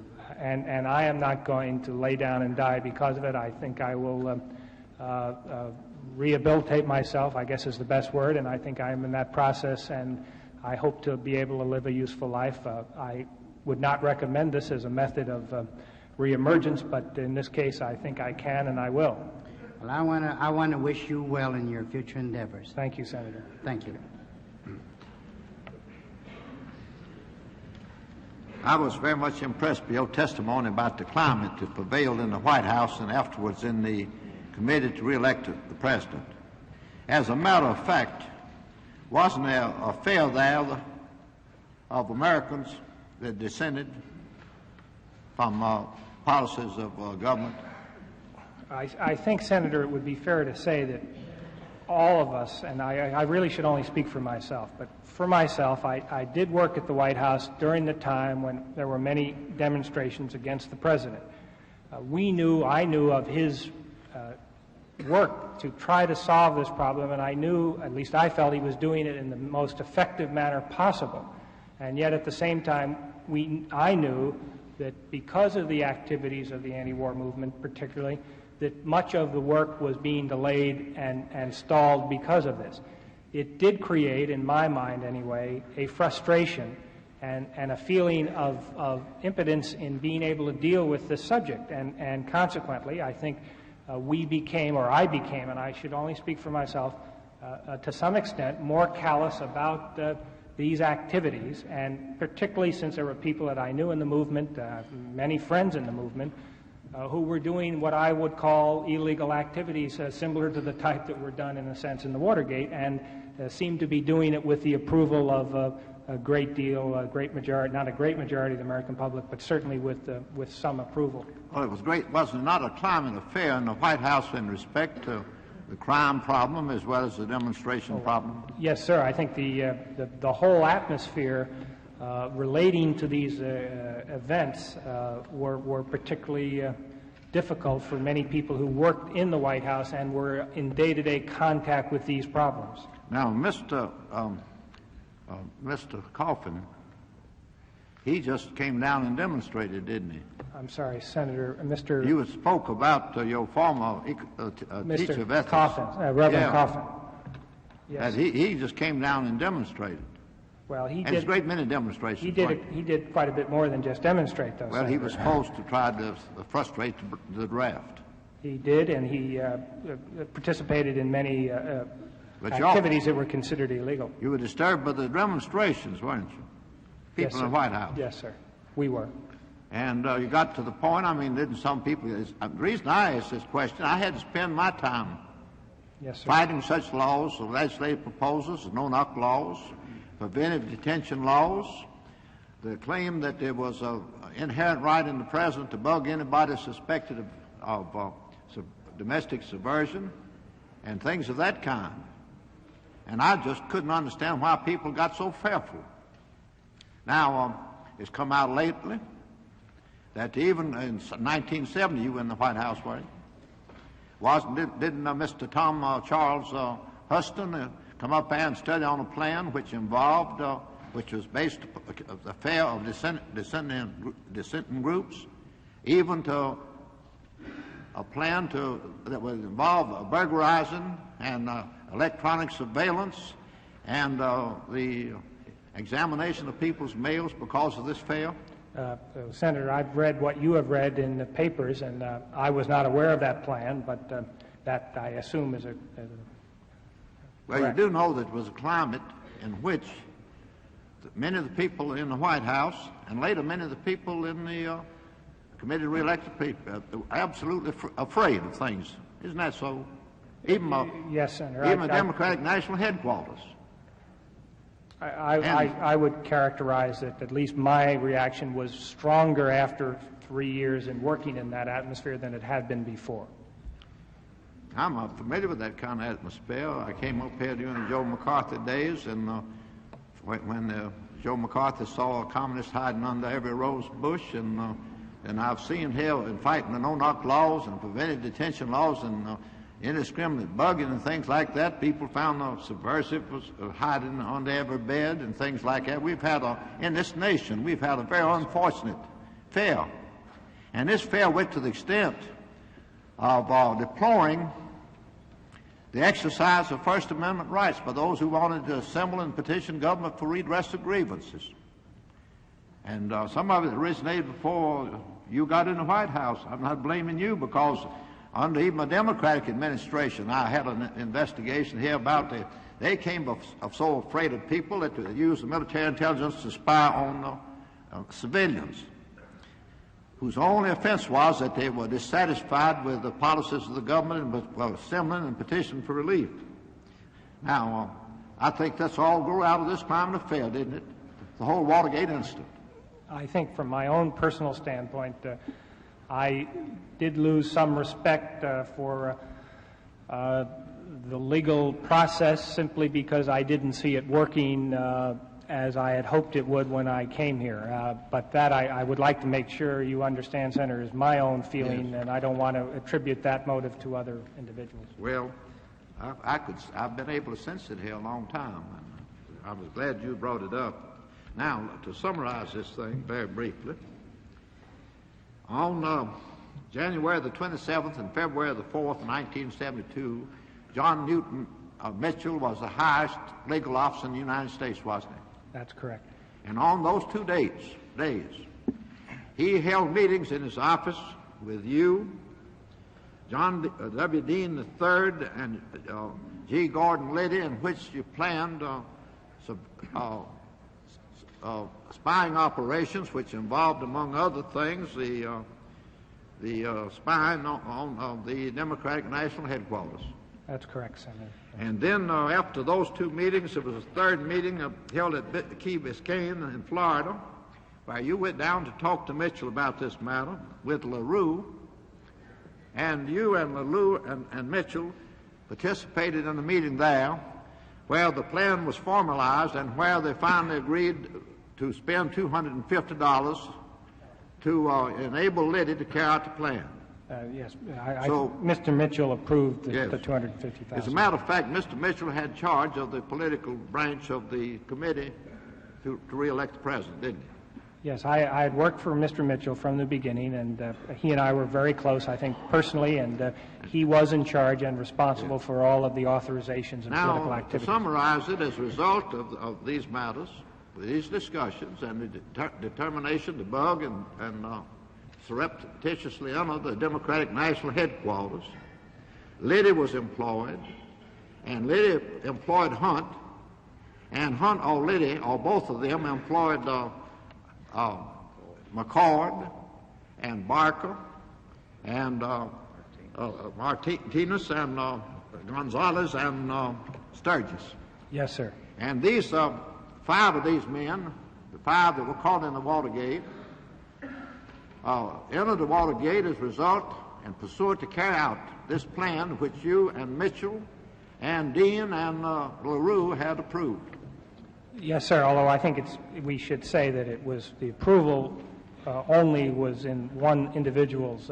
Mr. LaRue had no authority, nor did I, well, or Mr. Dean. He was in the meeting where the plan was discussed and the decision to bug the Watergate and to surreptitiously enter the Watergate was made. Yes, that's correct, Senator. And so these people were arrested in the Watergate carrying out the plan, weren't they? Yes, sir. Then after that was done, those who were interested in the election of the president, those who had been associated in the White House, and some of them in the committee to re-elect the president, became fearful that if the truth was revealed to the American people, it might have a bad effect on the chances of the president being re-elected. That was my feeling, Senator. Yes. And as a result, in order to avoid that happening, then they agreed upon a cover-up, didn't they? Yes, sir. And the cover-up had two aspects. One was based on the realization that Liddy, who had been arrested, Hunt, who had been arrested, McCord, who had been arrested, Barker, who had been arrested, Gonzalez, Sturgis, and Martinez would might spill the beans, so the expression is, unless they were taken care of. Yes, sir. And so those who were interested in the election of the president used funds that were raised for his re-election in part, and other funds that were raised for the purpose to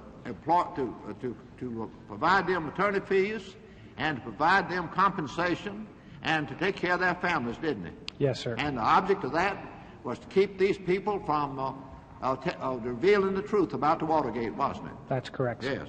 And then for fear that the trail might be pursued by the prosecuting attorney into the committee to re-elect the president, they devised a cover-up story to the effect that all of this money had been given to Liddy for him to engage in legitimate intelligence operations. Yes, sir, that's correct. And that matter was discussed by you with Mitchell, Dean, LaRue, Strone, Martin, all of those, weren't they? Yes, sir. And they all acquiesced in it and encouraged it. Yes, sir. And you also told it to after you'd agreed on the story for the cover-up, you told it to Parkinson and O'Brien, the attorneys for the committee. Senator, I'd like to clarify that. I only spoke to Mr. Parkinson about the true story. I did not discuss it with Mr. O'Brien. I may have misunderstood you, but Mr. Parkinson, I think, in fairness to Mr. Parkinson, had different stories from other people, so that he may not have been aware of what the truth was. I may have misunderstood your testimony, but I understood you to say that first you talked to Mr. Parkinson, and that at that time you told a cover-up story to him. No, you told it. No, I told the true story. That's correct. Mr. Mardian asked me to tell the truth to Mr. Parkinson. I told him the truth. And you told him about who was implicated in it. That's correct, sir. And then I understood you say that later you had another conversation with Mr. Parkinson and Mr. O'Brien. That was after the cover-up story had been developed, and as far as I know, Mr. O'Brien thought that was the legitimate story. And to be fair to Mr. Parkinson, I think he was told by others that Magruder's true story wasn't true, that the cover-up story was the true story, and that was the well, in other words, you're telling me, and I want to be just to everybody, you're telling me, in effect, that Mitchell and Dean and LaRue and Strone and Martin and yourself were the only ones that participated in the cover-up story or acquiesced in it? I think that would be the list that I had direct dealings with myself. And Parkinson and O'Brien were not involved in the cover-up story.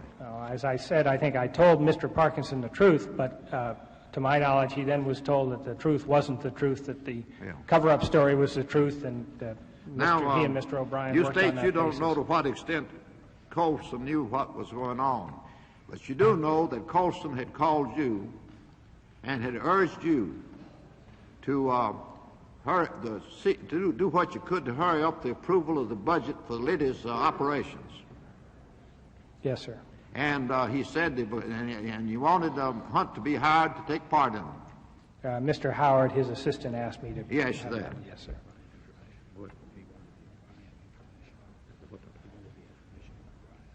And he wanted the information on O'Brien, didn't he? Mr. Colson did. Yeah. Yes, sir. Yes. Now, with respect to Mr. Holdeman, Mr. Holdeman, at that time, stood next to the president, didn't he? Yes, sir. He exercised more governmental power than anybody in the executive branch of the government, with the exception of the president. That's correct. And Mr. Strong was his liaison man between with the committee to re-elect the president. And all through this time that they were planning these operations that were being recommended by Liddy and agreeing on the plan, you kept Mr. Strong fully informed as to those matters. Yes. In fairness to Mr. Strawn now, as the cover-up story continued to develop, Mr. Strawn basically dropped out of the picture, and Mr. Dean, in effect, became our liaison on the cover-up story. I don't think it's fair to implicate Mr. Strawn to any great extent in the cover-up story. Well, you do implicate Mr. Strong as a man who was supposed to carry information to Mr. Haldeman, and you know that you gave to Mr. Strong complete information about the plans for the bugging and the burglary as they were developing. That's correct. Now, so we got to draw this inference, don't we? That either Mr. Strong failed to perform his duties as a liaison man between the committee and Mr. Haldeman, or he did perform those duties. Don't we have to take a choice between those two things? Well, Senator, I'd rather let you take the choice, to be honest with you, because I think it's unfair for me to make an assumption that I have no basis on fact. I just don't have any basis of fact on that. I don't have the privilege of knowing Mr. Strong, but you do. Yes, sir. Is he the kind of a man that you think would perform the duties he obligated himself to perform? Yes, I do, sir. And the duties he obligated himself to perform was to carry the information you gave him about the plans for the bugging and the burglary to Mr. Haldeman. That would be correct. Now, immediately after the break-in became public news, you were called by long-distance telephone by Mr. Haldeman. Yes, sir. And he asked you what had happened. Now, you didn't construe that to be a request for information about the fact that 5 men had been caught in a burglary in the Watergate, did you? Because that had appeared in the papers and on the radio, on TV. I think, Senator, what he was really interested in is what were we doing about it, not that 5 men had been caught, but what were we going to do about it? Well, since the police had the people in arrest, what do you think Mr. Haldeman thought you ought to be doing about it, since you were not a police officer? Well, Senator, I think what we were attempting to do was to handle it at that point in time, since we did know the facts from a public relations standpoint, denying any involvement and so on, which we did. Well, if Mr. Haldeman didn't have any reason to suspect that the committee to re-elect the president had anything to do with it, why would he want to know what y'all were doing about it? I think, Senator, because Mr. McCord was apprehended in that group, and he was our security chief. Could it possibly? Well, I don't think you want to answer this question. I was going to ask if he'd also would know a little more than that if he'd been Mr. Strong had performed his mission to carry him the information you gave him about the preparations for this operation, wouldn't he? If he had done that, sir, yes, that's correct. Well, anyway, after that conversation, you talked to Mr. Haldeman on a number of occasions about what you call the public relations matter. Yes, only on a few occasions. That was to how you're going to answer all of the charges that were made day after day by the press about the complicity of persons in the committee and persons in the White House about this in this affair. I think we can honestly say that any key official at the White House and the committee direct discussed that matter. There were many people who were not involved in any way in the planning or cover-up that did work on how to handle these charges. Now, as a matter of fact, there you and others in the committee to re-elect the president were, and you had a public relations officer, Mr. Shumway, didn't you? Yes, sir. And what's Mr. Shumway's name? Devan Shumway. And almost daily, Mr. Shumway was issuing statements to the effect that none of you all had anything to do with it, wasn't it? That's correct, sir. Yeah. So there the public relations man, either consciously or unconsciously, was undertaking to deceive the American people, wasn't he? And he kept that up month after month, didn't he? That's correct, Senator. And then there's a public relations, rather a White House press man, Ron Ziegler. And day after day, when the news media were advising all the readers and the hearers about this matter and these new discoveries, there was Mr. Ron Ziegler, day after day in the White House, giving incorrect statements to the American people to keep them from, to leave them under the impression that was nothing was rotten in Denmark. But I think, Senator, in fairness to Mr. Ziegler, Mr. Shumway, Mr. McGregor, others who had to make public statements, I personally think they honestly believed the story that we had come up with, and they were only carrying out what they thought was the truth at that time. I'll indulge that assumption also. But here were all of these people who had participated in the planning of this, including people of the stature of John Mitchell and your stature, and LaRue and Martin and Dean, knowing that every day the American people were being told things which were not true by Mr. Shumway and Mr. Ziegler, kept silent. Yes, sir. That's correct. Now, you talked to Mr. Haldeman in January, before the trials were had. Yes, sir. And you told him at that time the truth about it, didn't you? Yes, sir. Yes. And you also recommended that he take care by some kind of a patronage job of Mr. Porter, sir. Mr. Porter, yes, sir. Because he had rendered great service in the cover-up, wasn't it? Yes, sir. Yes. Which service consisted of committing perjury before the Yes, grand sir. jury. And Mr. Haldeman certainly knew from January about your involvement and Mr. Mitchell's involvement and other people's involvement that you've discussed here in this sordid affair. I think, to be fair again to Mr. Haldeman, he may have known it from me, but he probably did not know it from other officials and may have decided that their statements were more correct than mine. I don't know. I can't speak for him, but I think other people were indicating that these things never did happen. Well, don't you think that on the relationship between Mr. Haldeman and the President, which you witnessed while you were in the White House, that it was Mr. Haldeman's duty to go to the President with what you told him? Senator, I really can't speak for Mr. Haldeman. I don't think that's fair for me to speak for him. I just... Well, don't you think it was somebody's duty, if they were interested in the President, to go and tell him the truth? Senator, in hindsight, I think that I agree with you completely. At the time of the case, the atmosphere was different. Notwithstanding the fact I cannot support my role in any of the activity, Senator, and I will not support it. It was wrong. Well, the scriptures say that men love darkness rather than light because the deeds are evil, so somebody must have covered up something back in scriptural days to provoke that. Anyway,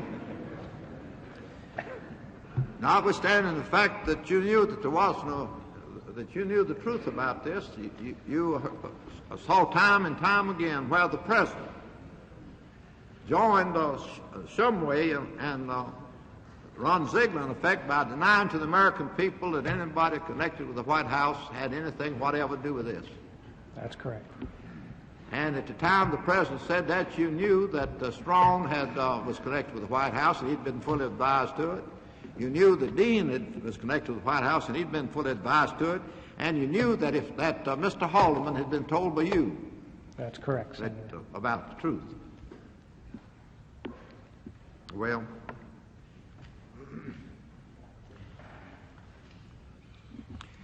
going back to this climate prevailed in the White House, the White House people up there got so they didn't not only didn't trust the people outside, the American people, but they didn't even trust themselves, did they? Didn't trust the FBI. They wouldn't turn over to the FBI investigative matters, did they? I only know what you have read as I was not involved in that, Senator, so I can't really comment. Senator Ervin has, for the moment, completed his questioning of former Deputy Campaign Director Jeb Stuart Magruder, and public television's coverage of the Senate Watergate hearings will continue after this pause for station identification. Unabridged coverage of these hearings is provided as a public service by the member stations of PBS, the Public Broadcasting Service.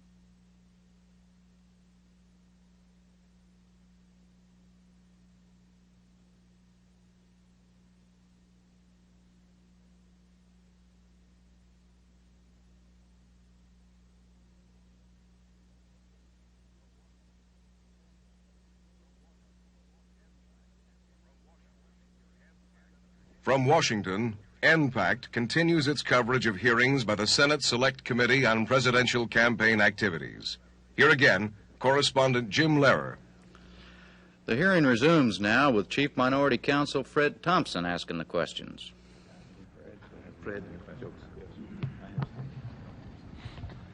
Thank you, Mr. Chairman. In response to a question by Senator Baker, I believe you went into your motivations or your attitude at the time. You made this decision reluctantly.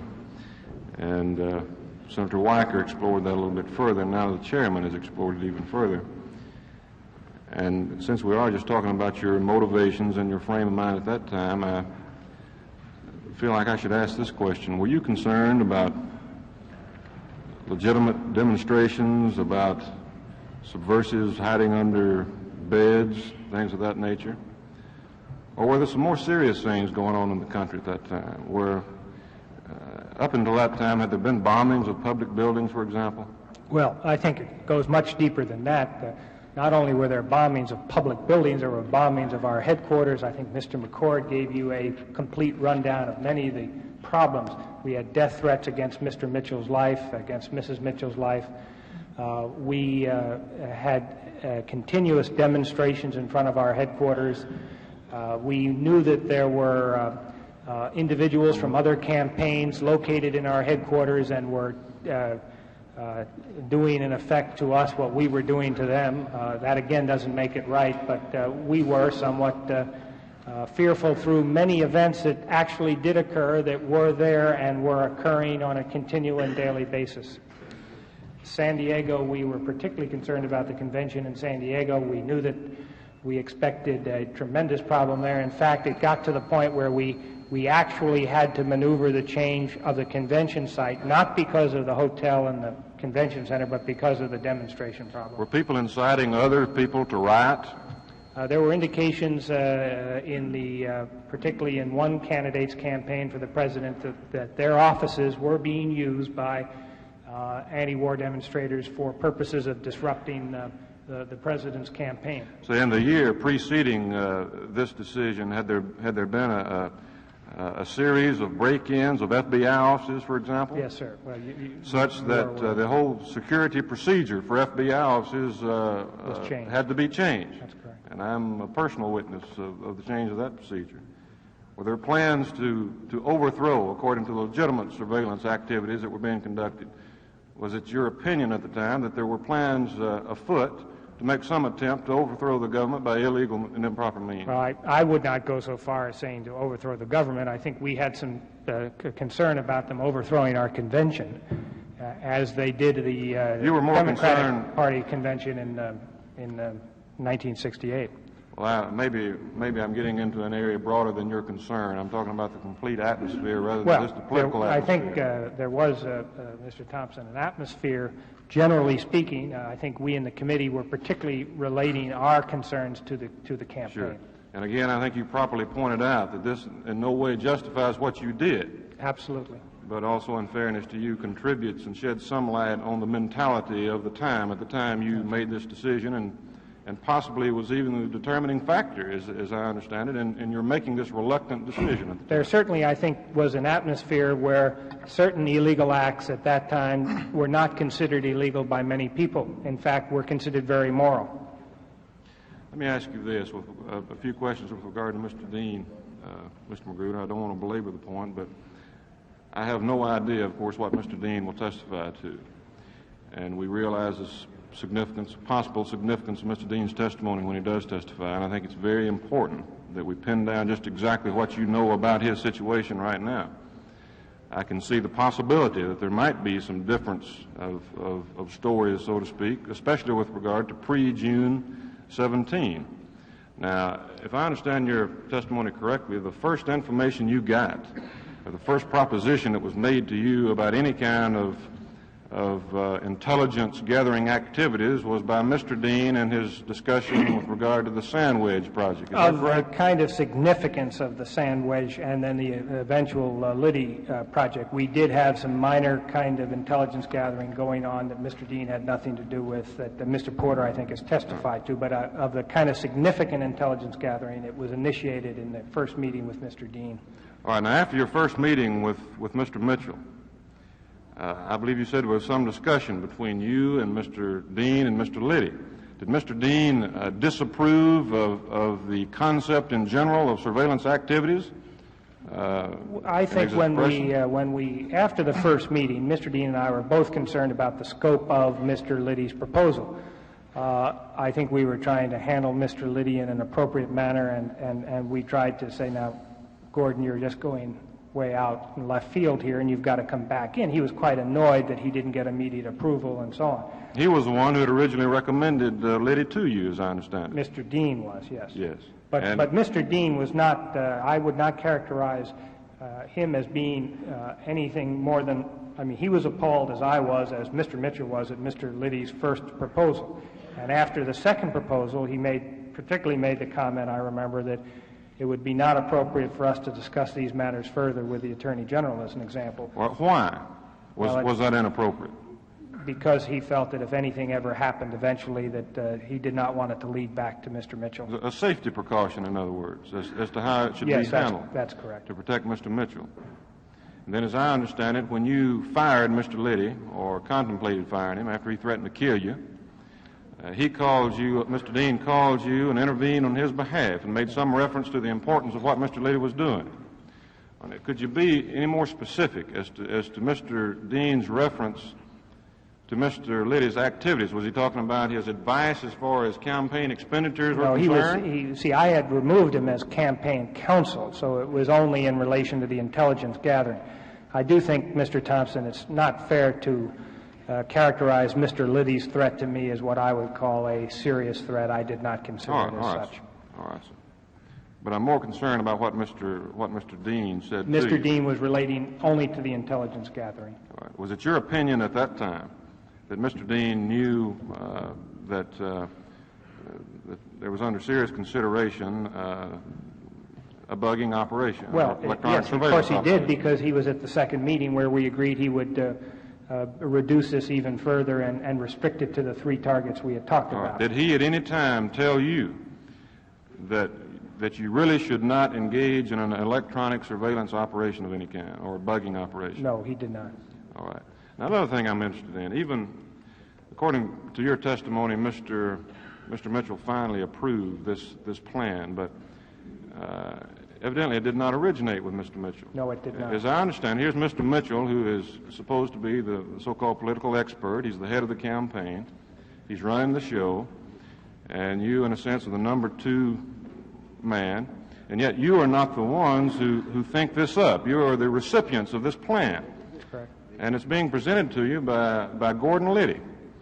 And here's an individual who had made this threat to you. Here's an individual who's capable of coming up with a kidnapping scheme, a prostitution ring scheme, a guy who gives away 6-foot posters of himself, who shoots out lights, in front of the McGovern headquarters, this kind of individual.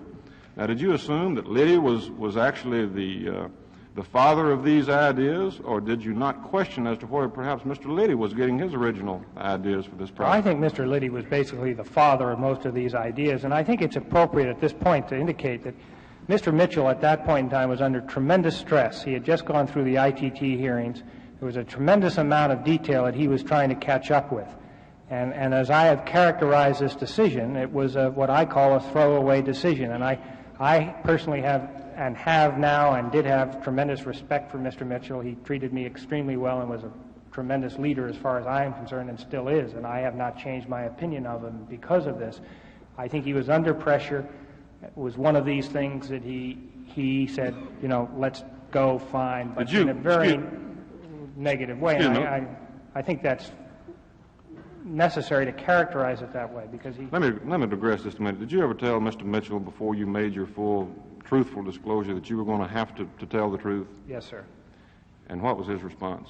He indicated to me that he would not be able to go that way and that he would have to go the other way, and I said I understood, and he said he understood my position, and he wished me luck and I wished him luck.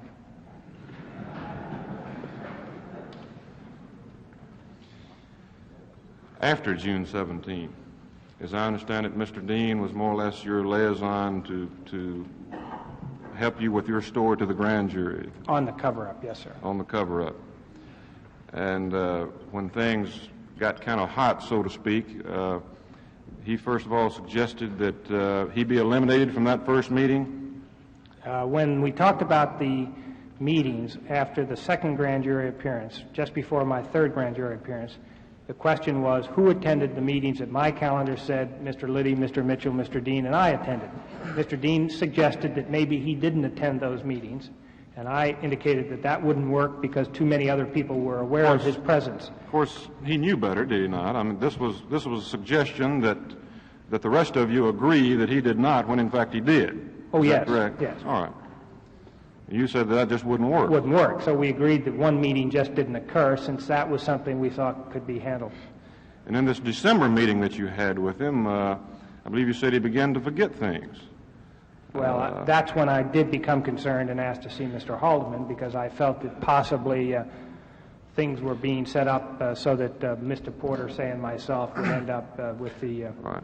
In this December meeting, was he suggesting then at that time that he really didn't know about the pre-June 17 activities? His attitude was such that after that, let me be clear, he has not since then indicated he didn't know. It was just at that one point. At that one time, that was the first time he'd ever indicated to you that might be his, a new story as far as he was concerned. Yes, I think that's correct. And about, what about this Camp David trip that he took? You remember when that was? Well, that was the weekend, that would be the weekend, the first weekend in April. And he was sent up there, as I understand it, to compile for the president the actual facts of the Watergate, and I gather he did not. I did not ever talk to him about the trip. All I did was meet him after he came back from that trip to talk about the meetings. You understand that the president had sent him to Camp David to compile a report as to what had happened? Mr. Haldeman sent him to Camp David to compile a report. Did you see him while he was up there, or? Did you see him immediately afterwards? I saw him immediately afterwards. He came down on a Wednesday. The Wednesday I met with Mr. Mitchell and Mr. Haldeman. Then Mr. Mitchell and I met with Mr. Dean later that afternoon. Did he refer, again, at that time, did he indicate that he could possibly could not go along with your story? No, he indicated that he had not made up his mind yet which way he would go. Which way he was going? And that, of course, gave me great concern. Did he indicate that if his trouble might be that if he went with you, that might be inconsistent with the Camp David report which he would give to the President? As I understand it, he did not make a report. I'm talking about his frame of mind. No, he did not indicate that to me, sir. Let me ask you a couple of other lines of questions, if I might. With regard to Mr. Stans, I assume you watched Mr. Stans' testimony on television Yes, sir. yesterday, and you saw the newspaper report this morning as to the fact that you were supposed to say that Mr. Stans was told by Mr. Mitchell on June 24 about everything. And I think previous reference has been made to the executive session. I feel like that we must refer you to the page and ask you for an explanation. On page 93 of the transcript, Mr. Dash and myself, one of us put the question to you concerning Mr. Stans, and I can read other parts of it if you like, but your answer was, well, said, what did you tell Mr. Stans was the question, and the answer was, well, Mr. Mitchell basically told him the facts. That leads one to believe that somewhat broader than what you said today. Now, are we misunderstanding what you said? I think we should characterize one thing. At no time do I recall in talking about this case with other people who were not involved directly, did we ever indicate that Mr. Mitchell and I were involved. We indicated the other parameters, but we did not indicate our involvement, and I think this morning in my testimony I wanted to be sure that was clear, that we didn't indicate our involvement. We indicated there was a problem in an operation that in effect was something we were aware of. We did not go into great detail with Mr. Stans as to the operation. I mean, it was not a long, involved discussion on the operation. The problem was Mr. Sloan and Mr. Liddy, which is what he was concerned about, and he was up there to try to find out what about these two people. You wouldn't wonder, Mr. Thompson, if you'd yield just for a moment, just so that I have a clear understanding of what you're saying. The record reads, well, Mr. Mitchell basically told him the facts. That's right, Senator. What facts? The facts of the Watergate happened, that it was an operation that got fouled up, in effect. Did you tell him that Mr. Mitchell and Mr. Dean and Mr.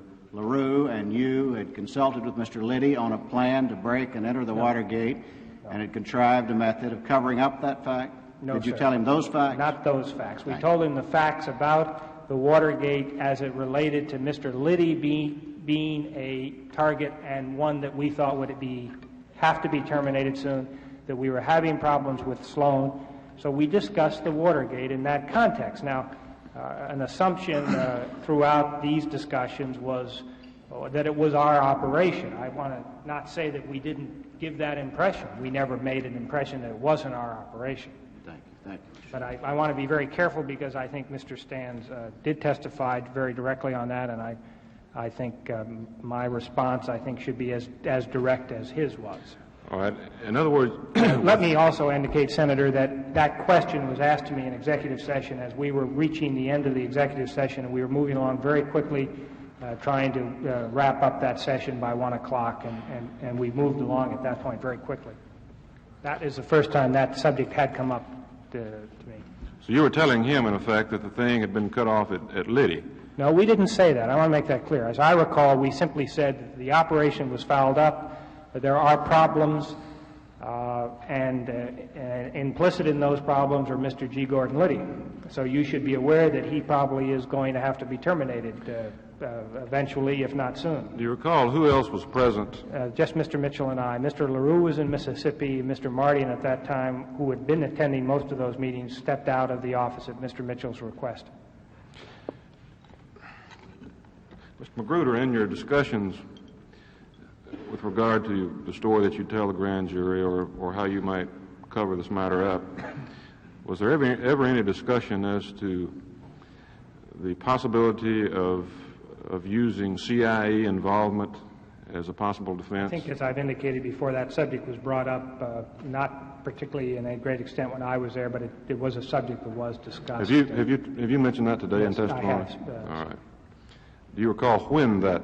No, this was again in those long series of meetings that went on for that period of months, where there were meetings on an almost daily basis on this subject. I'm sure you've read the accounts of a meeting that supposedly took place between Mr. Haldeman, Ehrlichman, and people in the CIA, Mr. Yes. Helms and Walters and so forth, I believe of March 23rd.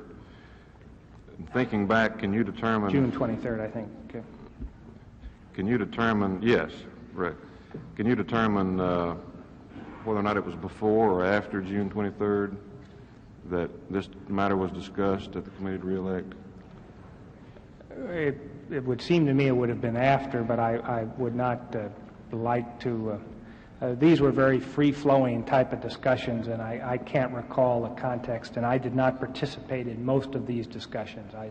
I was not a participant. Do you know who brought the subject up? No, I do not. I can't recall.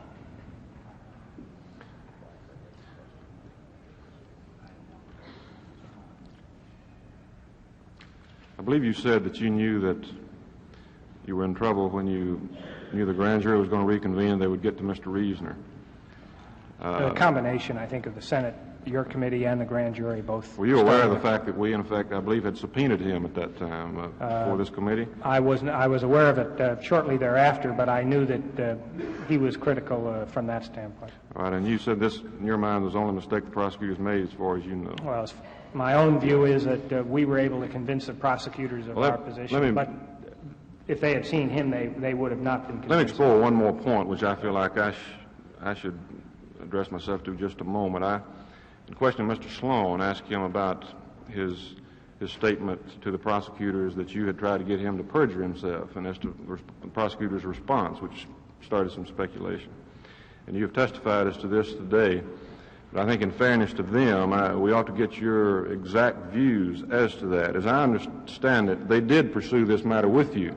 For approximately 3 hours. 3 hours, and they did take you before the grand jury and pursue it. That's right. And do you feel like that you convinced them that this was not really a disparity or difference or a direct conflict in testimony, but a misunderstanding? And it is a misunderstanding. It was not a direct conflict. I did not ask him directly in that sense to perjure himself. I suggested that he better do something about his own problems in an attempt to be helpful. Now, maybe that wasn't very helpful.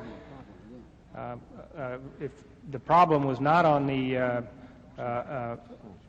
problem then was on the money, on the $5,300. That was the only time I mentioned that he may have to solve his problem by not telling the truth, in effect, was when we were talking about the $5,300. It was later that we talked about settling on a sum, and we disagreed on the sum. But it was not, I did not at that time tell him to do anything but tell me what the figure was. Now, I fully admit that I had hoped and kept saying to him, isn't the figure a little lower, because I thought it was lower. I did not believe that figure of $199,000, hoping it was lower. The lower, the better. But I did not believe that $199,000. To this day, I'm positive that there is money that has not been expended from that $199,000. Do you feel like that some people perhaps have taken a little off the top from time to time? Again, that's an assumption that I would prefer not making. I cannot, in knowing the figures that the U.S. Attorney's Office has come up with how that money was spent. We've got some testimony, I believe, as to Mr. Liddy's charts. As he said, it possibly cost $7,000 or $8,000, I believe, somewhere in that neighborhood. You saw those charts. Yes, you're familiar with these matters. How much do you think those 6 charts would have cost? Using overtime and extensive overtime, they shouldn't have cost more than $150 apiece. That's all. If I may ask a question about Mr. Magruder. When you made the statement to the staff, there was a stenographer present who undertook to take down the questions and answers, didn't he? Yes, sir. Now let me read those questions and answers to you. On June 24th, were you in a meeting with Mitchell and Stans? Mr. Magruder? Yes. Question. What was that meeting about? Mr. Magruder? About what happened? Question. Is that when Mr. Stans asked you about that? Mr. Magruder? Well, he didn't ask me. He asked Mr. Mitchell what had happened. Question. That is when you made a quote, Mr. Mitchell, did you tell Mr. Stans, did you tell Mr. Stans what happened? Mr. Magruder? Mr. Mitchell did. Question. What did he say? Mr. Magruder? That we had had this operation and ended up with Mr. and then there's a dash indicating an interruption. Question. Mr. Mitchell, in fact, did on June the 24th make that statement to Mr. Stans. Mr. Magruder? Yes. Question. Did you corroborate that at that time? Did you make any statements? Mr. Magruder? Yes, I was a participant, but primarily between the two principals. Question. Did the discussion come out with Mr. Stans that is where your money went? Mr. Magruder, in effect, what was going on? Question. What happened with our money? Mr. Magruder, yes. Question. Actually, he was sitting on top of the money. Question. Answer. Mr. Magruder, at that point, he was sitting on the bottom. Question. On the bottom of the money. Question. Did he say anything? What did Stans say at that point? Mr. Magruder, I think he was satisfied that he knew what had happened. He therefore then was able to go back, I guess, and try to determine how to handle this problem through the money. It was mainly in relation to Mr. Sloan as to how we were handling. They would handle Mr. Sloan. Now, is that a substantially correct transcription? Yes. I think that fits, Senator, with just what I've said, that there was Mr. Sloan was not forthcoming with us about how much money had been dispersed to Mr. Liddy. And we were interested in to know what the dollars were, and he said he couldn't tell us, and we went through this scenario into July, Senator. But this transcript says that, as you said, Mr. Stans asked that Mr. Mitchell told Mr. Stans, and that and this was what Mr. Mitchell said, that we had this operation. That's correct. I think I just repeated that before. Who were the we's? We was us. Yeah. I think I just said it. And the operation you were talking about was the Watergate burglary. That's correct. Yes. And you told, Mr. Mitchell told Mr. Stans that was where his money had gone. That's correct, sir. In the operation which we, that is you and Mr. Mitchell, had. Yes, that's correct, Senator. But in fairness to Mr. Stans, we did not say Mr. Mitchell and I led this operation. We said it was one of our operations that had been fouled up in effect. But you said it was your operation. Yes, sir. Yes. And the operation you're talking about was the burglary of the Watergate. That's correct, Senator. Senator Weicker said yes. Question. Mr. Magruder, just one very brief question. Did John Dean prepare you for your grand jury testimony on August 16th? Yes. Of the grand jury. And when did that preparation take place? Well, we had discussed it over weeks. I had worked with the attorneys. I had worked with Mr. Mitchell. But we spent 2 hours on the morning before I had an informal session with the prosecutors where he interrogated me. Interrogated you, in other words, what? In the same form that he expected them to interrogate. Sort of a mock trial here with Mr. Dean as the prosecutor. That's correct. And where did this take place? In his office at the White House. In the White House? That's correct. All right. Now, on the basis of your experiences with Mr. Dean, between June the 17th and August the 16th, that's when you actually appeared before the grand jury? Yes, sir. Would you say that Mr. Dean was conducting an investigation or a cover-up? I think, Senator, that there was never an investigation conducted. He was conducting a cover-up? Yes, sir. Thank you very much. No further questions. If you don't mind, Mr. Chairman, on this Stans thing, really it is terribly important, not only from the standpoint of your testimony and the facts that this committee will find, but it's important to Mr. Stans, I would rather expect. Yes, sir. And I want to make sure I understand what you're saying so that I can compare it against the testimony Mr. Stans has given us and compare it in the future against the testimony that Mr. Mitchell will give us. Now, the transcript says that you told Mr. Stans the facts. This is the transcript of your interview before the majority-minority staff of the committee. Now, I've already asked you if you told Mr. Stans that you planned, led, and were responsible for the unlawful entry into the Democratic National Headquarters at the Watergate complex. Did you tell Mr. Stans that? No, we did not.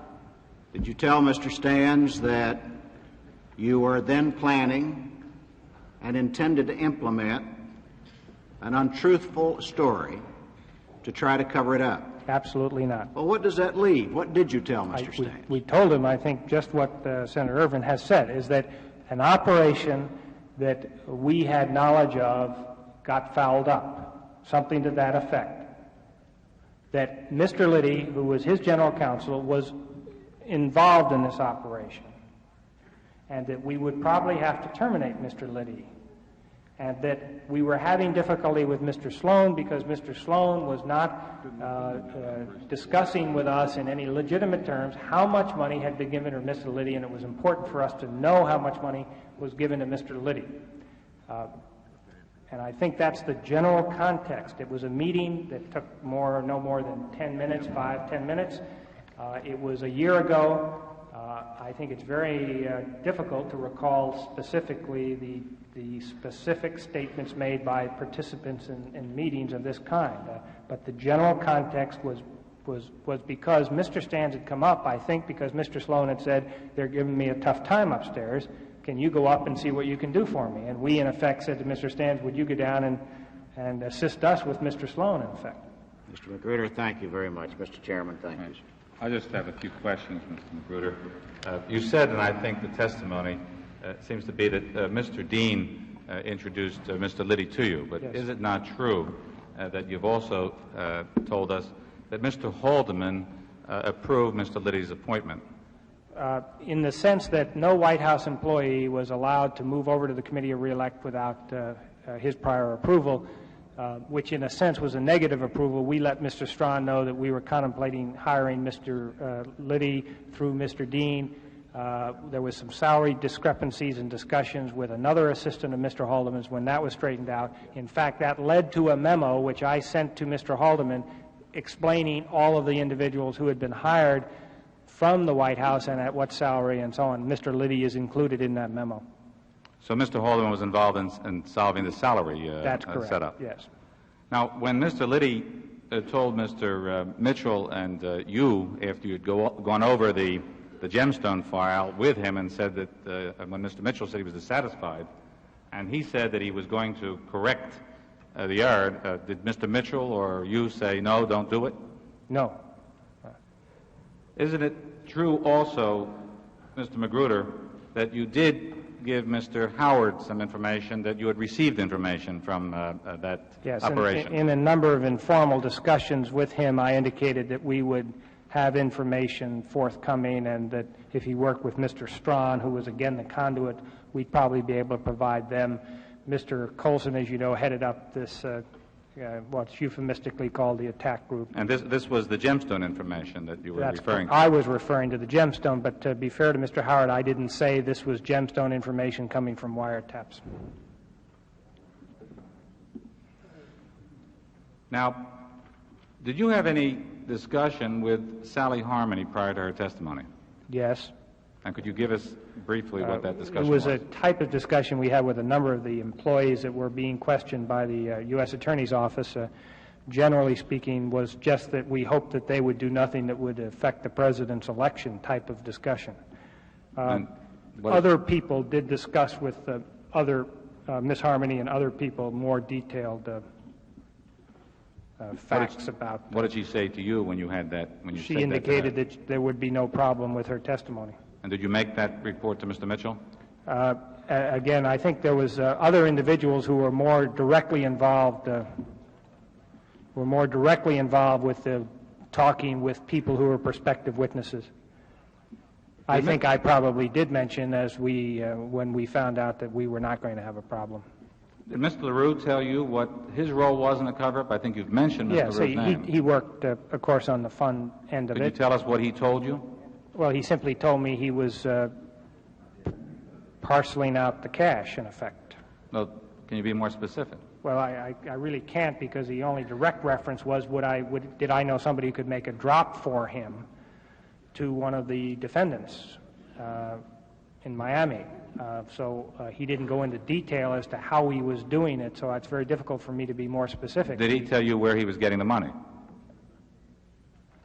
I think there was some reference to the $350,000 made. What $350,000? The 300 that was in that was transferred over to Mr.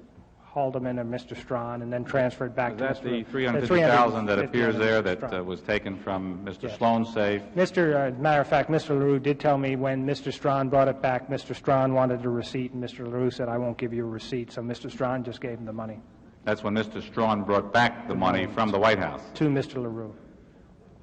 Now, you said that you were at a point where, when the question of the cover-up was to be developed, that you were ready yourself to take the blame and actually to resign. You said that... Well, I had suggested it hopefully as a secondary alternative. I know, but you said it wasn't picked up. Who didn't pick it up? Well, I think it was picked up for a point in time, and I think there was serious discussion.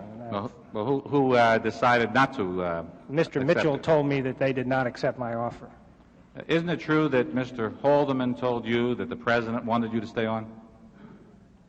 Yes, that's correct. Mr. Haldeman told me when Mr. McGregor became campaign director that he wanted me to stay on as deputy campaign director. That's after Mr. Mitchell was to leave? That's correct. Is it true that there was some discussion in the earlier meetings, especially after the February 4th meeting in Mr. Mitchell's office, that there had to be some deniability for Mr. Mitchell? Mr. Dean brought that subject up and said... Could you tell us what...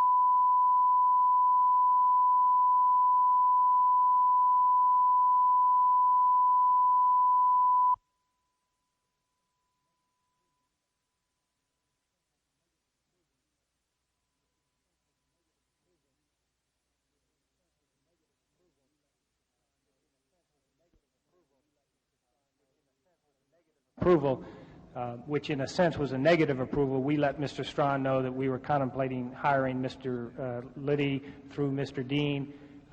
There was some salary discrepancies and discussions with another assistant of Mr. Haldeman's. When that was straightened out, in fact, that led to a memo which I sent to Mr. Haldeman explaining all of the individuals who had been hired from the White House and at what salary and so on. Mr. Liddy is included in that memo. So Mr. Haldeman was involved in solving the salary That's correct, setup? yes.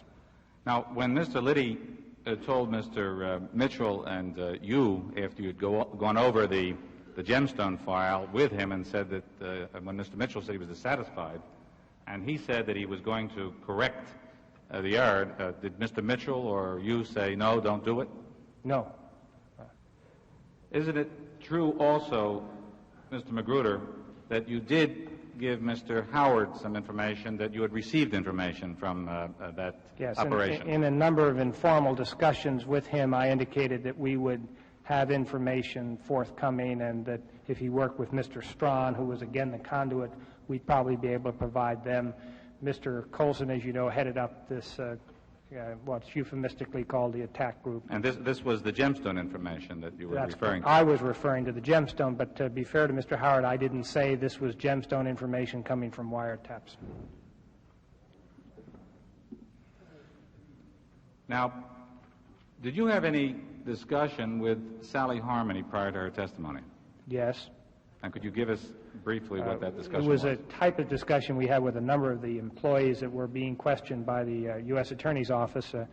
Generally speaking, was just that we hoped that they would do nothing that would affect the president's election type of discussion. Other people did discuss with other Ms. Harmony and other people more detailed facts about. What did she say to you when you had that? When you she said indicated that there would be no problem with her testimony. And did you make that report to Mr. Mitchell? Again, I think there was other individuals who were more directly involved. With the talking with people who were prospective witnesses. I think I probably did mention as when we found out that we were not going to have a problem. Did Mr. LaRue tell you what his role was in the cover-up? I think you've mentioned Mr. LaRue's name. Yes, he worked, of course, on the fund end of it. Could you tell us what he told you? Well, he simply told me he was parceling out the cash, in effect. Well, can you be more specific? Well, I really can't because the only direct reference was did I know somebody who could make a drop for him to one of the defendants in Miami. So he didn't go into detail as to how he was doing it, so it's very difficult for me to be more specific. Did he tell you where he was getting the money?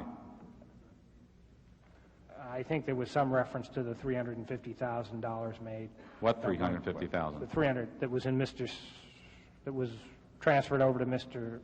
Haldeman and Mr. Strawn, and then transferred back to Is that Mr. the $350,000 that appears there that was taken from Mr. Sloan's safe? Matter of fact, Mr. LaRue did tell me when Mr. Strawn brought it back, Mr. Strawn wanted a receipt, and Mr. LaRue said, I won't give you a receipt, so Mr. Strawn just gave him the money.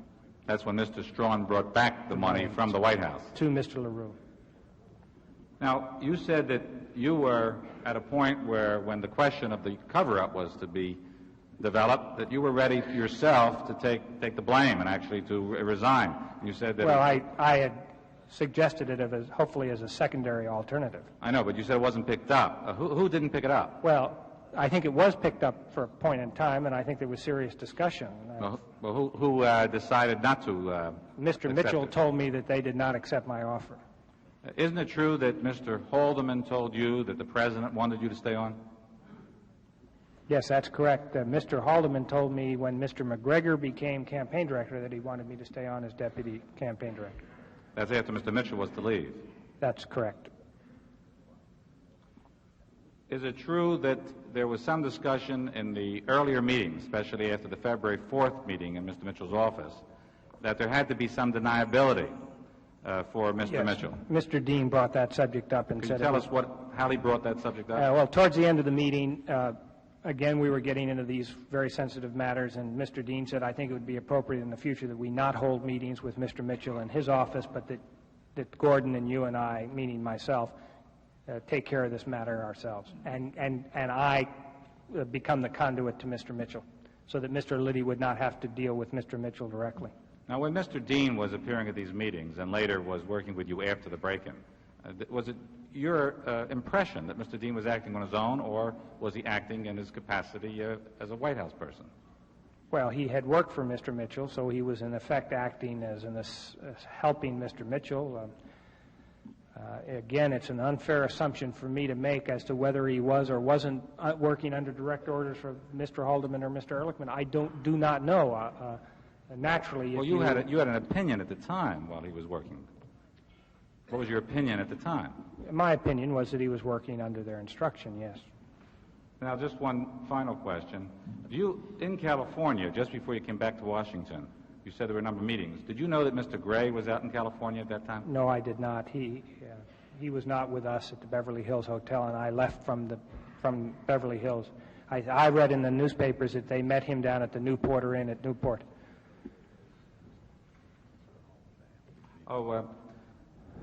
I think in the testimony I think it was Senator Inouye who was going down a list of names in terms of who was involved in the cover-up, and I think one of the names mentioned was Mr. Sloan's, and I think your testimony was, yes, he was. Is that... Well, I didn't mean he was involved in the cover-up because of the money he knew about the cover-up. I don't mean to imply, in fact, I think it's been testified by Mr. Sloan, and you have agreed that he was not involved in the cover-up.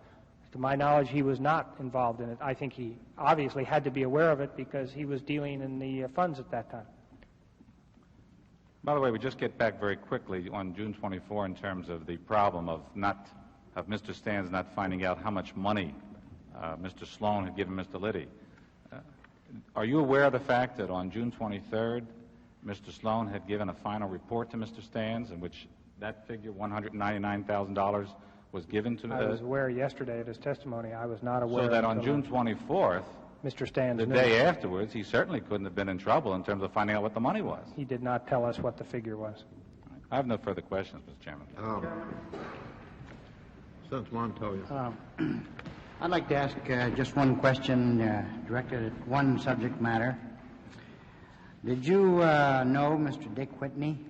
Yes, sir. And what was his position on or about July 1971? Senator, he was assistant to Mr. Stans. Did he work in the Department of Commerce? Yes, sir. And did he have any other duties other than those connected with the Department of Commerce? Not to my knowledge. Did he have any connection with the campaign? Not directly. Did he have any connection indirectly? Well, he had come over to me. I think you're referring to the memo that I wrote to Mr. Mitchell. He had come over to me and we discussed, he was an old advance man, and we were discussing some of the things that we should be doing in the campaign. And he mentioned what he called a discretionary fund that he said that the Secretary had at his disposal. It was a legitimate fund that was used for legitimate purposes, but that under certain circumstances it could be of an assistance to us in the campaign. And what did he mean by that discretionary fund? Well, I think I would refer to it in the same way if in 1964 in Theodore White's book, The Making of the President, he refers at great length to the method by which the late President Johnson utilized many of the government departments, not officially to help his campaign, but indirectly. And I think Mr. Whitney was referring to it in the same manner. Was this government money? Yes, sir. Mm-hmm. And he did mention that there was a discretionary fund of $1 million. He said he had that in the Commerce Department there was approximately this amount that they were using for activities such as hiring, and that it was at the Secretary's discretion. I don't think this was a single fund. I didn't get the impression that this was a single fund. I got the impression that here and there you could use funds without any great direct control over them, programmatic control. Now, if the chairman and the members of the committee would permit me to read this in the record, and then I'll introduce it. July the 28th, 1971, confidential. Memorandum for the Attorney General. Dick Whitney, who is Secretary Stan's political special assistant, spent some time with me discussing 1972. One idea which he brought up might be useful in other departments. The Secretary has built up a discretionary fund at Commerce that will total approximately $1 million. He is using this fund for conferences, hiring, and other activities that will be beneficial to the President's re-election. If you feel it is appropriate, Secretary Stans might discuss this concept with other Cabinet officers to see if they can develop the same kind of fund within their own departments. And then you have a line there for approve, disapprove, and comment, and your name appears, Jeb S. Magruder. And this was your memorandum submitted to Mr. Mitchell. That's correct, sir. I submit this for the record, Mr. Chairman. I believe it's already in there, I'm not No, certain. it If was it's not admitted. If it's not, why, we'll put it in now as exhibit.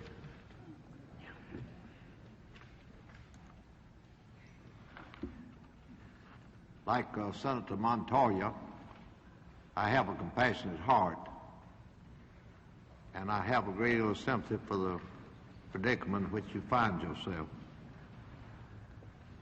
I was very much encouraged by your statement that you're not going to let this keep you from going ahead and living a useful life. And I would recommend to you, you get the poem by Walter Malone called Opportunity, which tells us that each night I burn the records of the day. At sunrise, every soul is born again. I think it's the most encouraging set of words ever put together by any man.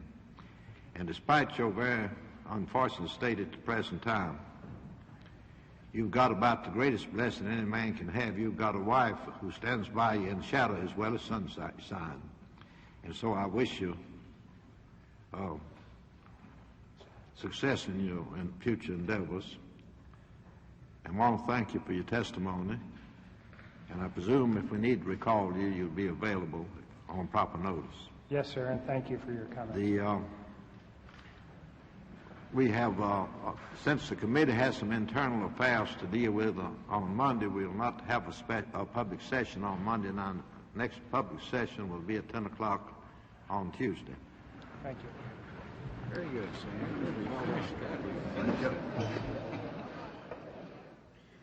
Well, that is how one of the longest and most dramatic days of the 4 weeks of hearings ended. Magruder admitting that high campaign officials, including himself, took part in both the planning and the cover-up of Watergate. Magruder's testimony now points obviously towards former White House Chief of Staff H.R. Haldeman. His personal aide, Gordon Strachan, as liaison man with Magruder's committee, was kept constantly in touch with the Watergate planning. Strachan has now been added as a witness before Haldeman himself appears, and Strachan is reported ready to say that Haldeman was in on the plans from the start. The hearings resume on Tuesday, when John Dean, the former presidential counsel, appears, another man with a very dramatic story to tell. Two men who watched the hearings in their entirety with us today are Alan Barth, longtime student of congressional investigations, and John Kramer, a professor at the Georgetown University Law Center here in Washington and a former assistant U.S. attorney here. Alan Barth, what comments do you have after 4 weeks of the Watergate hearings?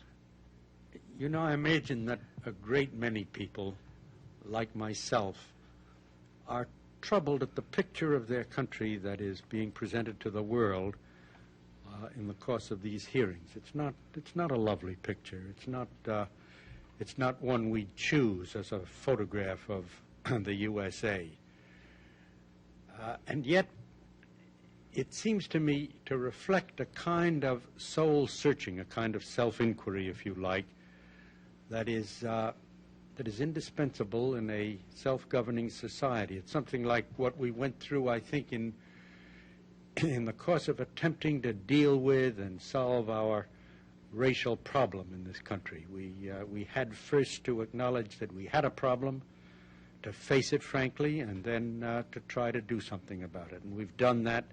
We're healthier for it. I think that one thing that is indisputably clear as a result of these hearings is that the United States has got a problem, to use a phrase that was used over and over again by the witness today. And the only way to deal with that problem is to look at it, face it resolutely, and do something to bring ourselves back to health. I think that what the country is doing through these hearings is the indispensable first step toward a restoration of good health. How do you define the problem that the country has? I think that the problem basically lies in a devaluation, not of the currency, but of the ethical life of the American people. I think we have never had in our history a condition like the condition that has been revealed in the last 4 weeks before the Irvin Committee. It's a condition in which people at very high levels of government, leaving the president out of the question for the moment, but people who occupied offices of the very highest trust and responsibility, engaged in tactics for the sake of winning an election, which are utterly inconsonant with the American ethos, with what we like to think of as the character of the American people. I think that there's a kind of rot here, and it has to be cut out of our body politic. Mr. Kramer, as an attorney, probably used to this kind of thing being thrashed out in courtrooms rather than in hearing rooms, do you agree with Mr. Barth? I definitely think so. I think today was the statement of the philosophy that the ends justify the means, and I think it is a very dangerous kind of thing. In fact, I think it's probably very good for the American public that it came out this way in this hearing, because trials are not the most satisfactory ways for telling stories. They are disjointed. There are moments in which the jury is asked to leave the room for sometimes several hours on end while motions are argued. And this way, the whole story could kind of unfold over certainly the solid 2-hour chunk in the morning, and you get a sense of a continuity and of a wholeness. From a legal point of view, what did we learn today from the testimony of Mr. Magruder, do you believe? I think you learned that the prosecution certainly has the makings of a very good conspiracy indictment, and you can see how they would build it from his testimony, and I presume also from the forthcoming testimonies of Mr. Dean and Mr. Strawn, who would each in turn say something about other members of the group and so build a general conspiracy indictment on obstruction of justice. What did you think as a professor of law, Mr. Kramer, about the revelations and the activities of some members of your own profession? I think that is not only shocking but very distressing that lawyers themselves seem to also believe that the ends justify the means, and that perhaps covering up is the proper relationship of an attorney to a client. After all, for many of these people, the president is their client, really. They act as his attorneys, not just as lawyers, but as people representing him in other ways. And to think that it is his best interest to cover things up is very distressing. Mr. Barth, John Kramer, thank you very much. Of course, not all the Watergate revelations come in the hearing room. Things that happen elsewhere do have an impact on the course of the hearings, as Chief Committee Counsel Sam Dash explained to NPAC's Peter Kay this afternoon. It was revealed at the White House briefing today that the missing file of presidential contributors, the ones that contributed before April 7th, had been found by Rosemary Woods, the president's confidential secretary. Would the possession of this file make any change? Would you then get back into money matters if you had it? Well, yeah, we are going to get back into money matters. I think it may be misunderstood, and I think I'm very glad you asked the question, because as we made it clear from the very beginning, that our resolution that set up this committee covers the whole area of the presidential campaign of 1972, and that includes the Watergate and the cover-up, which we're now in, the whole area of money matters, campaign contributions, which deals with these contributions that are now being turned over under Stand the Common Cause, which we will get also, and the political espionage area. Now, I think it's been very clear that we have produced witnesses from time to time at this hearing, and the chairman has stated that the witness is being called for the particular purpose of testifying with regard to the Watergate case and the cover-up, and that he will be called back at another date, not at this set of hearings, but another set of hearings in the fall, most likely, to testify concerning the campaign contributions. Mr. Stans is going to come back again. Mr. Sloan will be coming back again. Many witnesses who know something. Mr. Kalmbach will be here for one purpose, but will not be asked questions concerning contributions, but disbursements regarding to the cover-up. And therefore, it's very important that the public understands, and that everybody who is observing these hearings, that we are, in this set of hearings, only dealing with that part of our resolution which relates to the Watergate break-in and the cover-up. It's very important that we present these facts in a coherent way so that it's understood what took place. There's another set of hearings that will be developed that will deal with the other parts of a resolution. That'll be in the fall, and a heavy investigation is presently underway by my staff, which will deal with the political espionage area and also the campaign contributions. One final question, Mr. Dash. You mentioned your difficulties with Prosecutor Cox in this hearings. After the very dramatic testimony of Mr. Magruder today, do you think this jeopardizes the rights of any of these possible defendants to get a fair trial?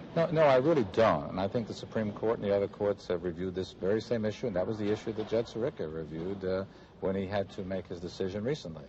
The courts have said that public testimony of this kind does not jeopardize the fair trial. It would only jeopardize it if they were to try the person next week or even next month. But we know that they do not expect to bring down indictments for about 3 months and not have a trial for about 5 to 6 months thereafter. As a matter of fact, when these hearings on Watergate are over, when this hearing room has been darkened, it'll be about 9 to 10 months to a year before their trial comes up. And it seems to me by that time they can have a fair trial and call a jury that won't be tainted by the prejudice of these hearings. Mr. Dash, thank you very much. The counsel also told Peter Kay that in the absence of any unexpected developments, the next 5 witnesses will be John Dean, Herbert Kalmbach, Anthony Ulazowitz, returning for his second visit, Fred LaRue, and Gordon Strachan. And in conclusion tonight, Robin, most of the senators, as we all know, offered their own critiques of Jeb Stuart Magruder's abilities as a witness today, so maybe we can pass on that.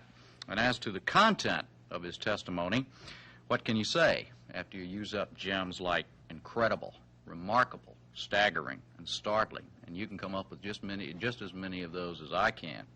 So as we all digest what this calm, articulate young man had to say, and to look what to maybe even more dramatic performance by former White House counsel John Dean next Tuesday, it might be well to sort out just a couple of points from the day and then say good night. First, I think Jeb Magruder's story should, once and for all, put to rest the idea that Watergate is the figment of some newspaper reporter's imagination or some such story. The rumor and speculation stage, in other words, should be over now. The number 2 man in the Nixon campaign just told the world that, yes, there was a break-in and there was a cover-up and a lot of other related evil and illegal things, and they were committed with the knowledge and the help, and or both, of many important and semi-important people in this country. There will certainly be weeks and months ahead of disputes over the specifics as the trail is followed further. But let it be said that on this day, just 3 days short of the first anniversary of the Watergate break-in, that we all learned once and for all that, yes, sir, it really did happen, period. And secondly, Jeb Magruder finally shed some believable light on the mental attitude of those involved. They felt they were being mistreated by lawless people, so why not fight back with some lawlessness of their own? Now, why is that line so believable? Maybe it's because that kind of rationalization has been common in recent years in this country, in government, on the political left, and on the right, and also right square in the middle. Maybe John Dean will tell us more about it on Tuesday. And we'll be back then. I'm Jim Lara for Robert McNeil and Peter Kay. Thank you and good night. From Washington, you've been watching gavel-to-gavel videotape coverage of hearings by the Senate Select Committee on Presidential Campaign Activities. This coverage is made possible by grants for special events coverage from the Corporation for Public Broadcasting and the Ford Foundation, and has been a production of NPACT, a division of the Greater Washington Educational Telecommunications Association.